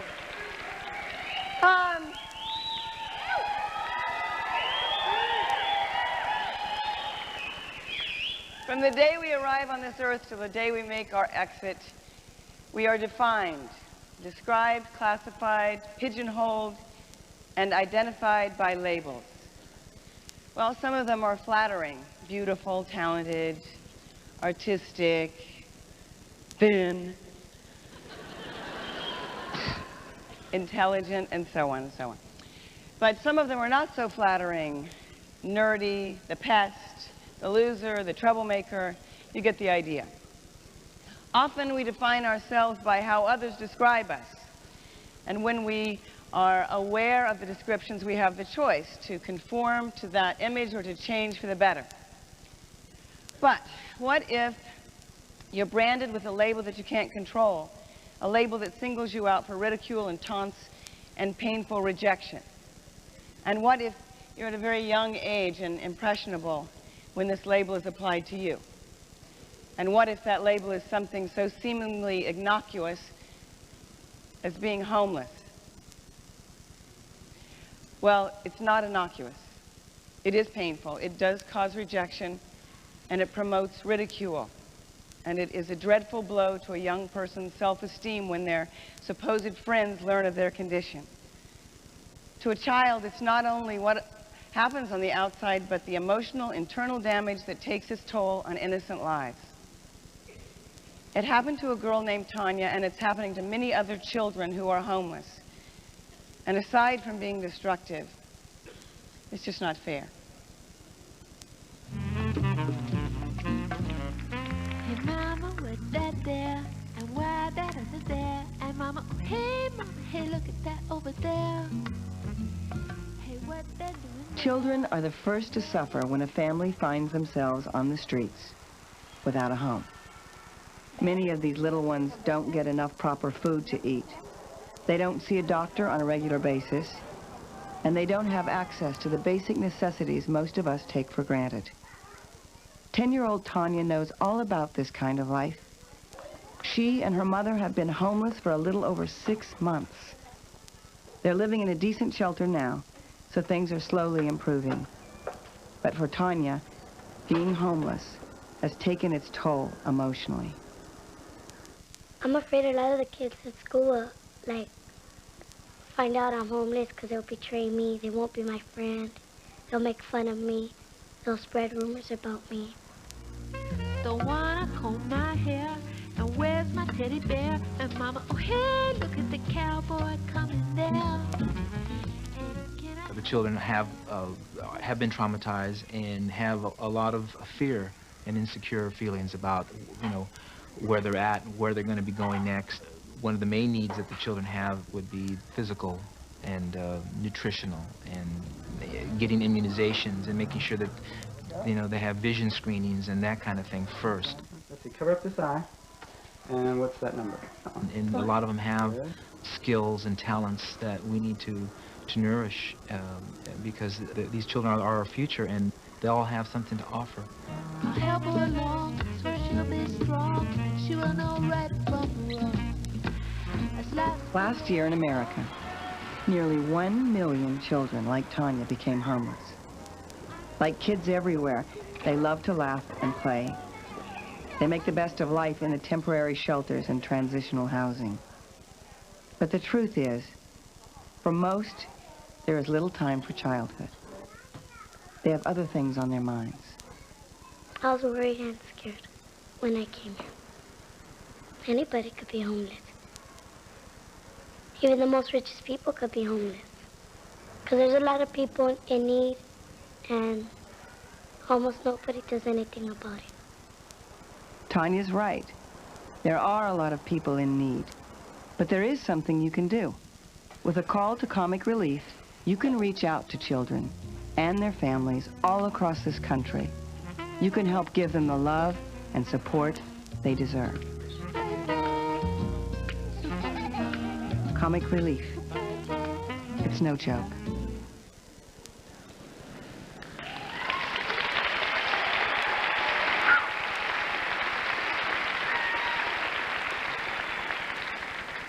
Among the many things I enjoyed about Mrs. Doubtfire, besides the incredible tits, and actually having a period, but no, was our next performer. He was incredible. His father was a jazz musician. His mother was one of the Chordettes. That was a great girls group from the 1950s. So this is what happens when you let bebop mess around with doo-bop. It's fusion, ladies and gentlemen. An amazing performer, Rick Overton.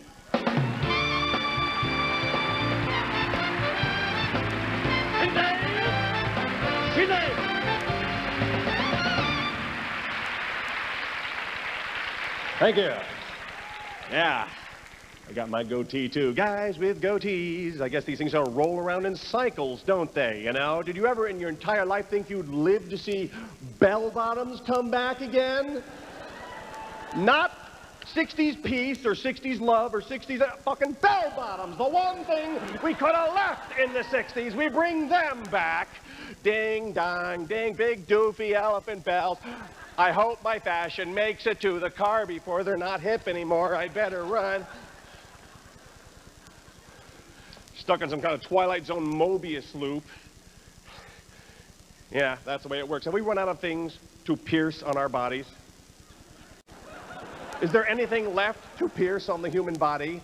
Of course, you got the earring, but not just one earring anymore. Now it's 100 earrings going all the way up the ear. There's someone on Melrose going, just make the jingling stop! Make it, hello? Hello, fuck! The nose ring. Well, what the hell, I put the hole there in the 70s. Might as well plug it up with something so I'm not whistling for a taxi I don't want on a windy day.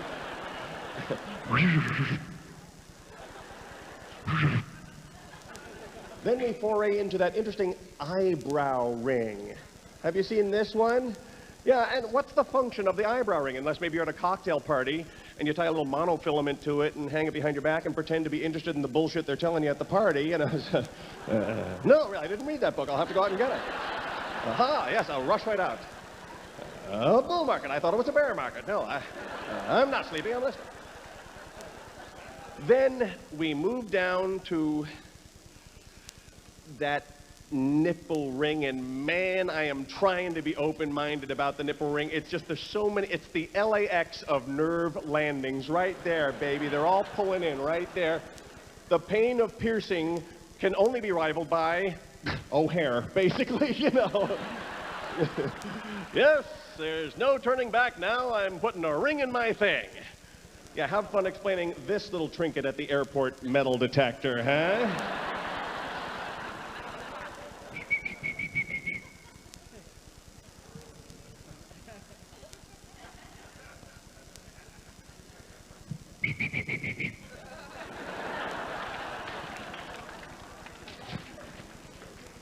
Wow. Wow, wow. Wow, wow, wow, wow, wow, wow, wow, wow. You take it out, sir. You don't want me just to take it out right now, sir. What? Whoa! Hey, check this out! All the other guys coming up on the other gate. There's some Colombian cat just dragging a duffel bag straight through. See.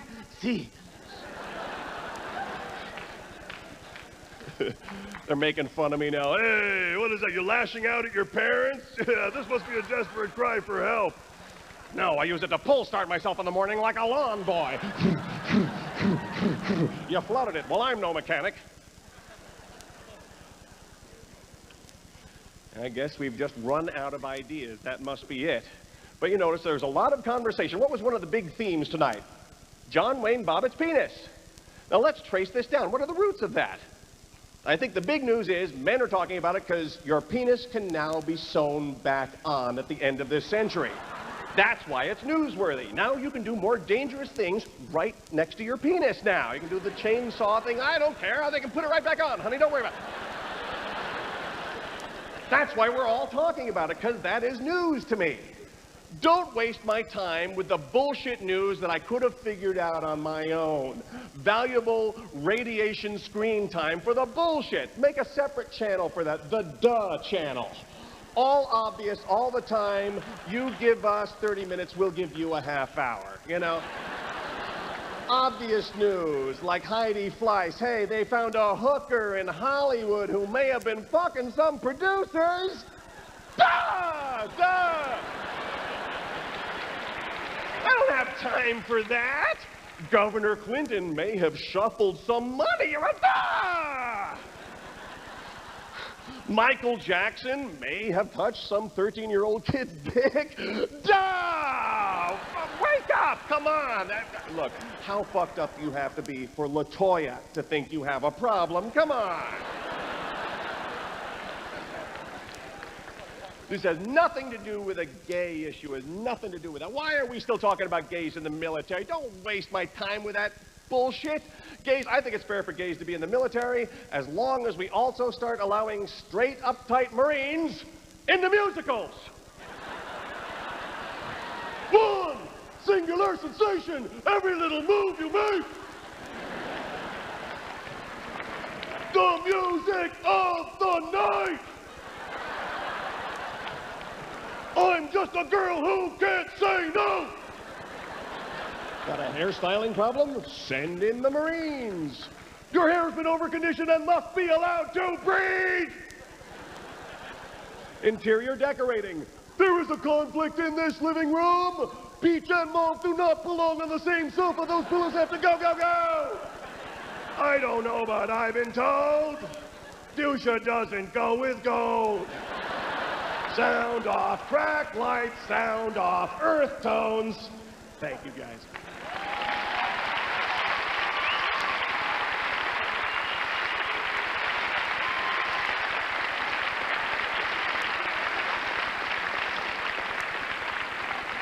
Okay. In addition, that thing went black again. We have raised, ladies and gentlemen, $4,200,000.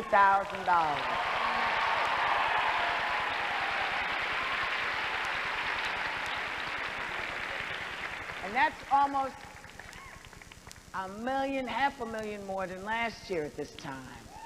But wait, here's the really great hip thing. Mister, sit down, I can't see the prompter. Thank you. Our audience here tonight contributed $750,000. Thank you. Thank you. Thank you. Now, in addition to being Comic Relief 6th Day, today, January 15th, has another great significance because, of course, it's Martin Luther King Jr.'s birthday. Yeah.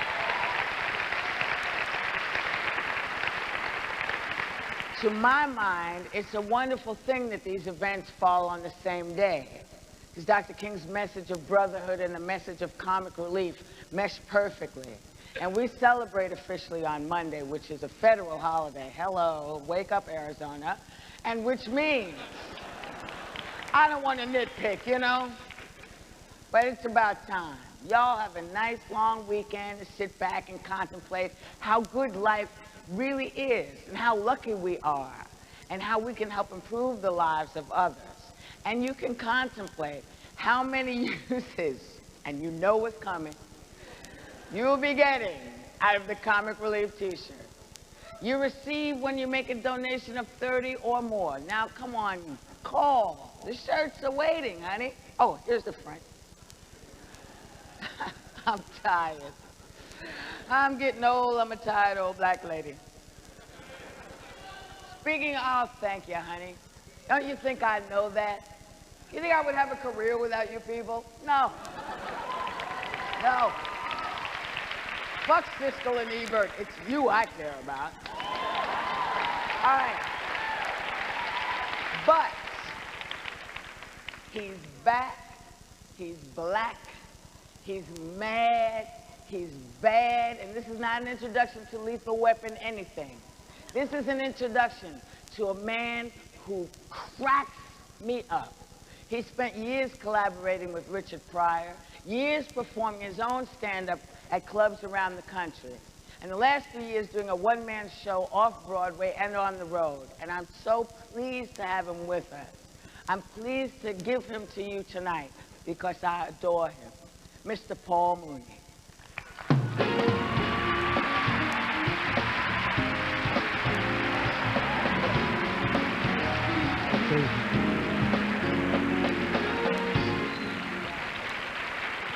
Give her a round of applause. Wonderful woman. Wonderful. Great. This is great. This is great. I love it. It's fantastic. It's my first time here. I'm excited. I'm a little mad. I'm angry. I just want to send this message to our President Clinton because we spent all this money to send people in space and they lost some space probe up there, millions and billions of dollars. We have homeless. I want Mr. Clinton to spend that money on homeless because God has put us here already. Earth is in the middle of space. We're already here. We're hanging here already. It's like being in Macy's trying to go to Macy's. I want to talk about 93 for a minute. I know it's 94 and I want more, and I'm very happy and excited about it. A lot happened in 93 to a lot of people, starting with Whoopi. Whoopi got in a little trouble with the blackface. We all know that. And I had said that it's very hard to be a black man in America. It's very difficult. You saw that Ted Danson was black for an hour. Look all the trouble he got into. He hurried up and got that makeup off, didn't he? He said, let me rub this shit off quick, quick, quick, quick, quick, quick. And of course, Michael Jackson, which I'm upset about that because I think it's a witch hunt. I don't believe a word of it. I've known him since he was 8 years old. I don't believe it. I don't believe it. I don't.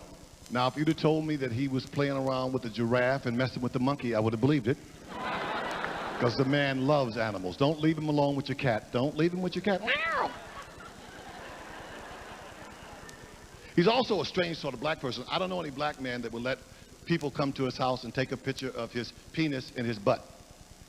They'd have to bring the riot squad for me. I'd end up on hard copy. I couldn't do that. Nope, you cannot take a picture of my penis in my behind. Not unless it's Playgirl, because they pay you for it. Then I could do it. LaToya, I don't understand. I don't understand her. I call her La Dangerous. But she's a dumb broad. She's always been dumb. I know she was dumb when she let that fat white man beat her butt and didn't press charges. He did beat her butt. Come on now. He beat her up. She said he had moods. But I said it wasn't the first time. He threw an iron chair at her. If you throw an iron chair at somebody, it ain't the first time you whoop their ass. That's ass whooping number 12 in the Ike Turner book of ass whooping. I've read the book. She should have called her psychic friend Dion. She would have told her.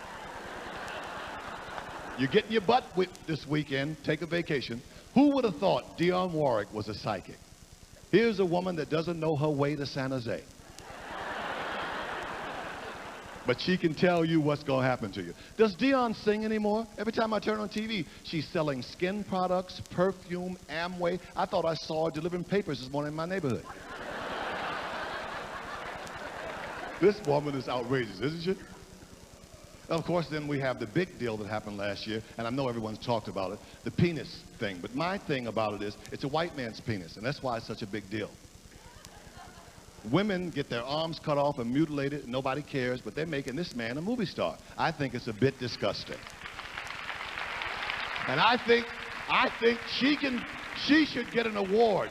She obviously has 20/20 vision. She saw it, she found it. She should get an award for finding it. I was surprised to see she was Latino. I thought she was Japanese because it was a Benihana thing. She was in that room slicing and dicing. Then she went to her girlfriend's house. She confessed. The girlfriend told her go back because she threw it out on the freeway. The girlfriend said, go back and find it. He was very lucky they found it because a bird could have flew away with it. Very lucky. They sewed it back on. It's at the Jane Fonda Rehabilitation Center now. It'll be fine. Lucky it wasn't a black man penis. It would have been a different news story. We have a black penis on the freeway. Traffic is backed up for miles. White women, close your eyes. Close your eyes. Don't get out of the car, and for God's sake, don't touch it. We're sending a crane out to pick up the black penis. Don't touch it. You have to know your history. I like to bring in like a little knowledge because there were more white women that ran away during slavery. This is for sexism than slaves. Did you know that? So if you're being treated worse than a slave, that's saying a hell of a lot for sexism. They ran away. Most of the white women, they did. They just said, I'm going to get some eggs, and they never came back. That's why you have all this uptightness with abortion and all this other insanity. I just think it's control. I think if men could have babies, this is how easy it would be to get an abortion. You could go to McDonald's, get French fries, a hamburger, and an abortion. That's how easy it would be. Hold the child's plate. It won't be necessary. I've been going to movies lately and they've been driving me crazy. The latest thing I saw was Free Willy, which I think is insane. I think white people have gone insane. They want to free a whale. It tickles me. Did you see it? Very dramatic. Willie, Willie, let Willie go, you bastards. Free Willie. I went to the premiere. I missed the whole premiere. I said, hey, the hell with Willie. I want my goddamn freedom. If I get close enough to stab Willie, he'll be a pair of shoes. Trust me when I tell you that. Look at these shoes. Willie, Willie. Well, you guys are an interesting bunch. Did you see the movie? Yeah. I wrote my own movie. I sold it to Paramount. I'm very excited about it. It's entitled The Last White Man on Earth. But it's not a sequel. We catch him. But there's a lot of screaming. Get him! Get him! He's over here! Catch him! A lot of running, a lot of drowning, a lot of swim scenes, a lot of skiing scenes. And this white-on-white crime I don't like either. I don't like that. I don't know what this is. It's running out into tennis courts and kicking white women and stabbing them. What is this all about? Another sexist thing. Let's call it what it is. Because usually when men watch games, what do they say when they watch a football game or a basketball game? We won. We threw the ball. But these women are out here trying to do these things, and they're doing them in. I think it's very sick. Then we got the Mendez brothers. That's insane, too. I'm sorry. It's a bit much for me. Their story's the only story. The parents are dead. I mean, they're making up some bizarre stuff. My dad stuck a toothbrush up my butt and said, we're going to brush your teeth the hard way. I said, come on. The man hit his mother in the head with a gun, and now he forgot. How convenient. I don't remember. I thought she was a shadow. No, she was a real person, you know? I say fry them all. I do. That Susan Atkins with her crap, you see her on the news? I'm sorry, I want to get out. I didn't do it. Get a bigger lock, put her in a deeper hole. I remember what happened to Sharon Tate. I think it's these judges, these white judges. We need black judges, real nigger judges. I'm serious. It's like this rapist at the Hillside Strangler that raped all these women in L.A. He comes up with Sybil's brother with 8 different personalities. We need a real black judge. Oh, 8 different personalities? Well, pick who you want to be. I'm sending somebody's ass to jail. Yep. Ted, Bill, thank you very much. You've been very nice to me. Thank you. Thank you.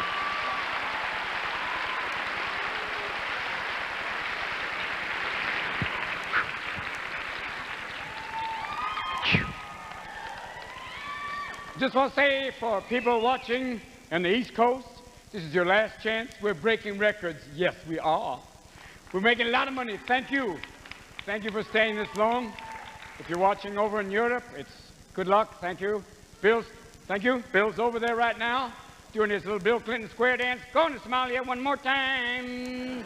Here we go. Stepping forward. They don't give thanks. Stepping back. Come back with thanks. Thank you. Now, we're going to bring on right now.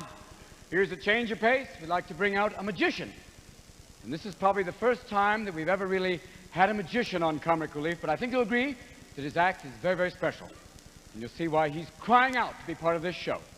Now, ladies and gentlemen, please welcome, direct, right here to Comic Relief for the very first time, the amazing Christo.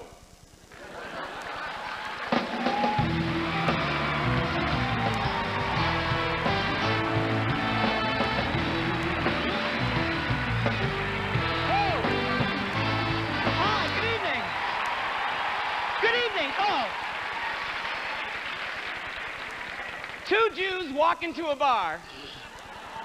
Hi, no, I'm just kidding. Hello, let me introduce myself. I am the amazing Christo.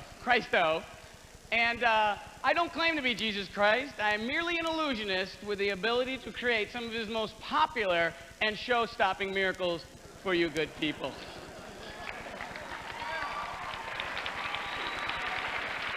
Now, I'm originally from Bethlehem. That's Bethlehem, PA, Pennsylvania. And thank you, some people from my hometown. And I'd like to introduce you to my lovely assistant, the very, very Mary Magdalene. She'll be helping me. Now, when Jesus was a young boy, he was attending a wedding with his mother. And like any good wedding, they ran out of the booze. This was a long time ago, before we had Vendomes or 7-Elevens. Or crack. So, the Blessed Mother asked Christ if he could change water, now I need my magic crucifix, water into wine. Thank you very much. Thank you. Boy, it's a lot hotter in here than I imagined. Woo. Well, you know, Christ actually never did any tricks with handkerchiefs, but that was my own trick, and I thought I'd do it for you people. But he did make and leave quite an impression on the Holy Shroud of Turin. Thank you. Thank you very much. While preaching to the multitudes, they ran out of food, and everyone was saying, Christ, Christ, we're really hungry. Is there anything you can do? All we have is 2 loaves and 2 fishes. Come on, Mary, work with me. 2 fishes. So Christ was able to produce more loaves. Thank you. And another loaf. And another... a donut. Apparently, Christ must have been a cop on his days off. Now I need a person I picked from the audience earlier this evening. Could you please come out, ma'am? Hurry up. We're running out of time. Hi, come on out. What's your name? My name's Maureen Bittinger. And have you ever seen me before? Well, no. Okay, great. We don't know each other. No. Now, I need your help. Pick a loaf from the basket. Pick a loaf, any loaf. Okay. Okay. Don't let me see it. Pick a loaf. Now show it to the audience. Okay. Don't let me see it. Now I need you to actually bite the loaf. Bite the end of don't pinch it. Bite the loaf. Okay. Okay, and put it back in the basket. All right. Thank you. Now, is this your loaf? No. Okay. Is this your loaf? No, sorry. Well, apparently Judas has been messing with my props again. I'd like to close now with my final magic trick, especially, I'm sure that comes to a great relief to a lot of our viewers in the South. These are just a normal 2 scarves, a lady's scarves, and I am, let me see, I'm making a knot here, an average knot. How you doing? Okay. I can't believe how many people left already. They certainly aren't homeless. Okay. Now, tuck this into your shirt. In my shirt? Yeah, tuck this down your shirt, please. Well, I don't think I... Would you want me to tuck it in your shirt? Okay. Tuck this all the way down your shirt. All right, let me just get my butt. Okay, yikes, thank you. Wow. Are you going to go to the party afterwards? And Mary, could I have my crucifix, my magic crucifix? Mary, thank you. Thanks for being a team player there, Mary. I need your help. On the count of 3, I need you to say the magic words, which is kumbaya. Leave a little of the white hanging out. Like Yeah. more? Okay. Yeah. I need you to say kumbaya 3 times with me on the count of 3. 1, 2, 3. Kumbaya, kumbaya, kumbaya, kumbaya. Is this your role? Thank you. Thank you very much. I've been the Amazing Christo. The Very Mary Magdalene and my volunteer. Ladies and gentlemen, Tisha Campbell.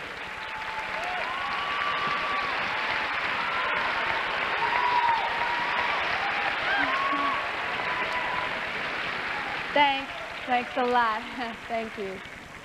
As we approach the end of the 20th century, there are some amongst us who can actually remember what their country was like at the turn of the last century.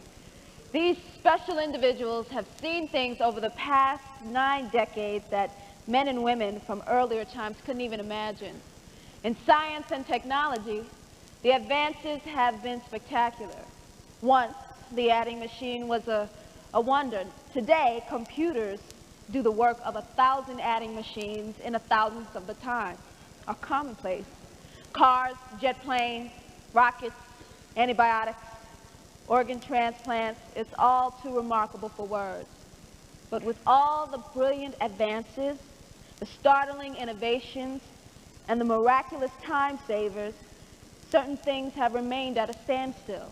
Yes, we can get on a subway and go from one end of the city to the other in under an hour, but why are there still people sleeping in cardboard boxes in the subway station?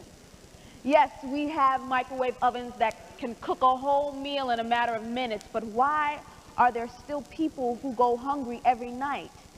Yes, We can watch the greatest sporting events on a television set in the comfort of our own living rooms. But why, when we click the remote to the news program, do we still see families in torment and despair, living out of the backseat of an abandoned car? There's something wrong here. Maybe that's what's causing a lot of the confusion amongst our teenagers who are looking for answers just like the rest of us. They get all kinds of mixed signals. Just at the age when they should be setting down values to last them the rest of their lives, they're wandering in a sea of anger and neglect and abuse. What kind of memories will they have to look back on from the next century if they live to see it? We're talking about one of the nation's most valuable assets, our teenage children. Is this where we want them to be?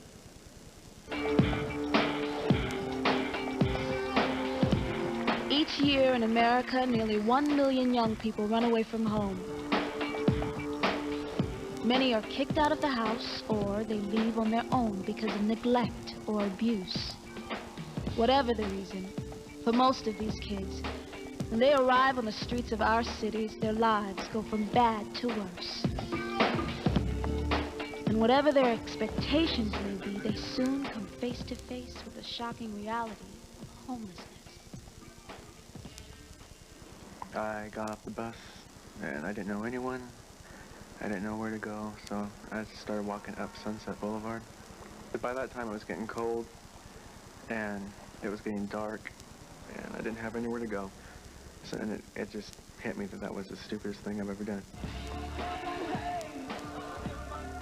All kinds of things have happened to the American family. I mean, it really has crumbled in many ways. And when the environment that we adults provide is not humane, a surviving child will run away.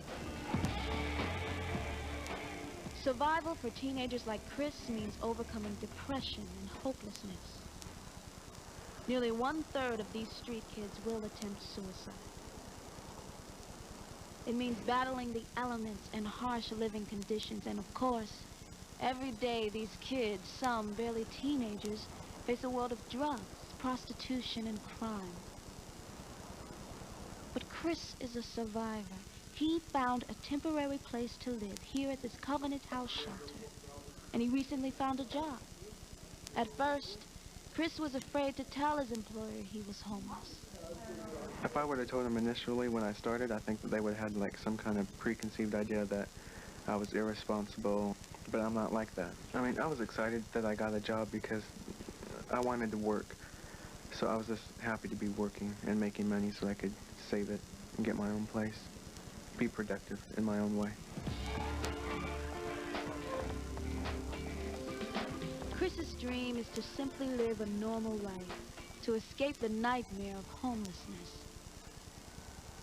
Your gifts to Comic Relief will help teenagers like Chris receive the health care and the guidance they must have in order to stay off the streets and become responsible, productive adults. Comic Relief. It's no joke. Your call and gift is needed now.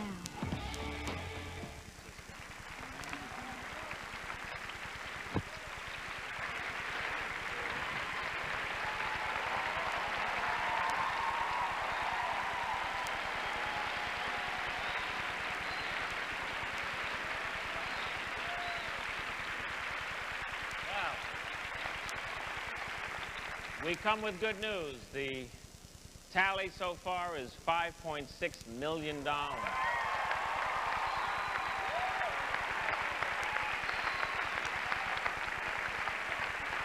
And so we're only, you know, because we went on tape delay in California, so it's only, what is it, 3:45 in the morning here? So it's like 11, so we're doing great. Thank you. You've been a great audience.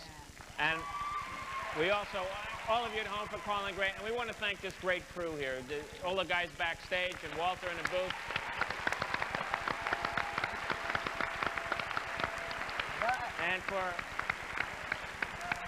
And for all, thank you.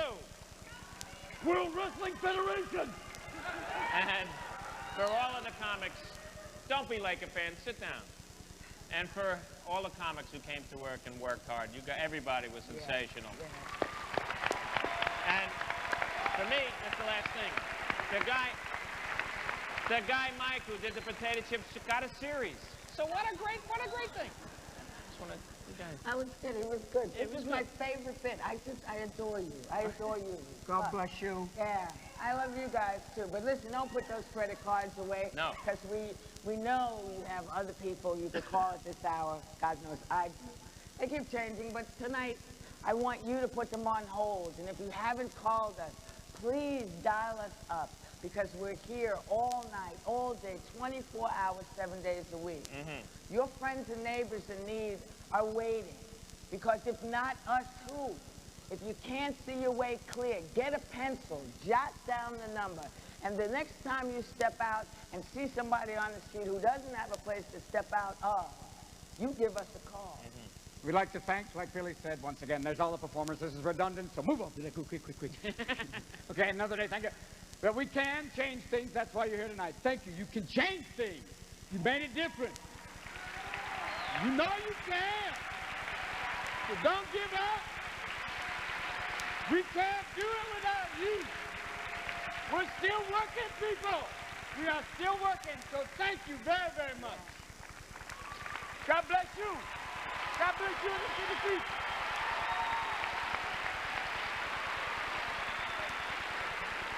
Come on.